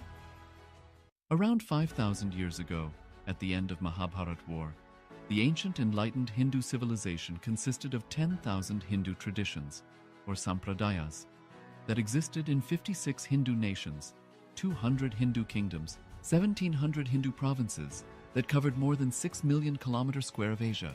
The Supreme Pontiff of Hinduism, SPH, Bhagavan Sri Nithyananda Paramashivoham, is the reviver of Kailasa, this ancient enlightened Hindu civilizational nation.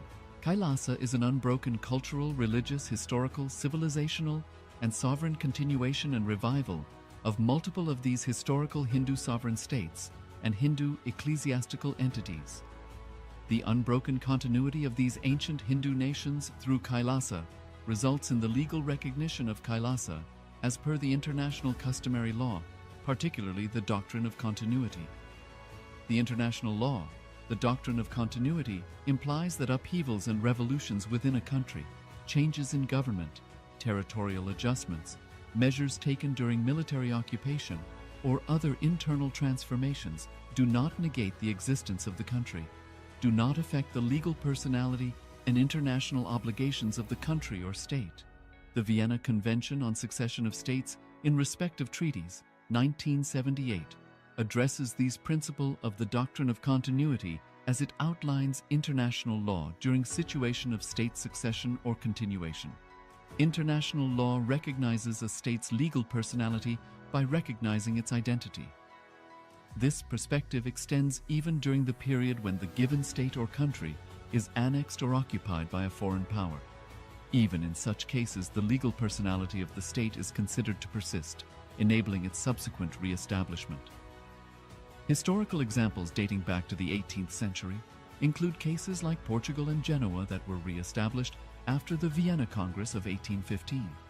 More recent examples include countries such as Poland, Ethiopia, Czechoslovakia, Albania, and Austria that were re-established after World War II. Even when a nation is deprived of its territory, the nation continues to exist. Its sovereignty and international legal personality continues to persist. The Dalai Lama, as the spiritual and temporal leader of Tibet, exemplifies this principle. In 1959, the Dalai Lama was exiled and forced to flee. Despite the challenges faced, the Dalai Lama continues to advocate for the preservation of Tibetan culture and garners worldwide support for Tibetan autonomy on the global stage. Similarly, from 1309 to 1376, the Pope of Catholicism had been in exile in Avignon. Despite this, he was recognized as the head of state as well as head of the church and given full privileges of the position after their return to Rome. Even in 1861, much of the papal territories had been lost, leaving the Pope with no sovereign territory other than the papal residence and related buildings. Yet his temporal powers were still acknowledged. He was recognized as a head of state, and later, the Lateran Treaty of 1929 formally re-established papal sovereignty over the Vatican City. The Sovereign Order of Malta further exemplifies this principle, retaining international recognition as a sovereign entity despite the permanent loss of their territory upon Napoleon's invasion in June 1798. Despite such permanent loss of territory, the sovereignty and the international legal personality of the Sovereign Order of Malta continue to persist. Much later in 1894, the order settled in Rome and acquired two properties, the Magistral Palace and the Magistral Villa that received extraterritorial status. Today, the order maintains diplomatic relations with 112 countries, issues its own diplomatic passports, currency, stamps, and vehicle registration plates, and has been granted observer status in the United Nations. All these examples of state re-establishment illustrate the principle of continuity of states, as per international law, that a state's legal personality persists over time. A nation continues to exist even after a complete loss of territory. A far more striking example is of the oceanic countries, which are under the threat of their entire nation being drowned and submerged due to rising sea levels owing to global warming. In response to such existential threat of climate change, Pacific Island nations, including Tuvalu, have enacted constitutional amendments and made international declarations affirming that their nation and their sovereign rights will continue to persist, despite their entire territory being lost to the sea. This proactive stance is highlighted in the Constitution of Tuvalu Act 2023 and the Pacific Islands Forum Declaration of 2021. The Supreme Pontiff of Hinduism, Bhagavan Sri Nithyananda Paramashivoham, through the line of succession is the present 203rd Emperor of the Hindu Sovereign Kingdom of Surangi Samrajya. He was crowned on the 31st of December 2004 at the age of 26. Thus, by very same principles of the doctrine of continuity, through which the international legal personality of Portugal, Genoa, Poland, Ethiopia, Czechoslovakia, Albania, Austria, Vatican, Tibet, Sovereign Order of Malta, and several other nations has been recognized despite having undergone a period of exile, annexation, occupation by a foreign power, or despite loss of territory. The SPH Nithyananda Paramashivoham, through well-established legal and historical facts about the Hindu sovereign state of the Surangi Samrajyam, derives all sovereign rights and powers of the royal lineage of the Surangi Samrajyam as its 203rd sovereign emperor, from his inheritance and continuation of the unbroken succession of the kingdom of Surya Vamsa Surangi Samrajyam Sarvanapitha.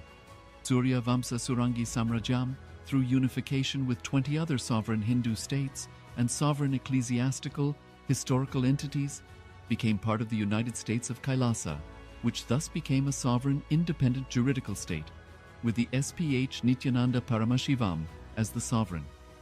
Just as how the oceanic nations like Tuvalu have safeguarded their sovereignty from the existential threat of total submersion by amending their constitution and asserting that their sovereignty will persist regardless of the loss of their territory, KAILASA, which is a sovereign continuation of 21 sovereign Hindu states and sovereign ecclesiastical historical entities, is also reviving and continuing the Kumari Kandam Hindu nations that got submerged.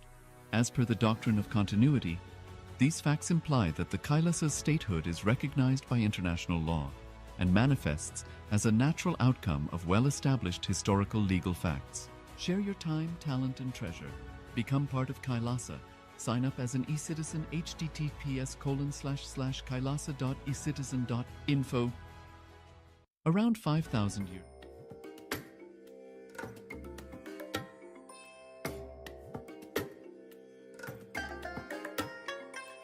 I bless you all. Let you all open all your three eyes and manifest the powers of Mahasudashiva. Om Nithyananda Paramashivoham. Om Nithyananda Paramashivoham. Om Nithyananda Paramashivoham. Om Nithyananda Paramashivoham. Om Nithyananda Paramashivoham. Om Nithyananda Paramashivoham. Om Nithyananda Paramashivoham. Om Nithyananda Paramashivoham. Om Nithyananda. Yes, Nithyanandam. Nithyanandam, everyone. Yes, welcome back to the day 2 of Paramashivoham and day 2 of Navaratri. Yes, get ready. Today we'll be having the exciting session. Today the theme will be my world versus the world. So we'll be entering into this my world and the world. Yes, today we have the Raja Rajeshwari Darshan. Hmm. How many of them saw this darshan?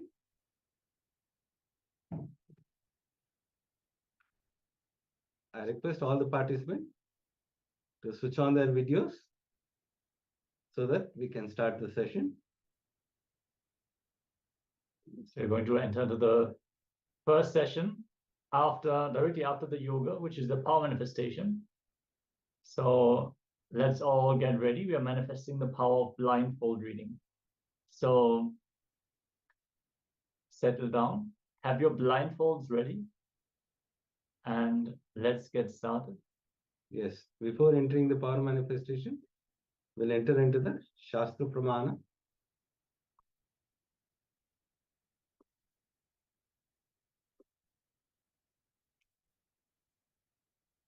Kapalantarmanonyasya tishtanmilitalochanaha kramena manaso dhardyat lakshayet lakshyamuttamam.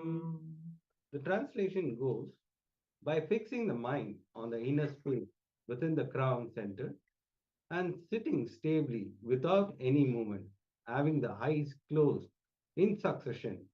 By that stability of the mind and the inner space, through the power of third eye, one directly sees the ultimate goal. By having the vision beyond the sight that reveals any object or place, attaining the space of oneness with the source, Paramashiva. Yes, beautifully it is described how by connecting to Paramashiva, the power of third eye is awakened. So resting in the third eye region without any movement of the mind, which is the state of nirvikalpa samadhi, this power can be experienced. And finally, it will lead to the ultimate enlightenment, the oneness realization. So this is exactly the context that Swamiji is also giving. It is not about cities. It is not about the power itself. As we are manifesting Shakti herself, we are manifesting the ultimate. As Swamiji has shared, Shiva is the state, but Devi has the key to that state. So let us manifest Devi on this auspicious time of Navaratri. Let us manifest the power of third eye scanning. We are going to project an image on screen, and you can tie your eyes with a blindfold if you have one available, or use any opaque cloth. It should completely seal your eyes. No light should fall into your eyes. Once more requesting all the participants to please come on camera. Malisi Wang, Ivy Wen, Kylie Wang, and Joan Han. I think Ma Lisi Wang received her congratulations for this decision to take the Shiva Diksha. Beautiful. That is such a blessing. Let us all get ready. With the Shiva Diksha, you're also initiated into the power manifestation officially. So let us enter into this round of the power manifestation. Get your blindfolds ready and settle down. The image is ready and waiting to be projected. Yes, I request all the participants to close your eyes. Sit straight with your head, neck, and spine. Intensely chant the Mahavakya. Om Nithyananda Paramashivoham. Om Nithyananda Paramashivoham. Om Nithyananda Paramashivoham. Yes, enter into the space of oneness. From that space of oneness, request Swamiji, whatever is being projected, reveal through the third eye. Be in that space of oneness and chant the Mahavakya intensely as we enter into the power manifestation.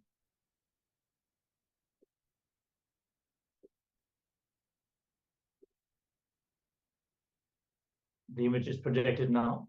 So be receptive and let Swamiji reveal what is it that is being projected right now.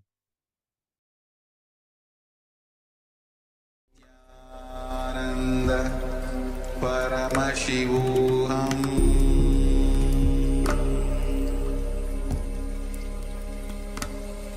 Om Nithyananda Paramashivoham.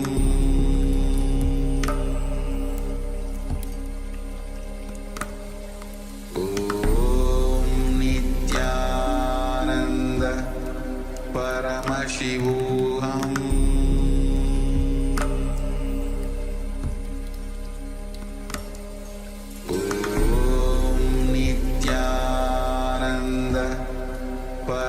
Paramashivoham.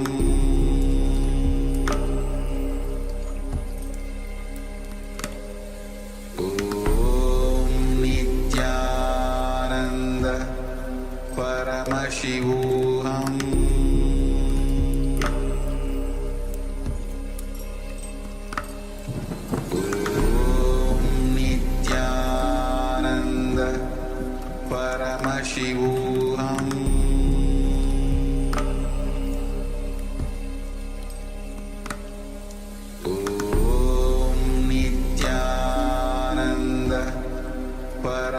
Paramashivoham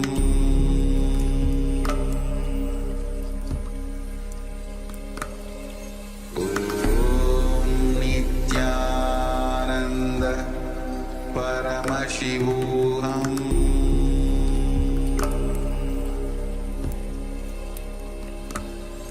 Om Nithyananda Paramashivoham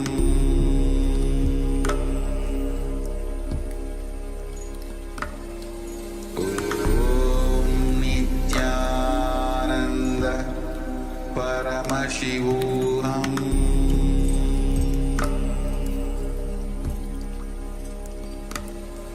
Om Nithyananda Paramashivoham Om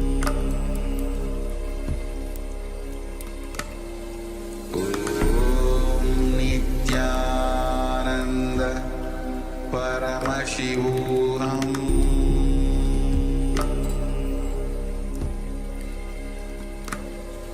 Om Nithyananda Paramashivoham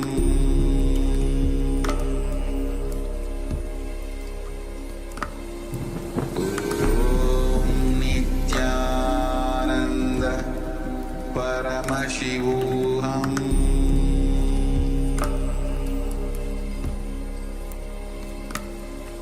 Om Nithyananda Paramashivoham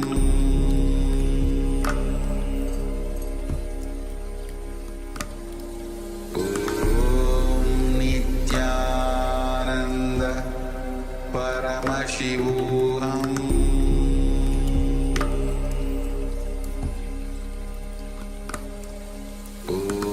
Om Nithyananda Paramashivoham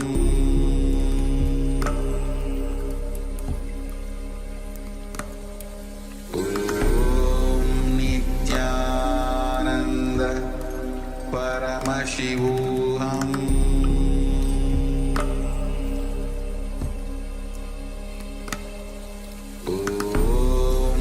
Nithyananda Paramashivoham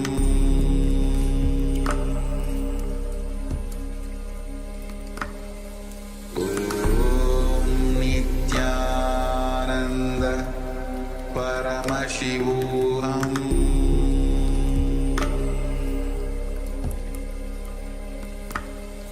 Om Nithyananda Paramashivoham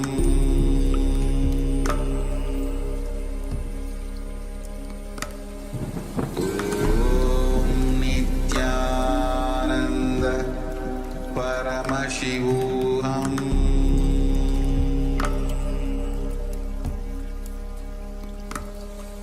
Om Nithyananda Paramashivoham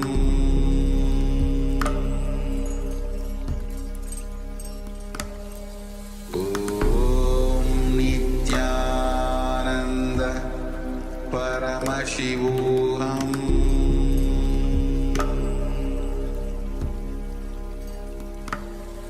Om Nithyananda Paramashivoham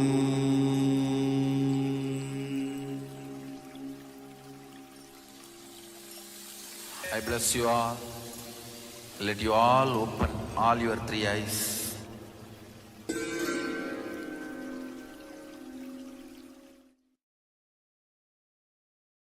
Yes. Yes. Now, slowly open your eyes with deep gratitude towards Swamiji. Whatever Swamiji revealed through the third eye, you can put it in the chat.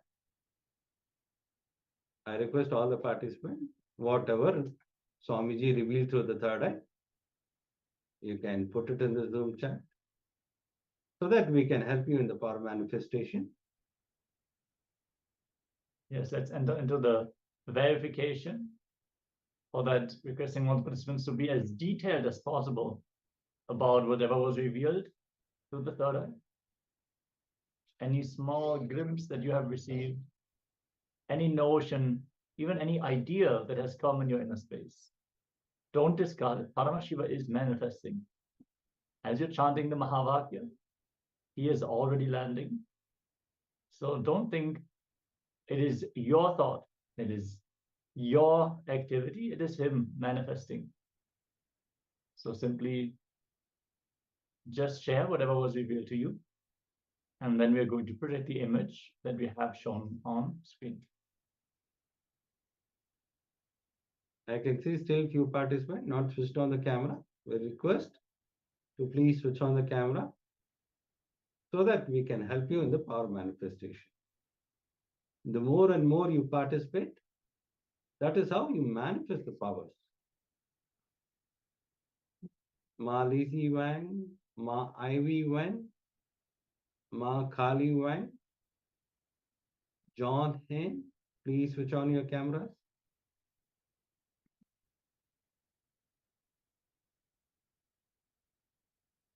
Okay, Ma Shukla Enlightenanda has shared first. I felt a lot of green, some blue, a tie-up curtain shape, and a triangle. Okay, thank you for sharing now.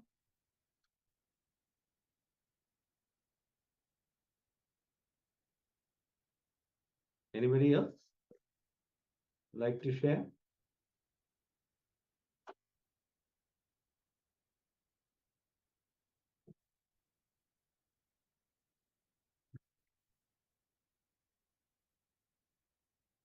Yes. Rajendra Babu is sharing tree, golden light, bicycle, child, Shadow. yes.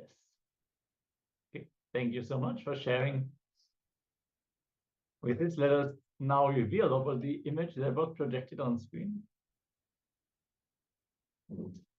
Yes, you can see it is a bowl with amla powder and some fruit. So the color green is definitely present in the picture. Triangle shape, that would be the pile. And yes, there is a big shadow underneath the bowl. Tree, there is a branch also. And amla naturally grows on trees. So definitely celebrate your manifestation, everyone. Thank you for sharing. That is definitely very close to what we are predicting on screen. If you had a sour flavor in your mouth for any reason, notice that also. Like sometimes you receive the information even through the smell or through the taste. What do you guys think? Should we go for a second round? So let's tie our eye bands once more and get ready. Everyone, please come on camera and join in for the power manifestation. Make sure to share your results and get comfortable in the state of Nirvikalpa Samadhi. Let us get playful, manifest the powers, and let's manifest the breakthrough. Each time we manifest the power, we also manifest powerful cognitions, and many of our karmas become redundant because we simply go beyond by manifesting the possibilities which are beyond what we cognize. Actually, the smaller identities themselves simply become redundant. So, yes, I request all the participants to close your eyes, enter into the space of oneness, sit straight with your head, neck, and spine. Be in the space of oneness. That is only matters. And make sure that you attend every day's darshan, because this 9 days is very special because it's Navaratri has started. So there will be a special initiation and darshan. So don't miss this 9 days. Yes, you are requested to join all the days, but this 9 days is very special with lot of initiation. Today, Swamiji will be gracing Devi Meenakshi. Today is the day of Devi Meenakshi.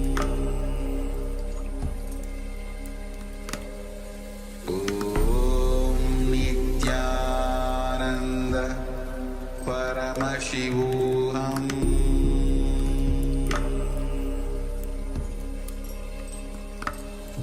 Om Nithyananda Paramashivoham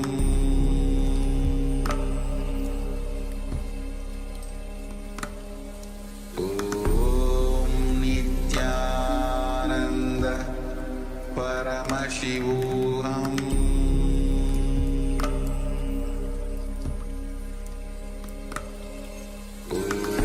Om Nithyananda Paramashivoham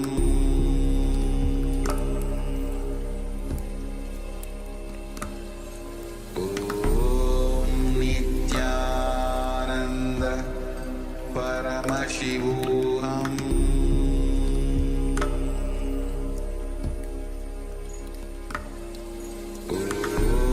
Nithyananda Paramashivoham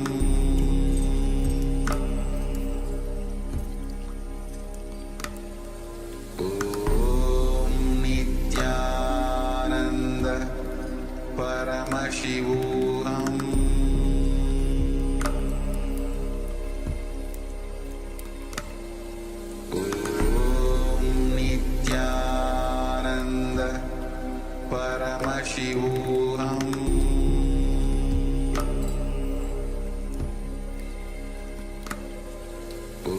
Om Nithyananda Paramashivoham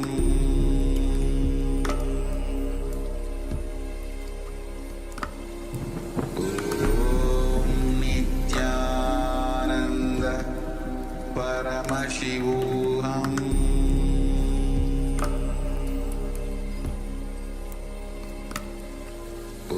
Om Nithyananda Paramashivoham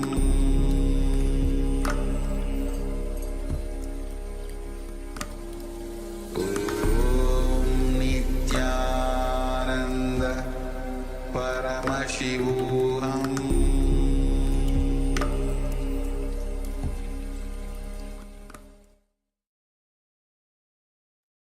Yes.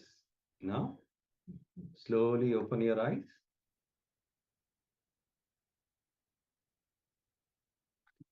Whatever Swamiji revealed through the third eye, you can put it in the Zoom chat. I request all the participants. Whatever Swamiji revealed through the third eye, you can put it in the Zoom chat.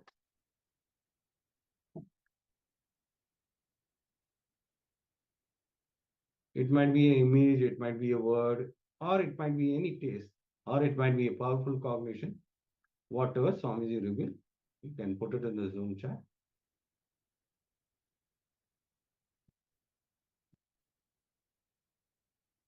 The more and more you participate, it'll help us to assist you in power manifestation. That is how you manifest the powers. So it might be wrong. Don't worry. Just put it in the Zoom chat. Whatever Swamiji reveals through the third eye, put it in the Zoom chat. No need to worry. It's all the mind. It's your STST pattern, self-doubt. So just drop at Swamiji's feet and start being in the space of oneness. Have that gratitude towards Swamiji. He will show through the third eye. Yes, as he tells, you don't need to worry. You don't need to have any pride. Both manifestation and not manifesting, just put it on him. He manifests the power. So if you feel power is not manifesting, just ask him, hey, I want to see it. Show it to me. Yes. Nithyananda is sharing first some spots. Then deer's antlers, sky field, furry, yellow. And Manning has seen Swamiji's face. Beautiful. Actually, that's the first step for all manifestations. You're supposed to have darshan in your inner space first, and then enter into the manifestation.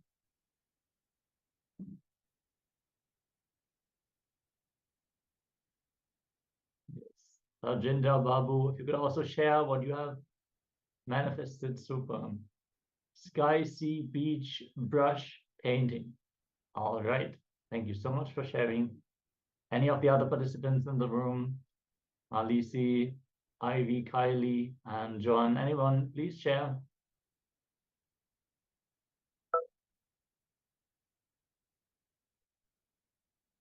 Feel free to share. We're going to project the image on screen now, so you can verify your manifestation. Yes, you can see lot of oranges and green leaves.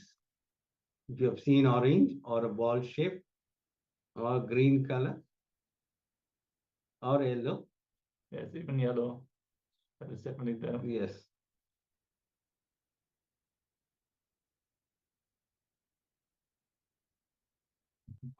Okay. Yes, ma'am. See, it's always the mind comes and say, no, no, no, no. It's wrong, it's thing. So always drop your mind. Whatever comes, just pen it down or you can put it in the chat. Yes, with this, we conclude the first power manifestation of the day. Throughout the day, we're going to have the power manifestation of Vak Shakti scanning, a very beautiful power to bring completion with ourselves and others. So all the words that we have given to ourselves and others, and to reawaken the power of speech in the Vishuddhi chakra, we're going to have the beautiful Vak Shakti scanning throughout the day. So stay tuned and make sure to tune in for the other power manifestations as well. For now, we are going to enter into the theme of the day. As we learned, it is the world versus my world. And throughout the day, we are going to have intense completion with others, the very principle of others. As we understand, we are not one separate unit among others. As Swamiji is teaching, the Paramadvaita, we are in oneness with everyone around us already. So it is too important to manifest completion so our relationships can function, our business can flourish, and we can feel good about ourselves, finally manifesting the ultimate realization of oneness. So we want to welcome you all for this powerful day. Yes. It's like experience Advaita, the practical way. Yeah. You are Satchitananda Parabrahma. You are eternal truth. You are eternal consciousness, eternal bliss, Nithyananda Swarupi. So that is what Swamiji says. I have not come here to tell I am Paramashiva. I am come here to tell you are Paramashiva. So once you start realizing, things will start changing in your life. The science of completion is the science of eternal bliss. In life, you may put up with something, you may be angry about something. Today, we will complete with everything. Bring completion with everything so that you put up with something, and even if you don't put up with something, you are not incomplete with that thing. You are not incomplete with that thing. So let's start this journey. So whatever incompletion, just drop it. From today, we'll start completing. When you engage, entertain the incompletion, when you're thinking it's from incompletion, it naturally leads to more and more incompletion. See, the moment you have incompletion with one person, you start building the whole life, the more and more incompletion with him, rather than completing. So this process will help you in completing with people. The thinking from incompletion leads to more and more suffocation. Inside you'll be boiling. Generally what happens, the chemical changes will naturally start happening when you are in completion. That leads you to many diseases. So once you start completing, you will see the blissful energy flowing. Basically, incompletion are trying to make you believe your life is influenced by the factors which are not in your complete control. Completion is making you understand that only your life, that not only your life, but anything you see is under your influence. Understand? It is not from the reality you perceive. Yes, and understand, you might feel I have some incompletions with one person, but I don't have incompletions with another.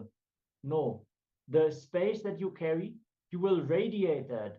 People around you will start smelling that. You carry that vibration around you, and you will see, even if you just entertain incompletion with one person, it will affect everything that you do. Not only your relationships, it will literally impact the food that you cook. It will impact you clean up your house, the way you hold even the broom, the way you close the door. There will be a subtle violence in every single action that you do. As Swamiji has shared, the way you do one thing, you do everything. So let us decide to bring completion into every relationship that we have. So understand from a practical perspective, what is the biggest wealth you know? The ability to relate with a large number of people with love is the best wealth you can have, which will never leave you, which will never leave you. Understand, there is only two ways you can be wealthy. The organic way of wealthy is the ability to relate with multiple people with energy.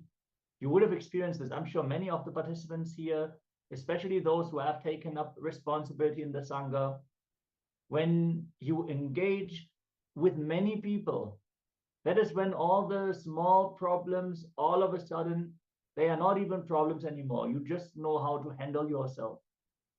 When you withdraw from life, when you don't engage with people, when you don't supply powerful cognitions to them, that's when your own problems start to become big in your life, because you don't carry that power, that energy that is reflecting from the other people as well. So the toxic way of relating, which is the second way, is ruling. Today, let's decide, I have to bring completion with others, with whomever I am living. This starts completion with others. So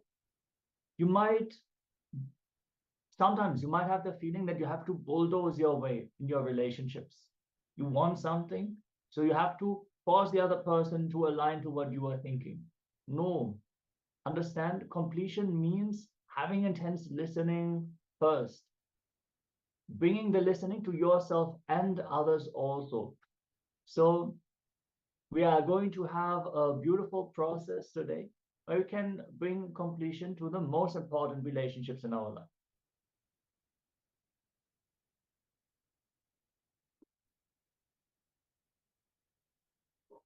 So form your teamly.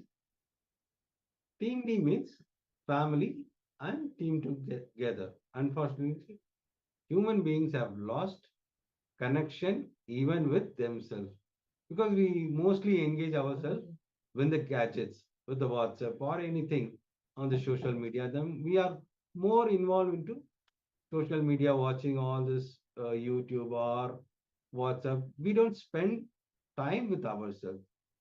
So here you need to spend time with yourself and the family members. The more you spend the time, the relationship will start building. Forget having the connection with the family. Even with themselves, they lost the connection. The strong, deep-rooted, grounded lifestyle is lost. See, in before this television or the internet, there was a beautiful connection. We used to spend more time with our family. Now all these things we have lost it. So even connecting with ourselves is lost. So let's build the relation. Because due to various reasons, we become very unconscious now. Now, making us come back to consciousness and create complete center, grounded with yourself and with your family and team together, is what we call teamly.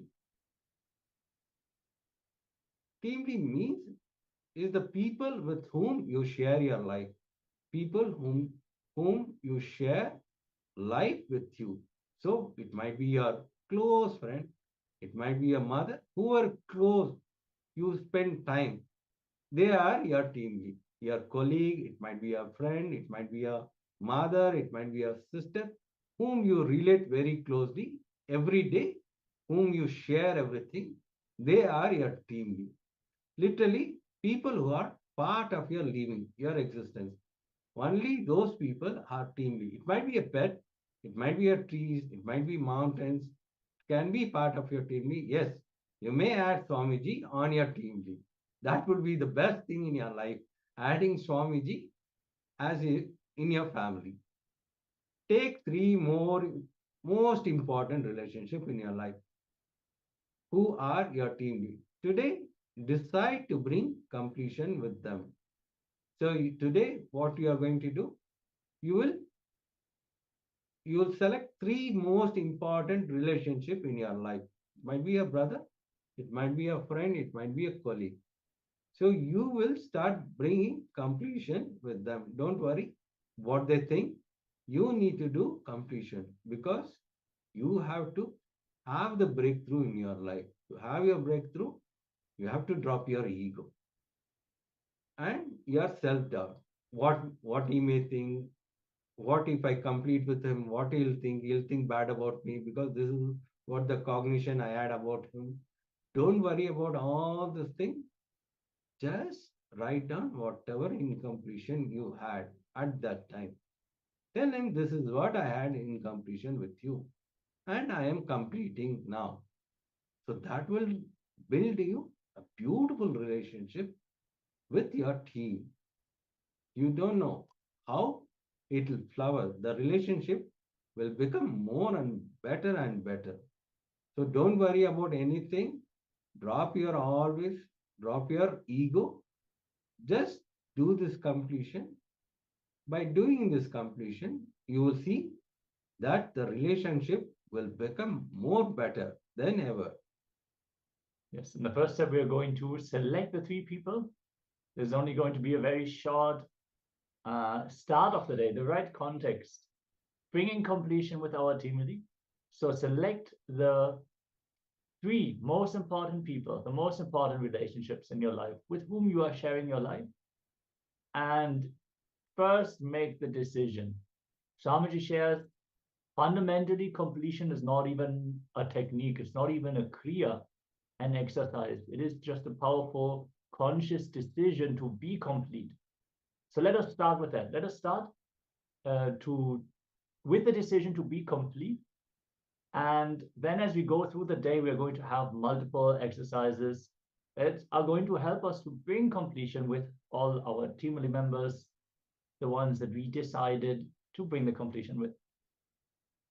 So we're going to give just a few minutes, decide whom you want to prioritize in this exercise, and then we are going to get ready for the next segment.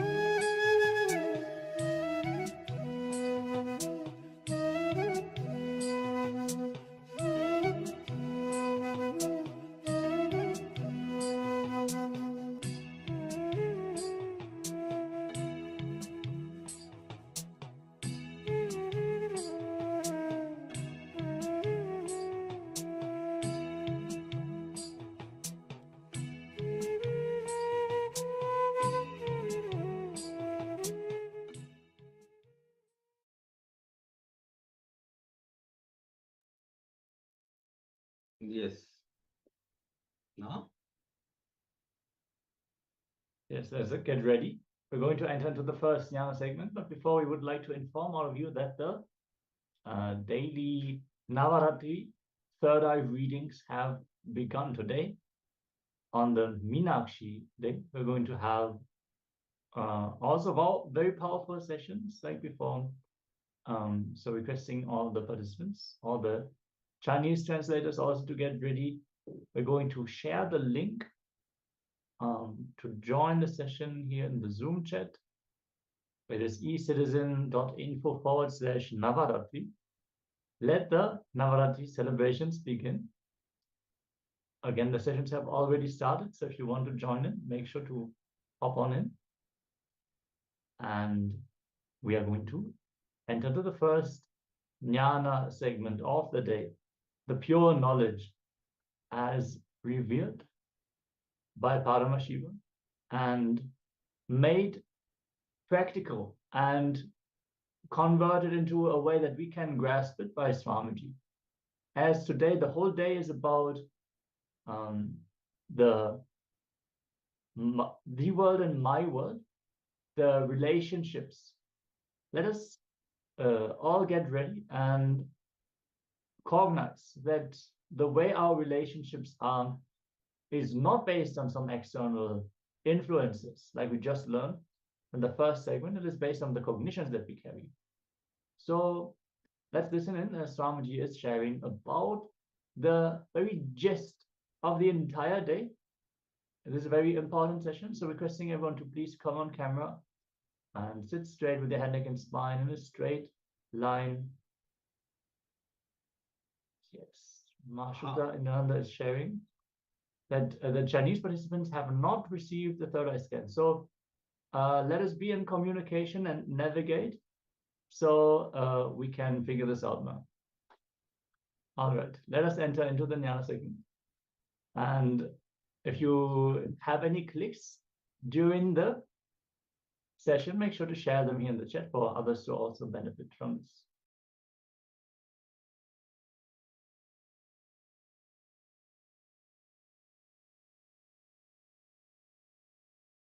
Listen, relationships are not something separate from you. They are an extension of you. How many of you are getting it? For example, how you relate with you, same way only you relate with others. There is no such thing. With you, you will relate nicely, and with others, you will go on be screaming. No. With you, you will be screaming inside, but with others, you will start smiling. No. It's not possible. When I say relationship, I don't mean only the people, spouse, husband, father, mother. No. Your relationship with everything. Your money, your relationship with your health, your relationship with the river, your relationship with the water, your relationship with the fire, your relationship with the air, everything, success. Listen, success comes to you based on the space you carry.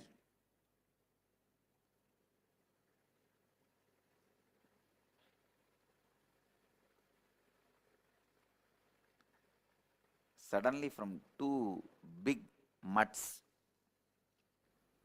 suddenly yesterday one phone call, one Pitadishwar, means Sri Mahant, a big mutt, calls my secretary and he says, I want to speak to Maharajji. See, Maharajji means head of your mutt. Head of your organization is called Maharajji. I want to speak to Maharajji.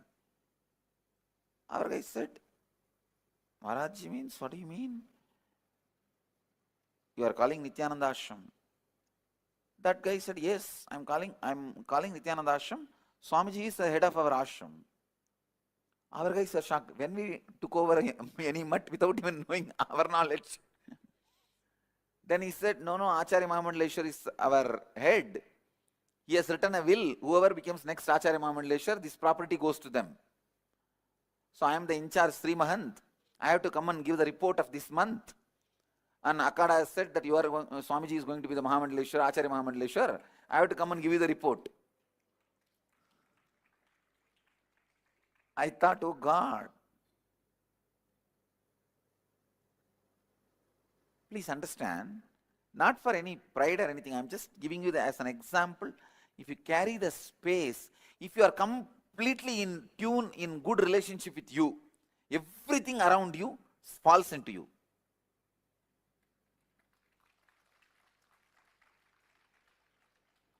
Please listen, listen.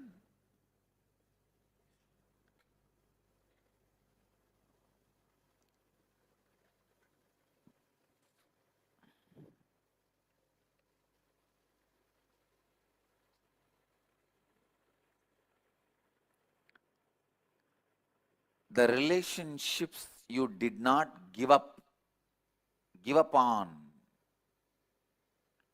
are equivalent to the extra hands you have. The relationships you gave up on is equivalent to the broken hands. Listen. If you have lived around me, you will know one of the biggest strength, my strength is I will not give up. These fellows will be doing the same mistake, but I will be giving the same solution for last 10 years. But here also I will give the same solution. Till they evolve.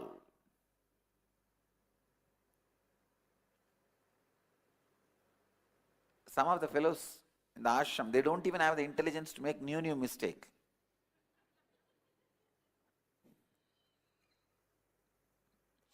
When I say some word, don't measure them with your eyes.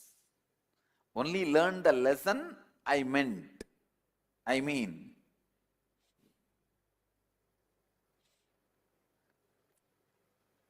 Even if it is a dust, if it sits with the flower and gets into my head, it is in my head. Understand?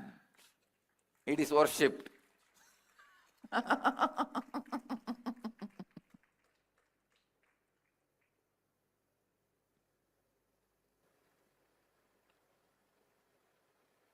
How many of you have seen that my not giving up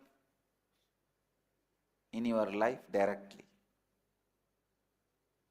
Or you heard from the people?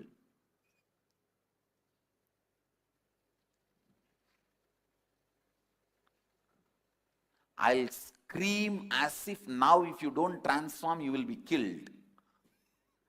But even if you don't transform for 12 years, I will not reduce the spirit of screaming, I will continue to scream. Usually what you do, when you train people, you don't show the strength of training. Same way, when you, after 2 times, if they are not trained, you give up on them. Both are wrong. In training, I will train as if you don't transform now, you are dead. But you will not be transformed for next 10 years, you will be doing the same nuisance. I will continue to be screaming same way. But I won't give up. Not giving upon people. Listen. Only when you don't give up on you, you will not give up on others. Please understand, I am giving you some of the basic tips to raise you to the real understanding about relationship. If you give up on others, you will simply give up on you. If you have the pattern of giving up on others, I guarantee you will have depression. Because depression is nothing but you mentally giving up on you.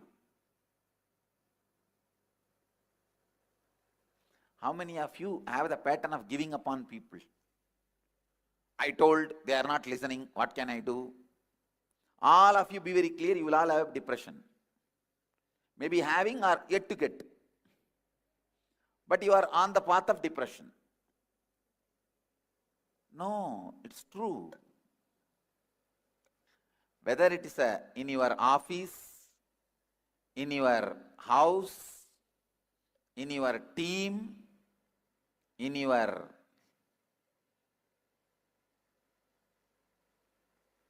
business, anywhere. If you give up on people, you will just give up on you and fall into depression. You are moving towards depression.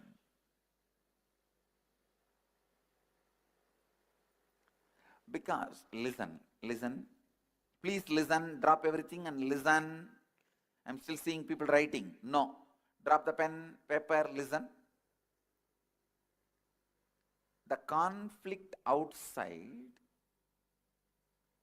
if you give up, why you give up? Because you don't have the clear ideas to move further. Understand? You don't have the integrity and authenticity to break through that conflict, to break open that conflict. That is why you give up. So you are not able to face the conflict. Am I right? So the same thing only for you inside also. When the conflict comes, you don't have enough integrity, authenticity, words, right understanding to break open it. You will give up on you. So giving upon others and giving upon you is one and the same. You can't say, I will not give up on me, but I will give up on others. No. If you have a depression, you have given up on yourself mentally. If you are not successful, you give up on yourself confidence. The confidence you carry on you, you give up on you.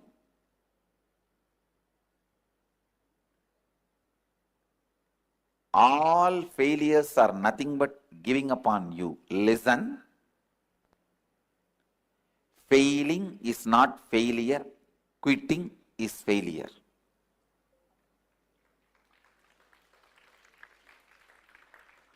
Failing is not failure. Quitting is failure. When you give up on you, failure happens to you. Not till then. Not till then.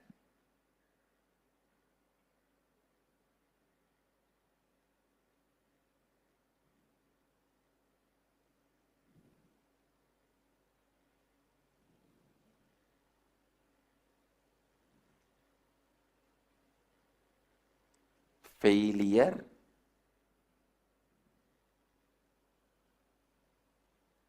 happens to you when you give up. Not till then. Not before. Giving up.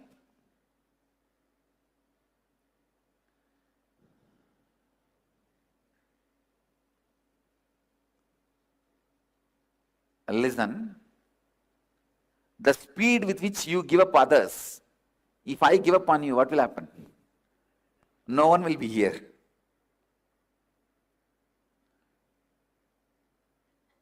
Whenever you don't give up on people and you break big obstacles towards enlightenment. Whatever makes you feel that you should give up is the biggest obstacle. If you break that and don't give up on you and others, you have moved closer to enlightenment. You move to the next step. Just 2 minutes, small exercise I want you guys to do. How many relationships in your life you gave up and how many you are not giving up and still holding? Make both the lists. Listen. How many you gave up is a minus of your life. How many you are still holding without giving up is a plus on your life. Now we will know the life's calculation. Whether your life is running in profit or loss.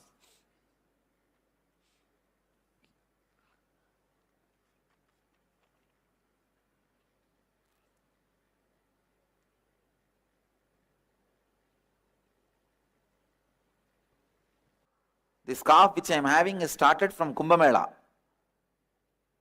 The eosinophilia went high, but I did not give up on me. No medicine, I did not take any medicine. Just in a month, eosinophilia came down.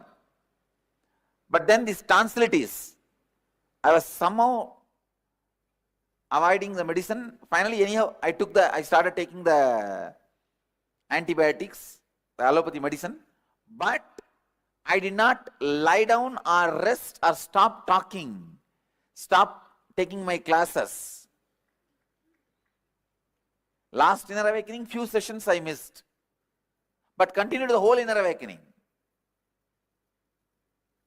Now I could see it has reduced a lot. It is all about how you relate to things, not the way they are, but the way you are.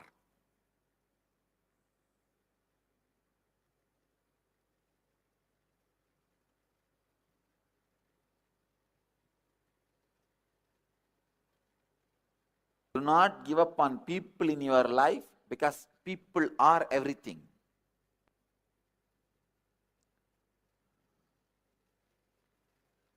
People are everything. Please understand.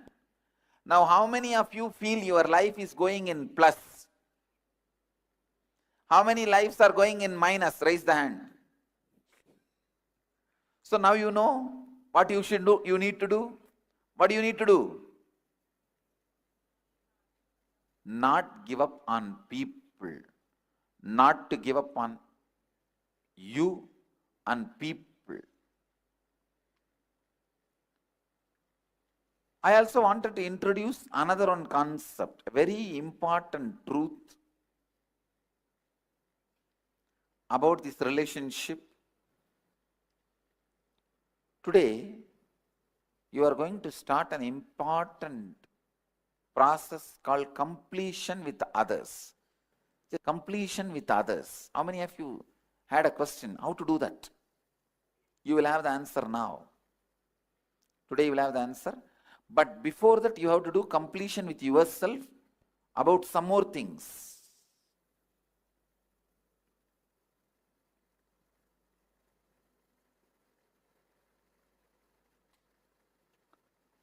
This concept of completion with you and completion with others needs kind of a certain arguing. Means I'll be giving you some idea, you have to think through and come back to me and argue with me, then internalize. Usually, always in all arguments, if I conduct the argument, it's a failure because people don't argue with me. I'm too heavy to argue. My presence is too heavy to argue. The problem is, if you just accept without arguing, you will never practice. You just drop it in the dustbin when you go out. Please listen.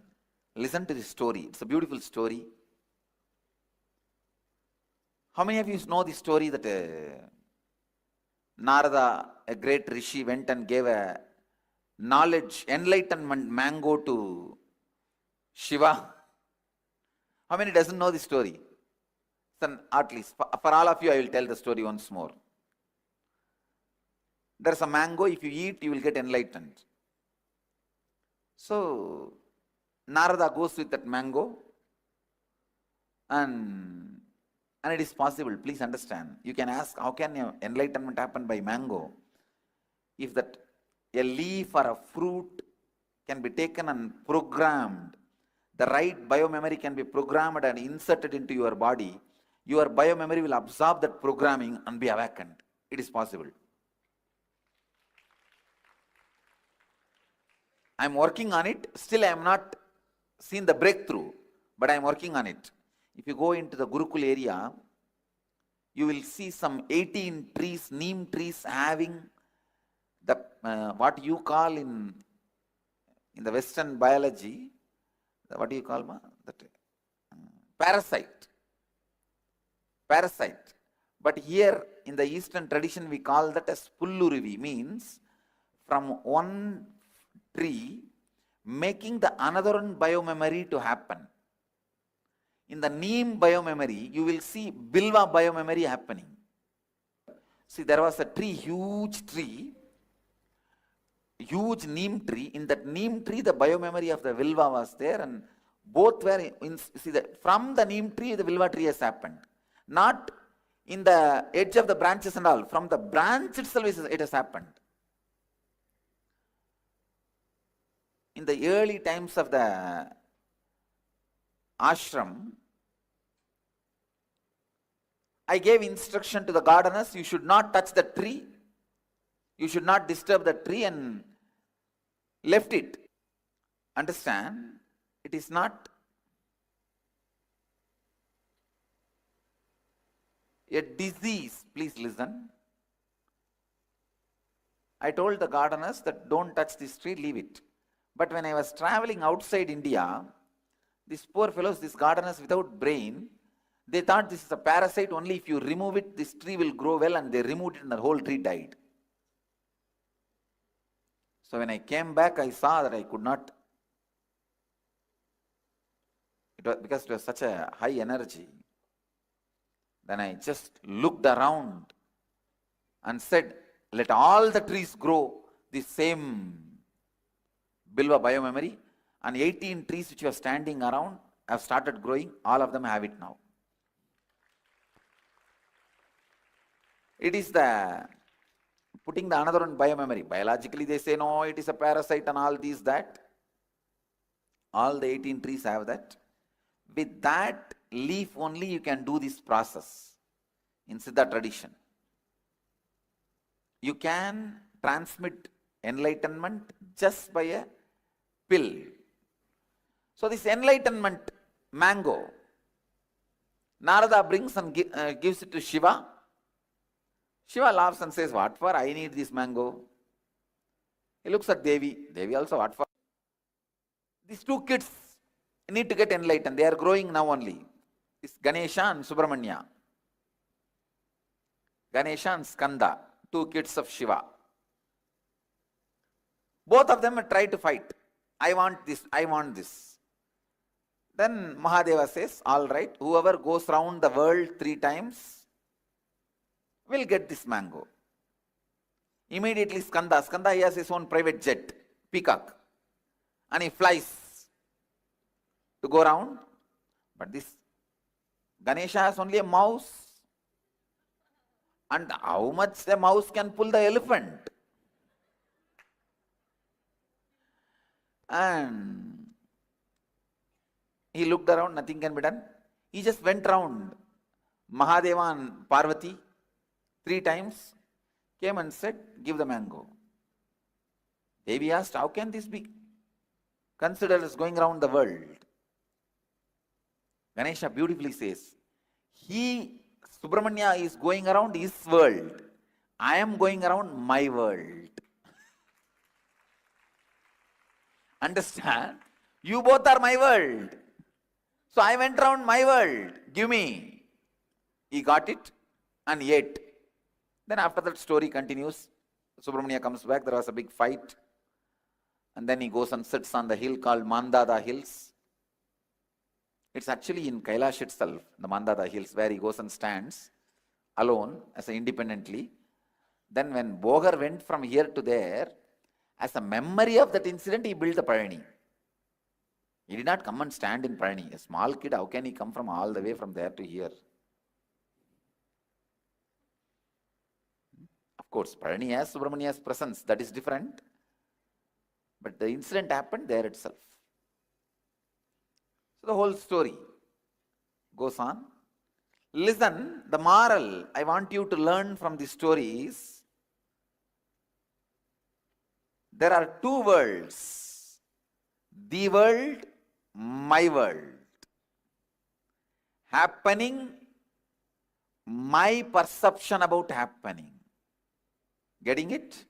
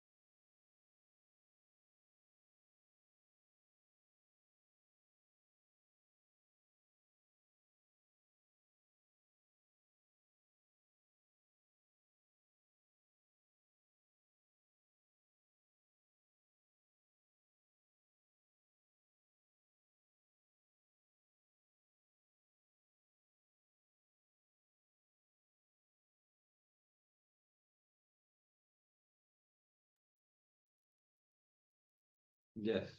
After this powerful session, let's enter into the completion process. Like taking control of your life. So, step one, if there is some powerlessness, some incident, incompletion, which is influencing, pen down that. Let's catch the influence of the past on your thinking system. Step two will be relieving is relieving. Means relieving is relieving. Means the past powerfulness which is influencing your thinking will relieve all those incidents. There is a big difference between remembering. Remembering means just the thought. The reliving means actually you are going into that place and space and reliving the moments. For an example, something happened in your life at the age of 8 or 9, which is still influencing your thinking. Like one man came to me and said, I never go to beach, Swamiji. Even if I drive through the beach roads, I shiver, sweat, I have a panic attack. I asked why. No, at the age of 7, I went for a walk with my father. I saw a murder happening in a beach and we ran away from that spot. Till I cannot. Now I am 57. I can't go back to beach. This is the incident happened in his life. If there is some powerlessness, some incident, incompletion is influencing you, pen down that. The past powerlessness, which is influencing your thinking, relieve those incidents, visualize and become that person, enter into that psychological, physiological brain, take few minutes and meditate on that person, become that person, then relieve. Example, something happened at the age of 5 or 7. Imagine you were playing outside in rain, and suddenly your mother pulls you from the rain and she slaps you, and you started thinking mother is bad, she's not allowing me to play in rain. So this is what your cognition. So visualize what was the incident at that time, how, I mean, you have to imagine if you are 8, visualize what you are at the age of 8 and what dress you are wearing, what is the place, what is the space. Imagine, relive that moment. If you are like had that violence against your mother, visualize that same thing, same emotion happening in your inner space and relive that moment at least 3 times. Yes, it is very important that you don't remember the incident from your current cognition. So it is not that you use the logic that you have today, the insights that you have today. Maybe you are thinking now, yes, my mother, she wanted to protect me. She wanted the best for me at that moment. That's why she didn't want to let me play in the rain. No, at that time, you would have been frustrated. You wanted to play and your mother is denying you the fun. So you would have screamed and shouted, tried to pull yourself free from her grasp, prevent her from bringing you in. Relive all that. Live through it once more. Swamiji is clearly telling whatever you do not fully live through, that only becomes an incompletion. Leave your system. That is why reliving is relieving. By going through the incident again and again, you might think, how can going through the emotion again and again make it leave me? You will see, just try it out. Relive a few times and you will see even the emotion that you have experienced. When it comes the first time, it will be intense. You might even cry, depending on the incident. You might feel the anger and vengeance that you have experienced at that time. But by the 3rd, 4th, 5th time, it'll just be like a movie scene in front of you. It will not carry that same intensity anymore.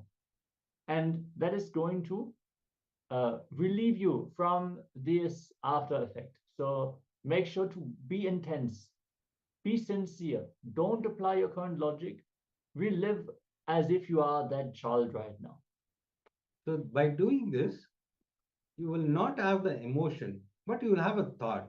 Whenever that thought comes, now there is two things which is happening. One is the thought and the emotion. Now, once you do this completion process, there will be a thought, but there won't be any emotion behind it. Yes, let's enter into this exercise. And if you have any questions or doubts, let us know so we can help you with the completion.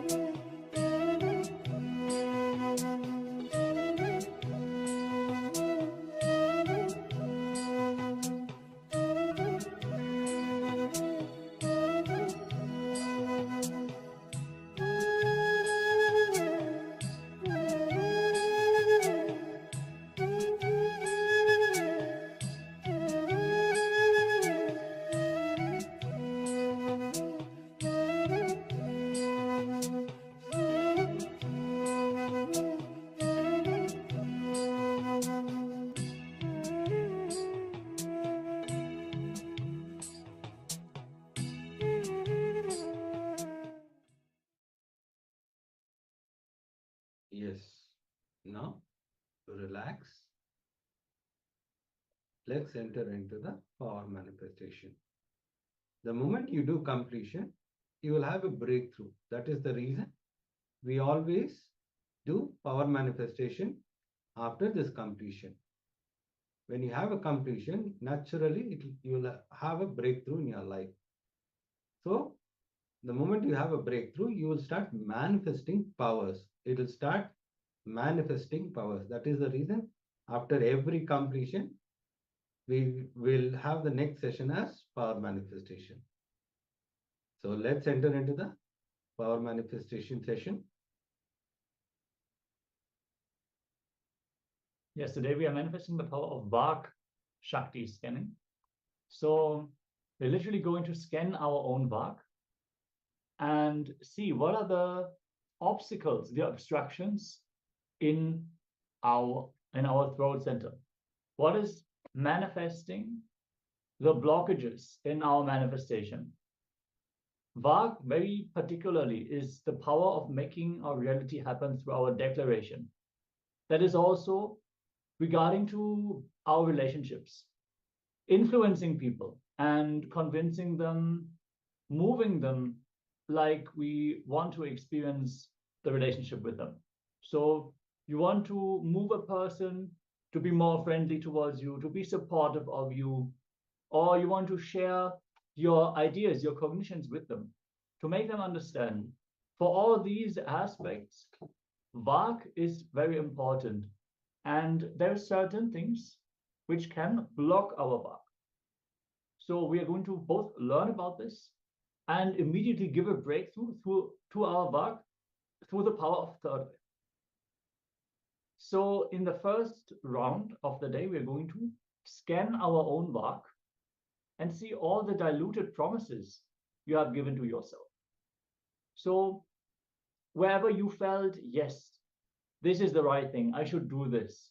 Internally, you already made the decision that this is going to be the best thing for you to do, but you didn't do it. You didn't fulfill the word that you gave to yourself. See, when we have a click, when a powerful cognition clicks with us, it is too important to take immediate action. Let inspiration lead to immediate action, then you will manifest a breakthrough in your life. If you do not fulfill the words that you give to yourself, the worst thing that is going to happen is not that you're not going to manifest that reality. You're going to lose trust on yourself. You're going to lose the confidence in yourself that you can make it happen. So from there, the snowball effect will be there, where you will not manifest many of the goals that you have. So understand, completing with all these incidents is too important. So now settle down, sit with your head, neck, and spine in a straight line. And you can either close your eyes or keep them open. That is not important for this exercise. Just connect to Swamiji, bring your awareness to your third eye, and then center yourself on your throat center. From the third eye, scan your throat center and listen in. What are the diluted promises you have given to yourself? The words you have given to yourself and you haven't fulfilled them. In this power manifestation, you do not have to relive and relive. The third eye itself, the flame of the third eye itself is capable of burning all the incompletions. So just being centered on your third eye, bringing the awareness to your throat center. Let us bring awareness into all the words that we have given to ourselves and we have not fulfilled. Chant the Mahavakya and let Swamiji manifest this through you. Let him reveal everything that needs to be revealed for the completion with your Vak, for the cleansing of your Vak to happen. Let's begin. Om Nithyananda Paramashivoham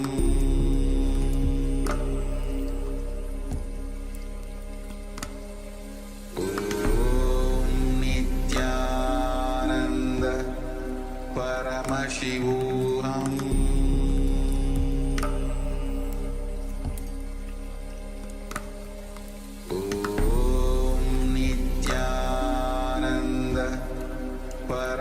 Paramashivoham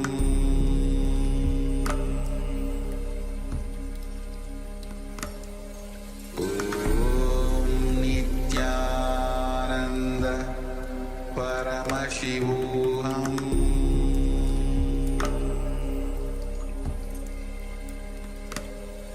Om Nithyananda Paramashivoham Paramashivoham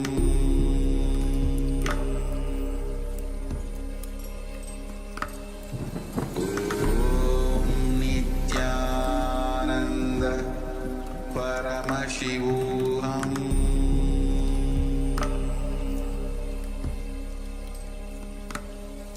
Om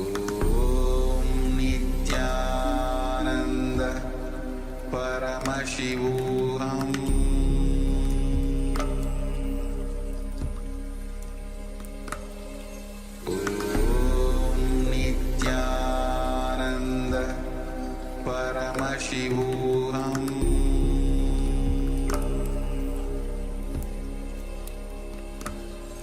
Om Nithyananda Paramashivoham Om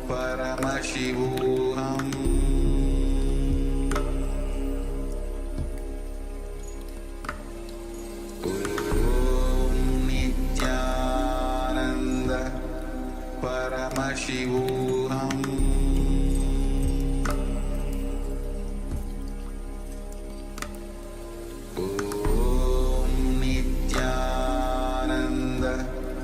Paramashivoham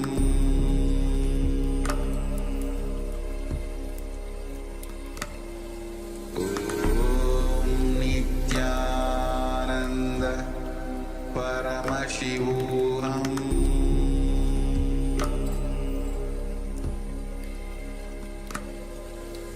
Om Nithyananda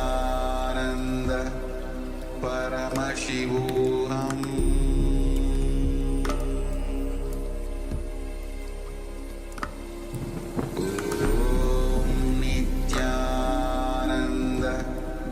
Paramashivoham Om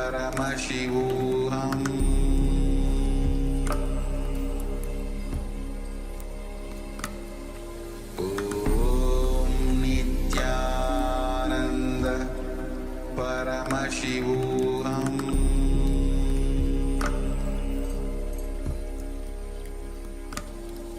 Om Nithyananda Paramashivoham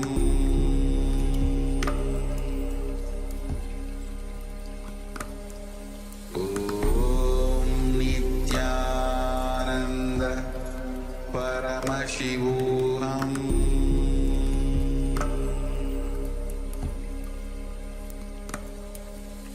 Om Nithyananda Paramashivoham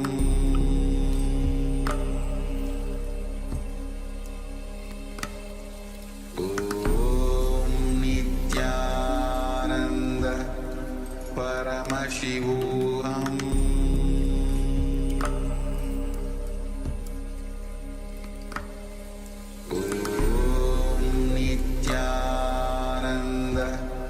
Paramashivoham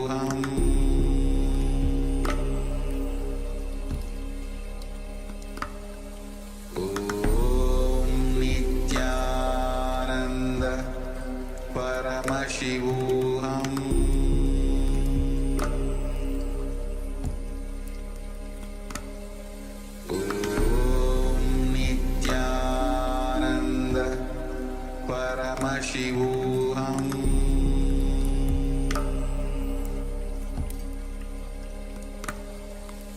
Om Nithyananda Paramashivoham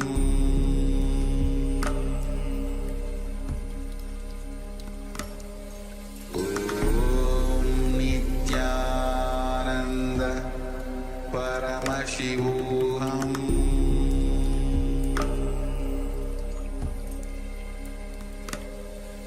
Om Nithyananda Paramashivoham Om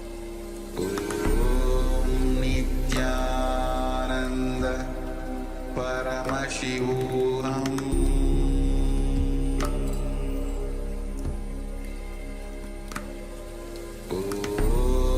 Nithyananda Paramashivoham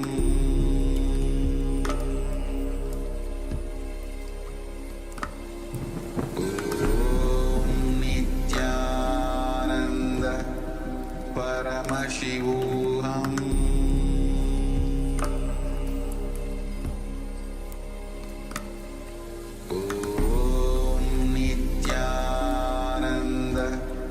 Paramashivoham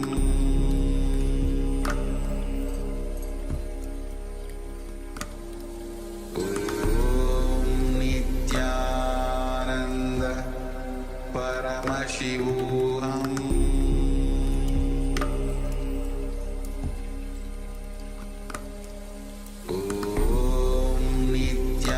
Nithyananda Paramashivoham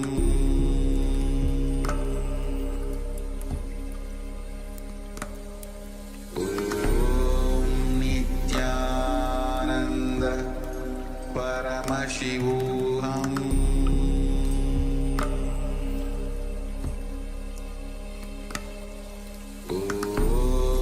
Nithyananda Paramashivoham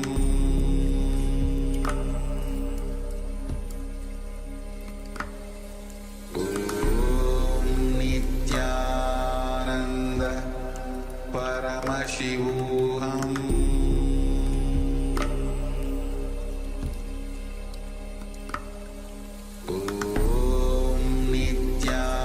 Nithyananda Paramashivoham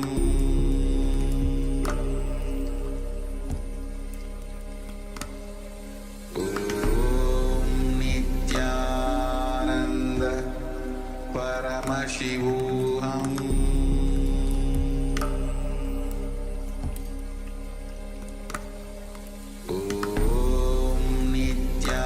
Nithyananda Paramashivoham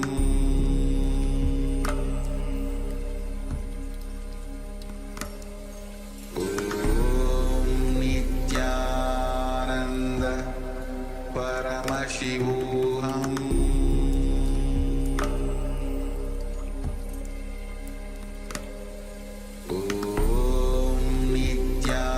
Nithyananda Paramashivoham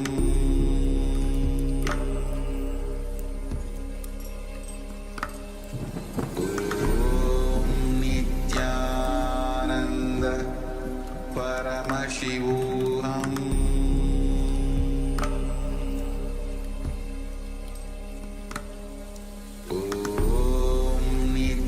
Nithyananda Paramashivoham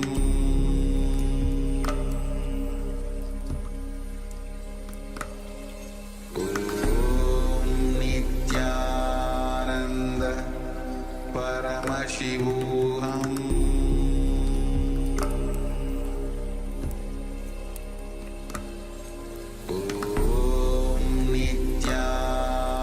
Nithyananda Paramashivoham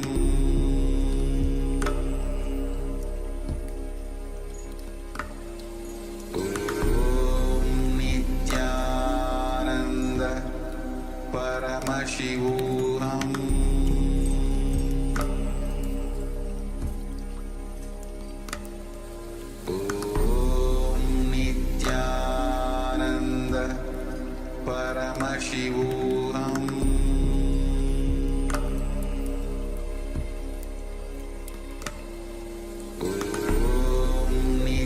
Nithyananda Paramashivoham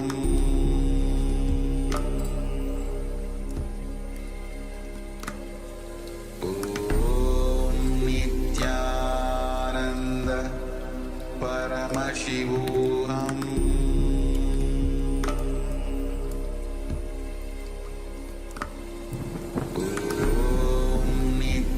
Nithyananda Paramashivoham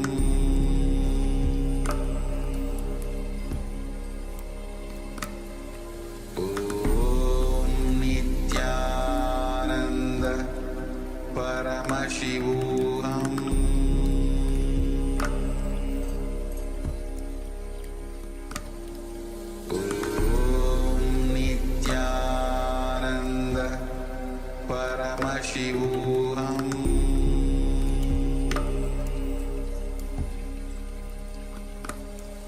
Om Nithyananda Paramashivoham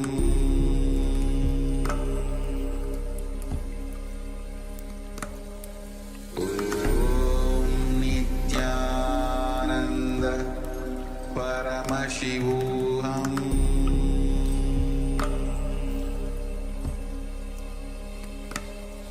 Om Nithyananda Paramashivoham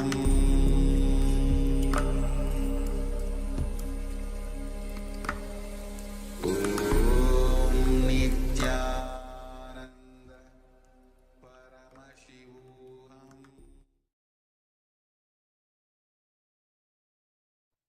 Yes, Nithyananda. Come to complete with all the participants for the technical glitch, for the Zoom disconnect that we have experienced. I hope you still had enough time to scan your VAC and receive the insights into what are the diluted promises that you have given to yourself.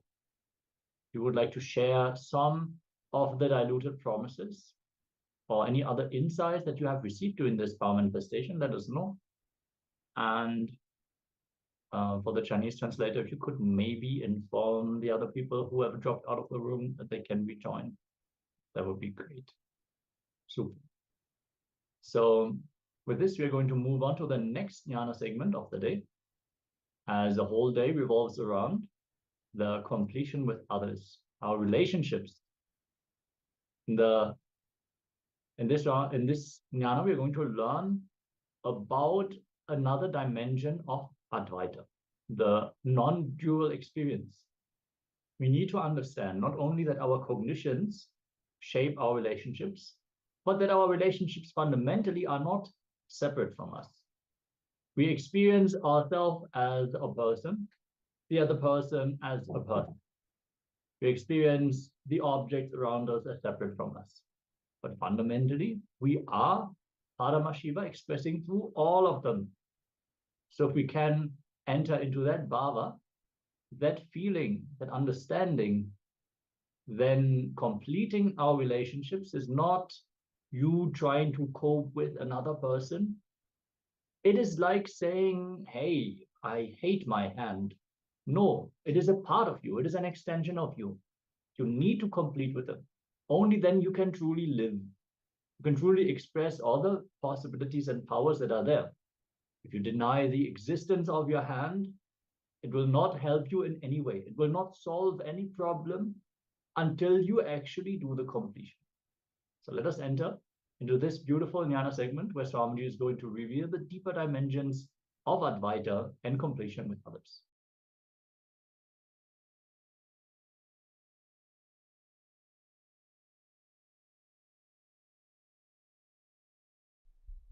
Let's start the program.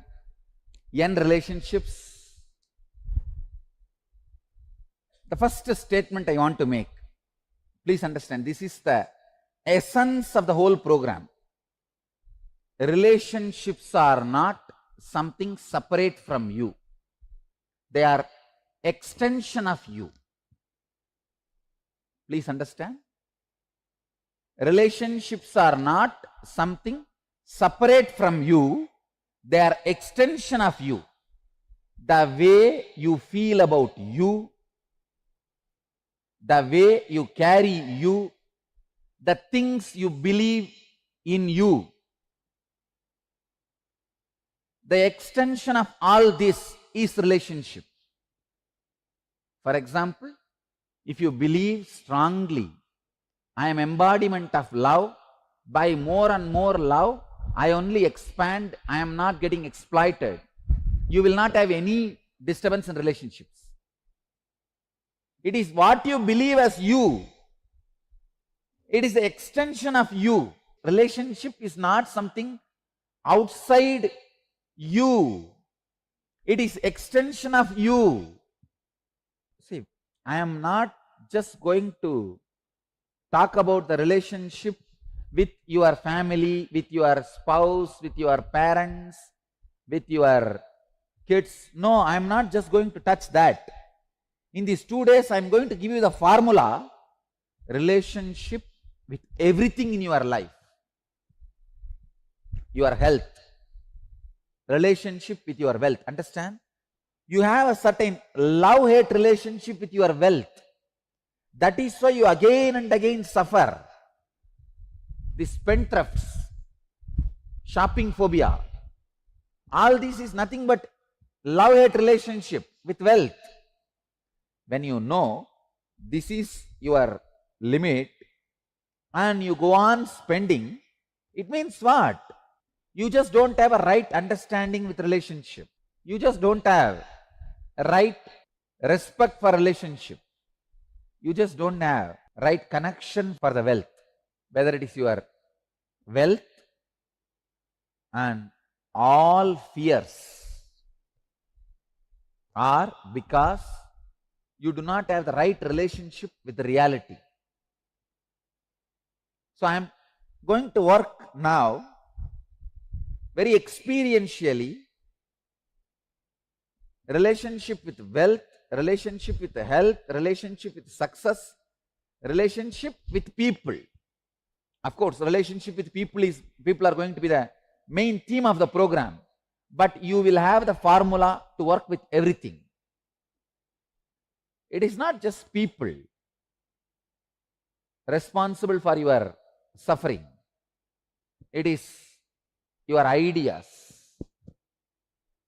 By the end of these 2 days, I am expecting and I sincerely want you to experience transformation, not just the way you relate with yourself and others, but also in your very basic cognition with which you relate with everything that exists.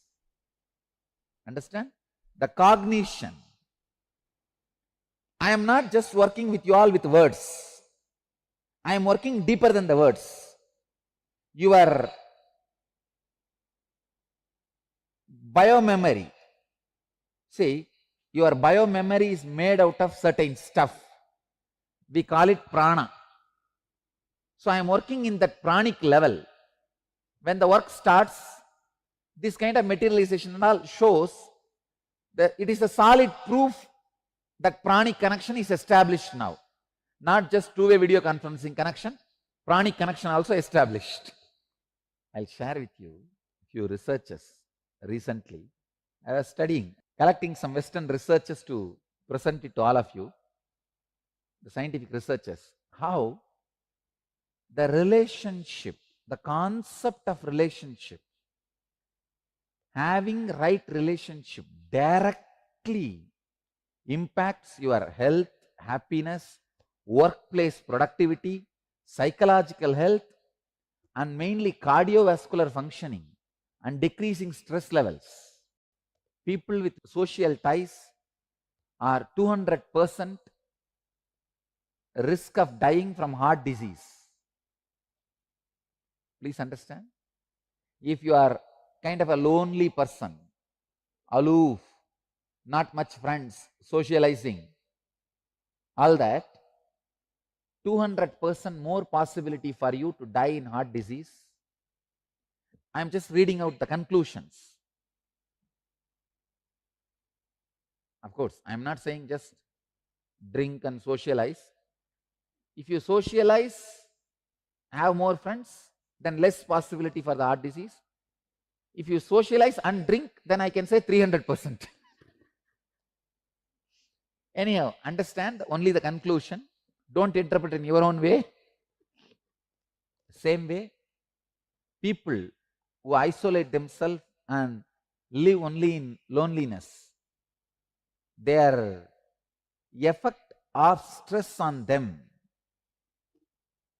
is at least 3 times more than a person who has a lot of friends. And it leads to quicker aging. If you want to stop aging, radiate more friendliness, that's all. More friendliness. one important thing, when you radiate friendliness, don't pick up others' depression. Next research, some 100 couples were collected by a team of researchers. All of them have been taken to the hospitals, and various number of wounds were created in their hands. Many number of wounds, but for all of them same number of wounds, same depth were created, and they have been sent back. Same treatment, controlled conditions. You will be surprised. The couples who have a happy relationship, couples who have hostility among them, for them, it took 2 times more days for healing the same wounds with the same treatment under the same controlled conditions. They are saying twice. And for example, if a couples with a good relationship, if it took 10 days wound to heal, for the people with hostility who don't have a good relationship, it took 20 days. Then understand, your body, your cells, your biomemory directly respond to the feeling you carry, you experience when you look at the people with whom you are living. I tell you, even if it is little costly, what costly? It is going to cost your ego, that's all, nothing else. At the most, what your spouse is going to expect. If it is your wife, she may expect that you give her little attention. If it's your husband, he may expect you take care of him. That's all. It's not going to cost you much. It is going to cost your ego. That's the main thing. Understand? But even if it costs your ego, maintaining happy relationship is worthy.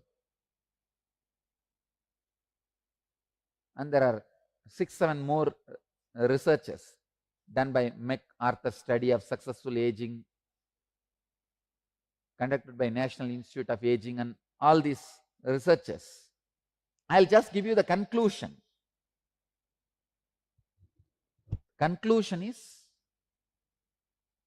people who have this lonely lifestyle, who don't maintain the relationship, their risk for Alzheimer's is 10 times more. Please understand, 10 times more than people who have a loving cordial relationship with the family and the people with whom they live. See, sometimes you may not be living with family, but with whoever you are living, having loving relationship reduces the risk of Alzheimer's. There are some more conclusions. Finally, everything boils down to this only. They are saying that aging will be slowed down, you will be more younger, your psychological aging will be reduced, the space in which you feel as you will be more settled and balanced. There are some more other technical details. I don't want to get into that. But everything finally gives this conclusion. Relationships directly affect your health. Directly they affect your basic understanding about the life.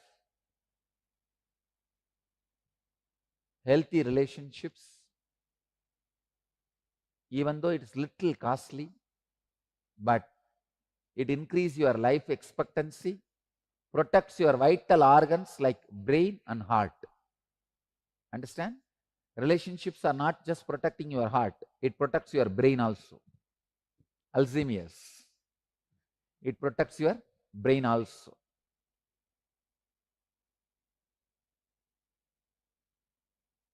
Now I have given you few points why this program relationship. Now I want to tell you, Why I am taking? As I said in the first statement, relationship is not something outside you, it is extension of you, because it is related to you.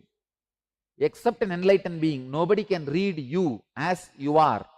Please understand, an enlightened being knows you much more than you know you. So that's the reason I have taken the responsibility of working on this relationship. It's very tricky subject, you know. When you tell the husband to bend his ego, he becomes antagonistic to me. If I tell the wife, no, no, no, you adjust and go, she goes against me. I have a lot of problems just because I try to mend the relationships of the families. See, both the fellows are individually highly devoted to me. Somehow human beings feel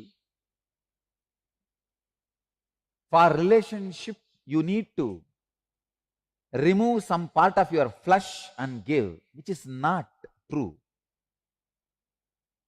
It is a wrong cognition.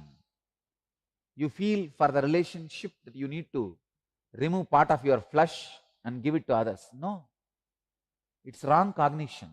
Please understand.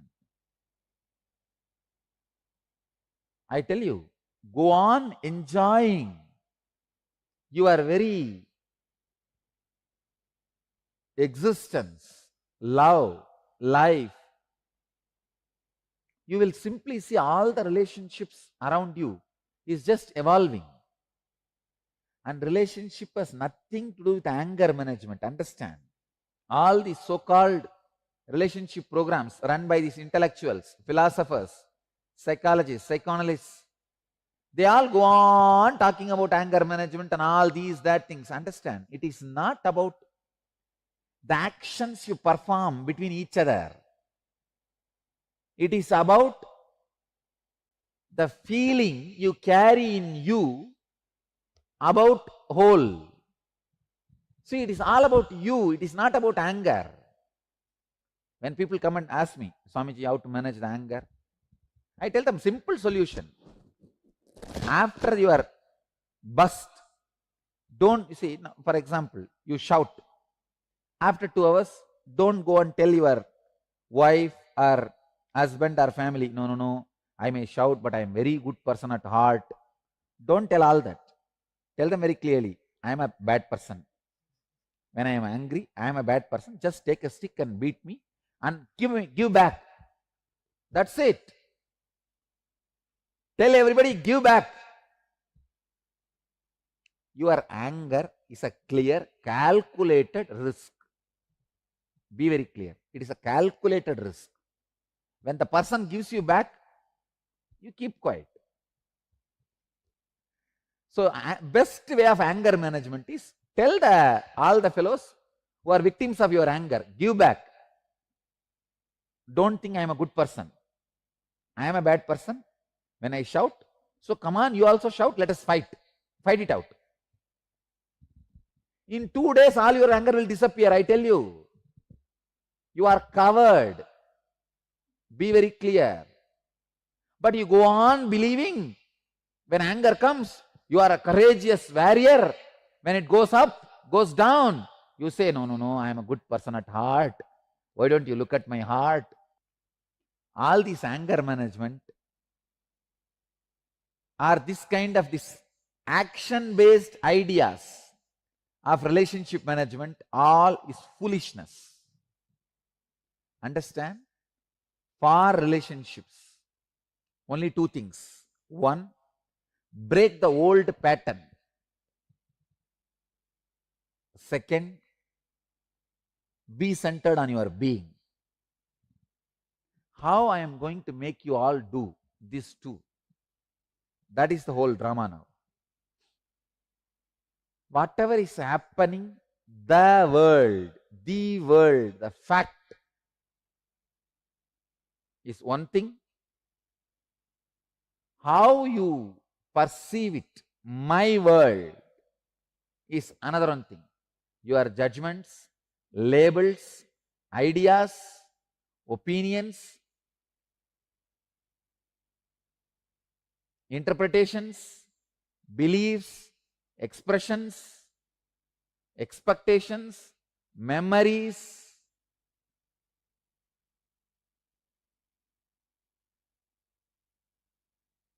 all this put together is my world. The world, fact, is a simple round, simple circle, actual happening, which is given by facts. But your interpretation of the happening given by your cognition, your judgments, your labels, your ideas, your opinions, your notions, your interpretations, your beliefs, your experiences, your expectations, your memories, all this put together creates your own pattern. Just today morning I was telling, arthritis is nothing but the pattern you have about you. I want all of you to know, if your mind experiences enlightenment, it will never come back. If your consciousness experiences enlightenment, it will never come back. But your body does not have a permanent safe haven. No. It has to be maintained. So I will not lose my enlightenment only in my mind, only in my consciousness. So that much my body also will be protected.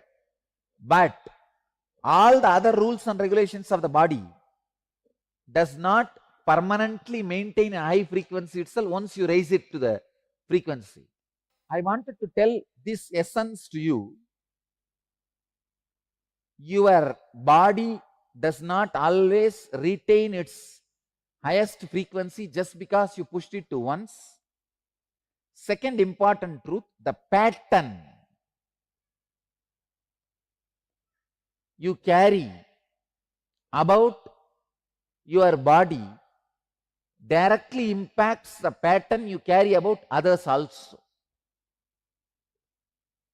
Just like body's pattern deteriorate, your relationships also deteriorate. Just because you had trust yesterday, it's not that you will have the same trust today. It deteriorates. The perception you carry about what is happening in life is given by your basic cognition. Now in US I have seen so many divorces happening. How you know? First the man will go and get a job in Microsoft or somewhere settled in US. He will get married and take the girl also. And naturally he has to teach driving for her. She has to, because there everybody has to drive individually. Just in the driving teaching, so many marriages will break. No, really, I am telling you. Just in the driving teaching, marriages will break. Because these guys, when they try to teach, they show their superiority. And nobody can tolerate. Just teaching driving. How many marriages have broken, I can tell you.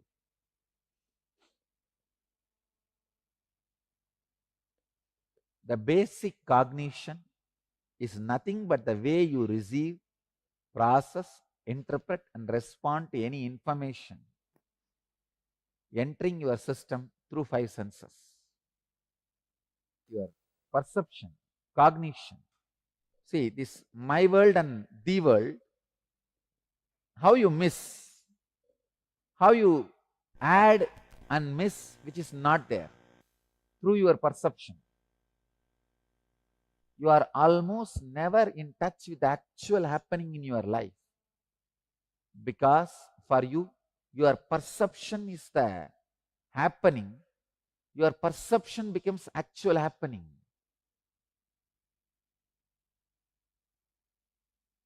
All your expectations about life are also based on your perception and how life should be or should not be.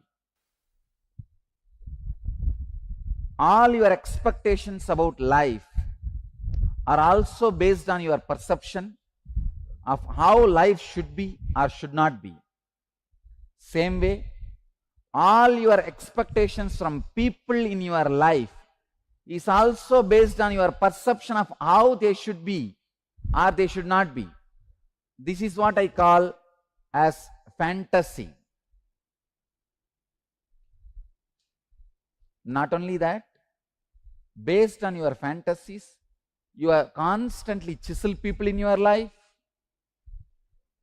You continuously judge people, resist people, manipulate people based on the way you cognize or perceive them. Your cognition is responsible for the way you relate with life and with people in your life. Your cognition makes or breaks your relationships.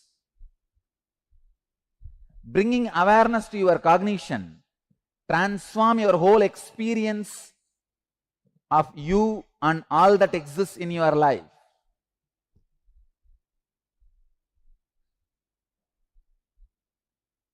I wanted to guide you into an exercise based on this whole thing. Please understand.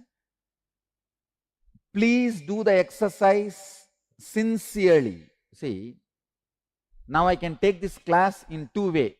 One, with a lot of enthusiasm, excitement. Hey, all you guys have come from all over the world. You are gathered in all over the world. You are all sitting. You know, both ways I can run, but only with excitement. When I stand and do, the results will be there on you. Same way, you also can do both ways. Wow, I heard so much about him. 2 days I have a chance to spend around him. Come on, let me sit and let me really take maximum from this program. Let me do workout. Let me really make my relationships beautiful. Or anyhow, my wife has dragged me here.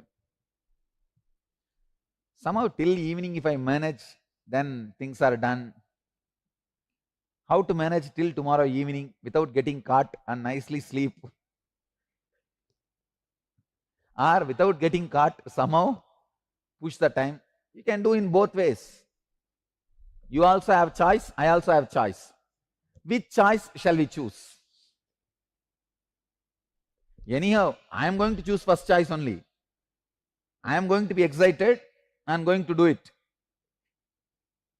Now it is up to you. You are going to choose the first choice or second choice. If you are choosing the first choice, really doing it, then do it. See, the whole program, I made it based on exercise and experiments. Experiential. Because these concepts which I am talking to you, I am talking nowadays every day in satsang. So, all these ideas you will get it in the morning satsang itself. You don't need to be here for the class. But the unique thing I am offering in the class is these exercises and experiments where I am expecting you to do it. So please do it. In your notepad, make 2 columns with the titles, The World and My World. Describe the relationship you share with yourself. Recollect and write down the first incident when you first related with yourself. Describe vividly what were the very first impressions you had about yourself in your life. First impression I had about myself as a Swami. This Raghupati Yogi taught me, hey, you are a Swami. I said, what is Swami means? Swami means, he described very clearly, all powerful, all knowing. You will not be bound by the ordinary body. I could not understand. But anyhow, I memorized. In Tamil he said, in Tamil, my mother tongue, he said, I memorized. But I can say still, that one concept, oh God, what it has done to me. Write down the actual incident under the world column. Under the world column, write down your cognition about yourself under my world column. Please understand. Write down the actual incident in the world, fact. Write down your cognition under my world column. The 2 column, the world and my world. Describe the relationship you share with your mother and father. Write down the first incidents. You see, if you are brought up by somebody else other than your biological father, I wanted you to write only the stepfather who brought you up. Please understand. I am asking you to write about the father, mother who brought you up, not just who gave birth. Fortunately for many people, both are same. Biological father only brings them up. Unfortunately for some people, biological father, mother are not bringing them up. So when you write, you need to write only the people who brought you up. They are responsible for all these things. Describe the relationship with your father and the mother.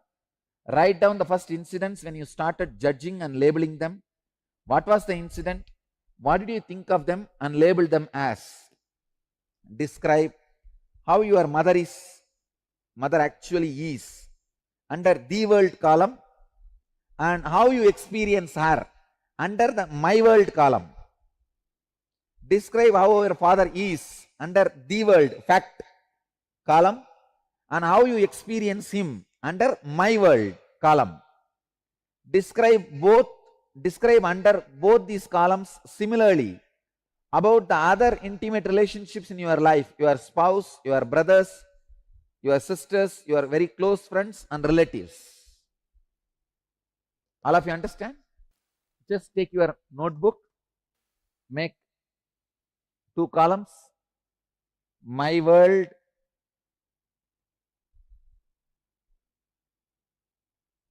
the world. See, one side, the world, fact. The other side, my world. Make the column. See, actually when you wrote the world and my world, many of your own misunderstandings you will understand. Many conflicts you created, you will know the pattern now. How the conflicts are raised, created in you. Let me listen. Who is ready to come out? And come on. The fact, the world, and your perception, my world.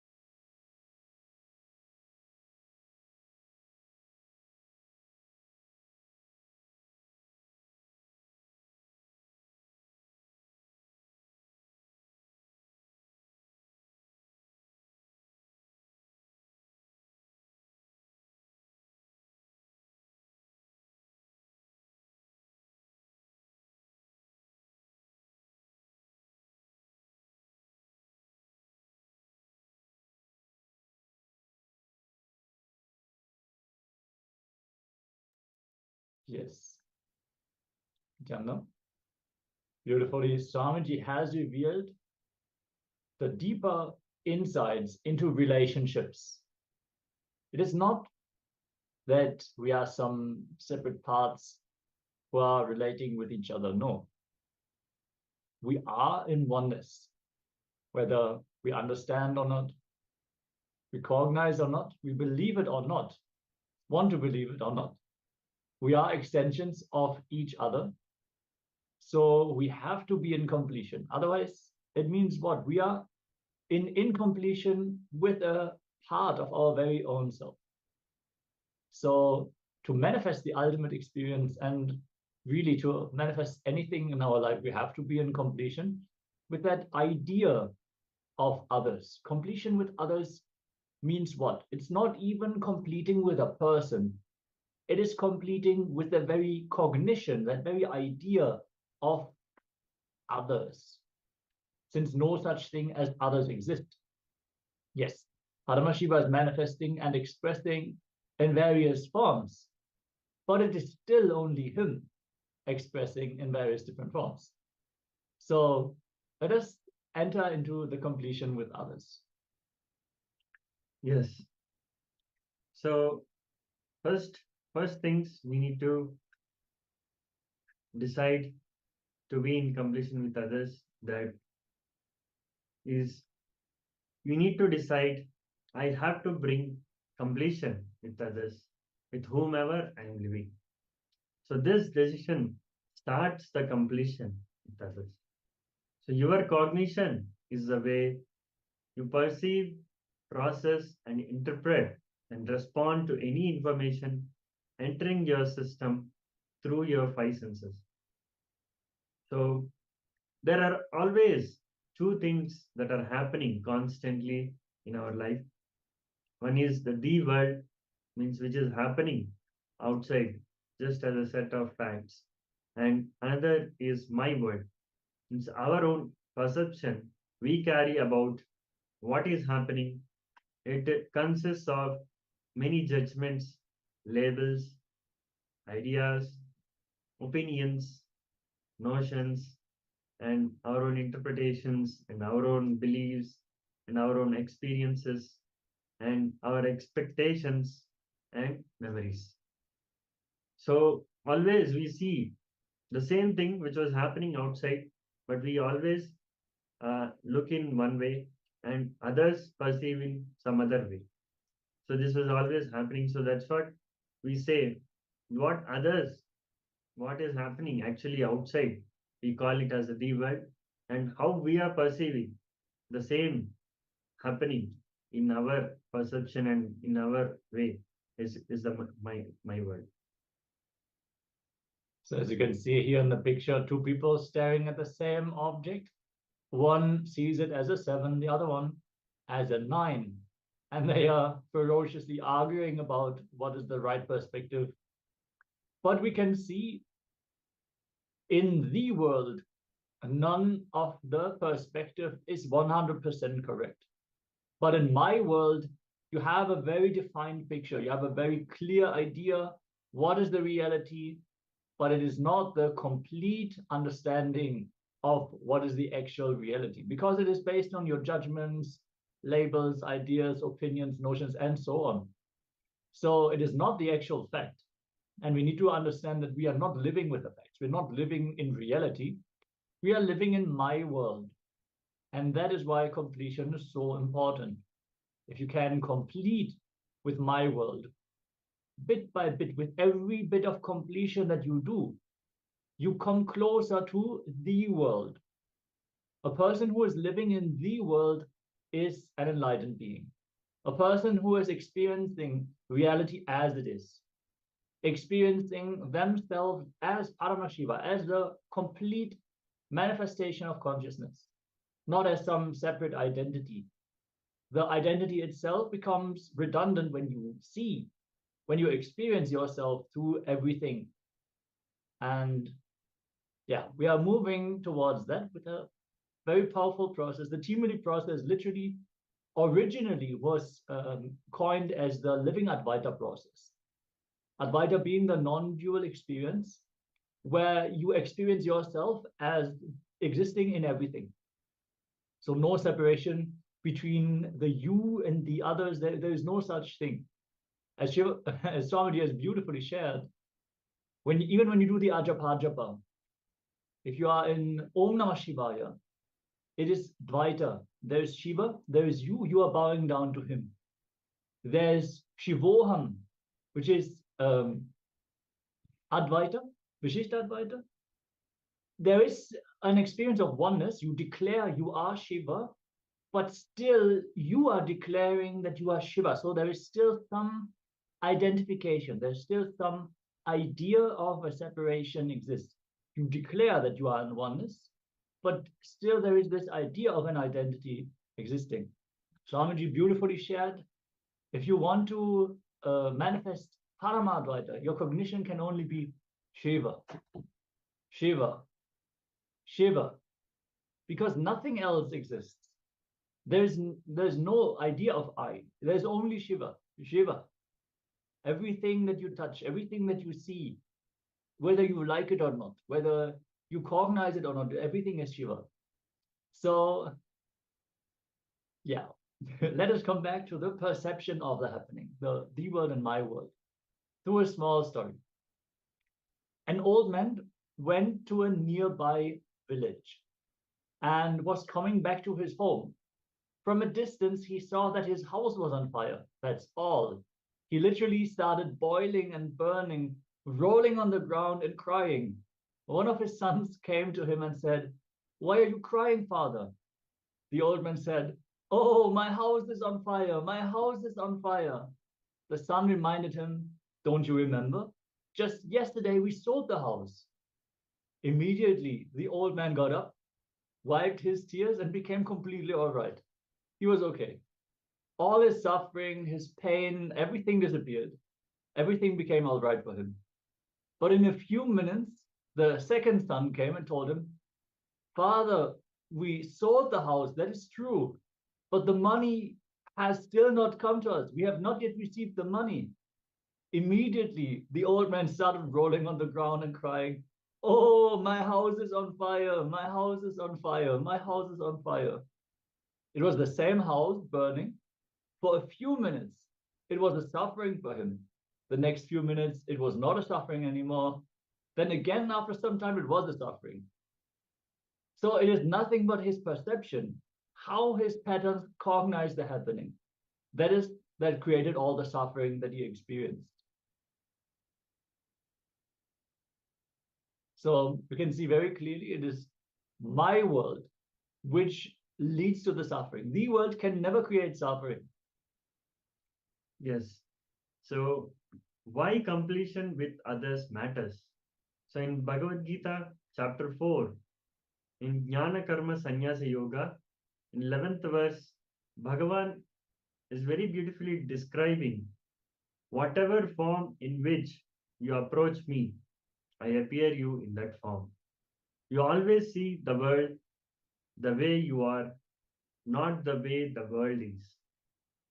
So the verse is Ye yadha mam prapadyante tan tataiva bhajamyaham mama vartma anuvartante manushya partha sa sarvashaha. So beautifully, the Bhagavan Sri Krishna has told that we always see the world as we are, we think as it is, not the way it is actually. Yeah, if we ask people about how they feel about the world, it is so vastly different how they experience the world and what aspects of the world people are focusing on. It is, at this point, it is already scientifically proven that there is so many impulses, so much of information that we receive through our sense organs, but the parts of the information which is processed is minute, not even 10%. So we immediately discard all the information that is coming from our senses based on what we already believe. So there might be a beautiful scenery, but there might be like a piece of trash laying around. Depending on your mental setup, you might only focus on that piece of trash and you might get angry. Look at the people, they are trashing up this place, and you completely miss the entire scenery. So based on our mental setup, we experience every situation of our life, every relationship that we have.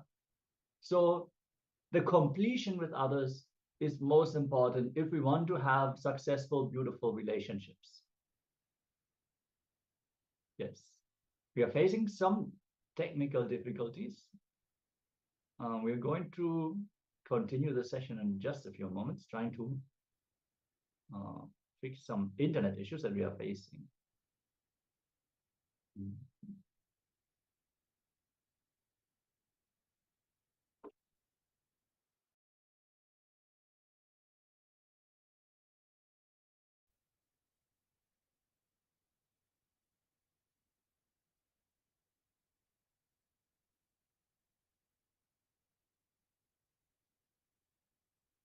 Yes.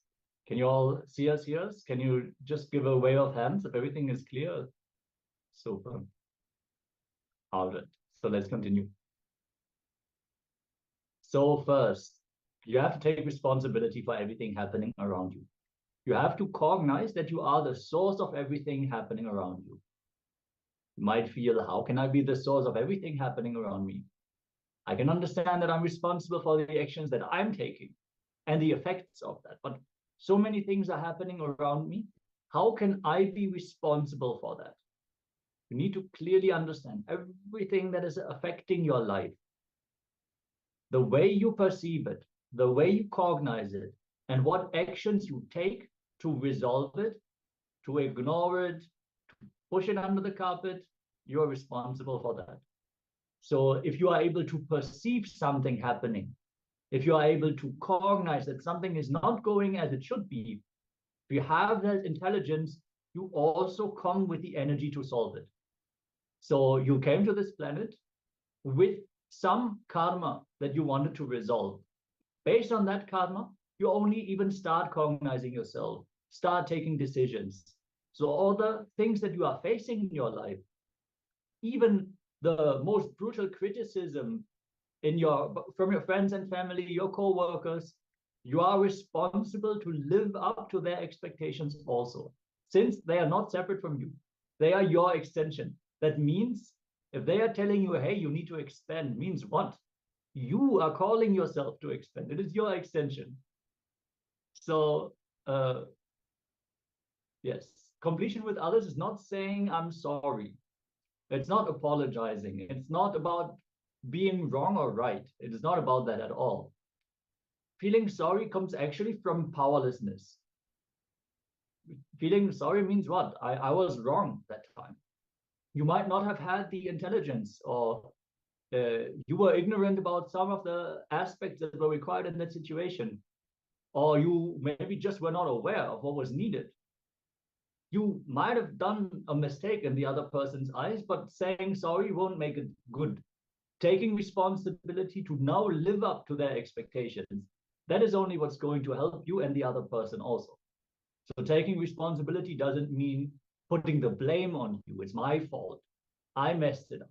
All these things are all powerless cognitions. It's coming to the understanding that you are responsible. Means you have to take action to improve the situation from here on. And definitely don't fall into guilt.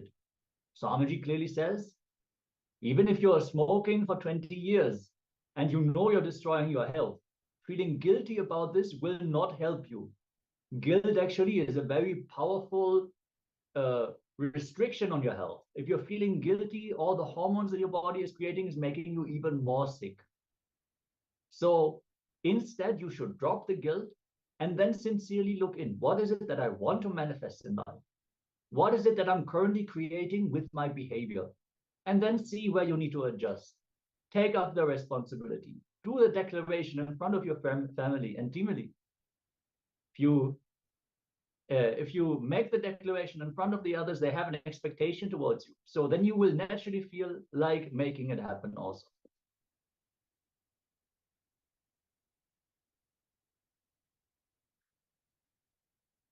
So anything you consciously build, that only will stay with you and makes you more and more powerful. So true love and true relationships is your birthright. Fulfilling relationship means relationships that remind you again and again of and give you the experience of oneness. So the purpose of completion is not just healing your relationships, that your whole energy and consciousness will be different when you do the completion. So please know that what happened was not wrong, and what is happening is right. So completion is right, and past is not wrong. So you're not blaming or complaining, you're only completing and dropping it from your inner space. So now let's do this exercise.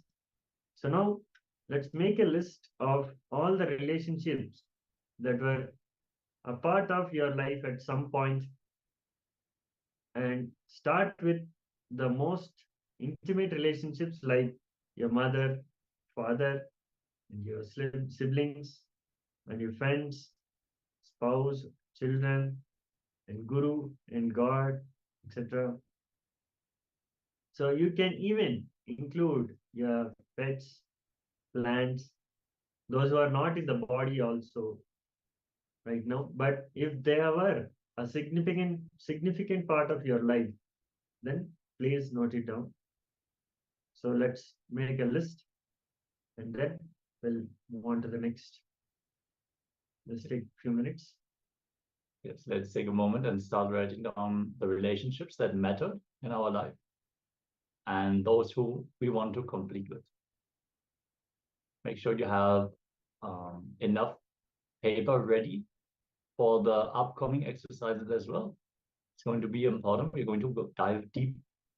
Today is a very powerful day. Completion with others is literally one of the most important and powerful exercises that we have, because others are directly mirroring us, that are directly another perspective on the things that we do not want to see about ourselves. So let us enter into this completion process.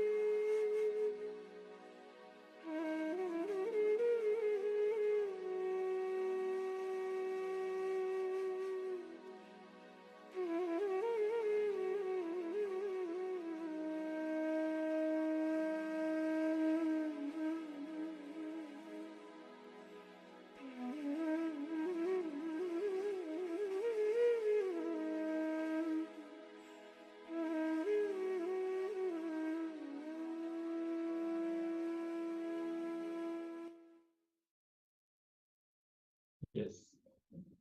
I hope all of you got to make the list of the important relationships of your life that you want to complete with.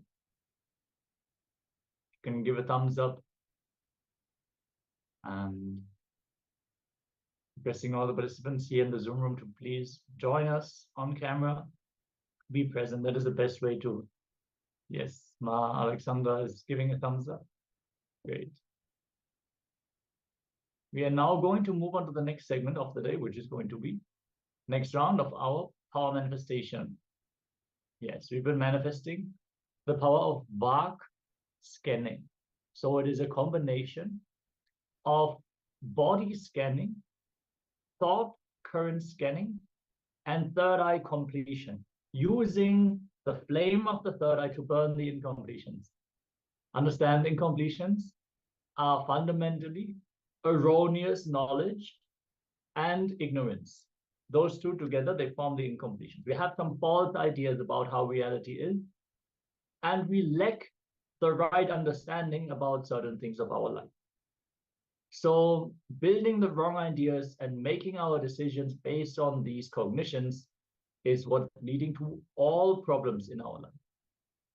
Even if we come too late for work, be very clear, it is based on an incompletion, a wrong understanding that leads to certain decisions that you are taking in your life, leading to that incident.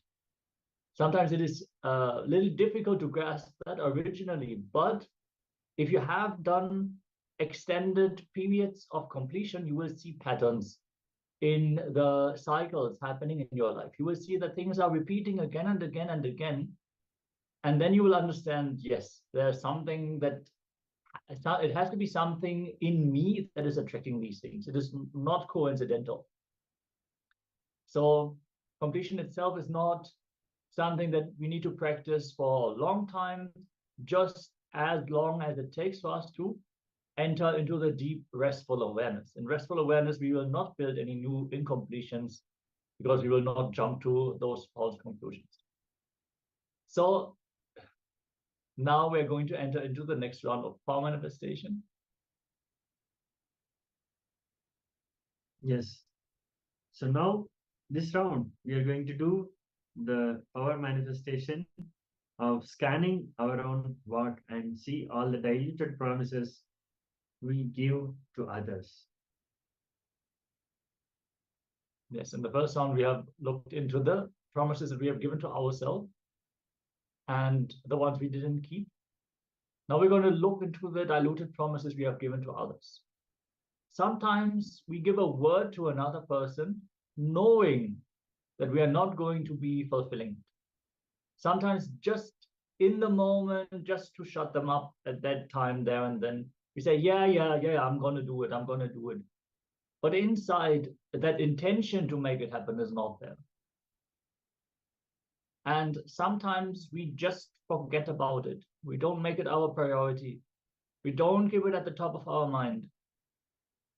And most importantly, we do not do the completion. It is okay if we try our best, try to make it happen, fulfill the word that we are given, and we see we are not able to do it, then we have to complete it.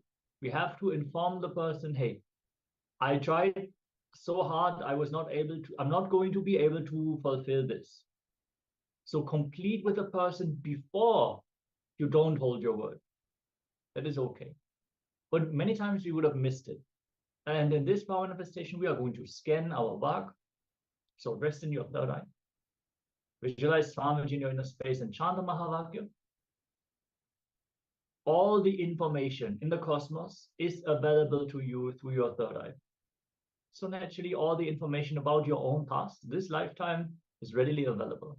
You don't need a great memory. You don't need to have a system to remember things fully. No, third eye is there. It provides all the information that is required. And it provides also the solution.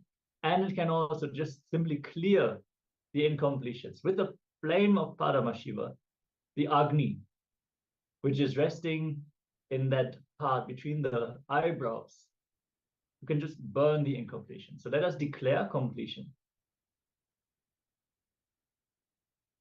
Just sit with your head, neck, and spine in a straight line and chant the Mahavakya. Om Nithyananda Paramashivoham. Om Nithyananda Paramashivoham. Om Nithyananda Paramashivoham. Scan your work for the diluted promises that you have given to others, that have made them lose the trust in you, and most importantly, have made you lose trust in you. With this manifestation, we are going to remove the effects of these incidences on our lives. So let's begin. Chant the Mahavakya. Om Nithyananda Paramashivoham.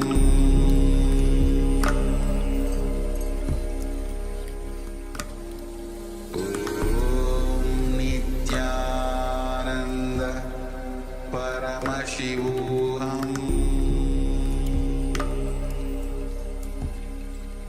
Paramashivoham. Om Nithyananda Paramashivoham.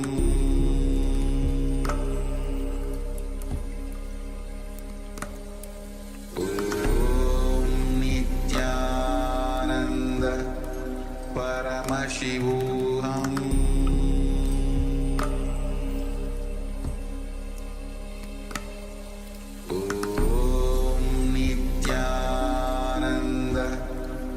Paramashivoham.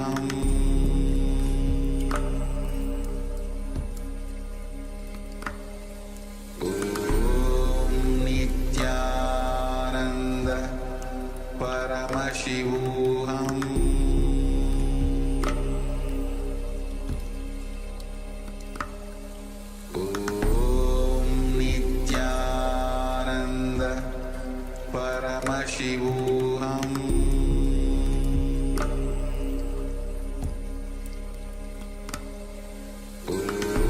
Om Nithyananda Paramashivoham.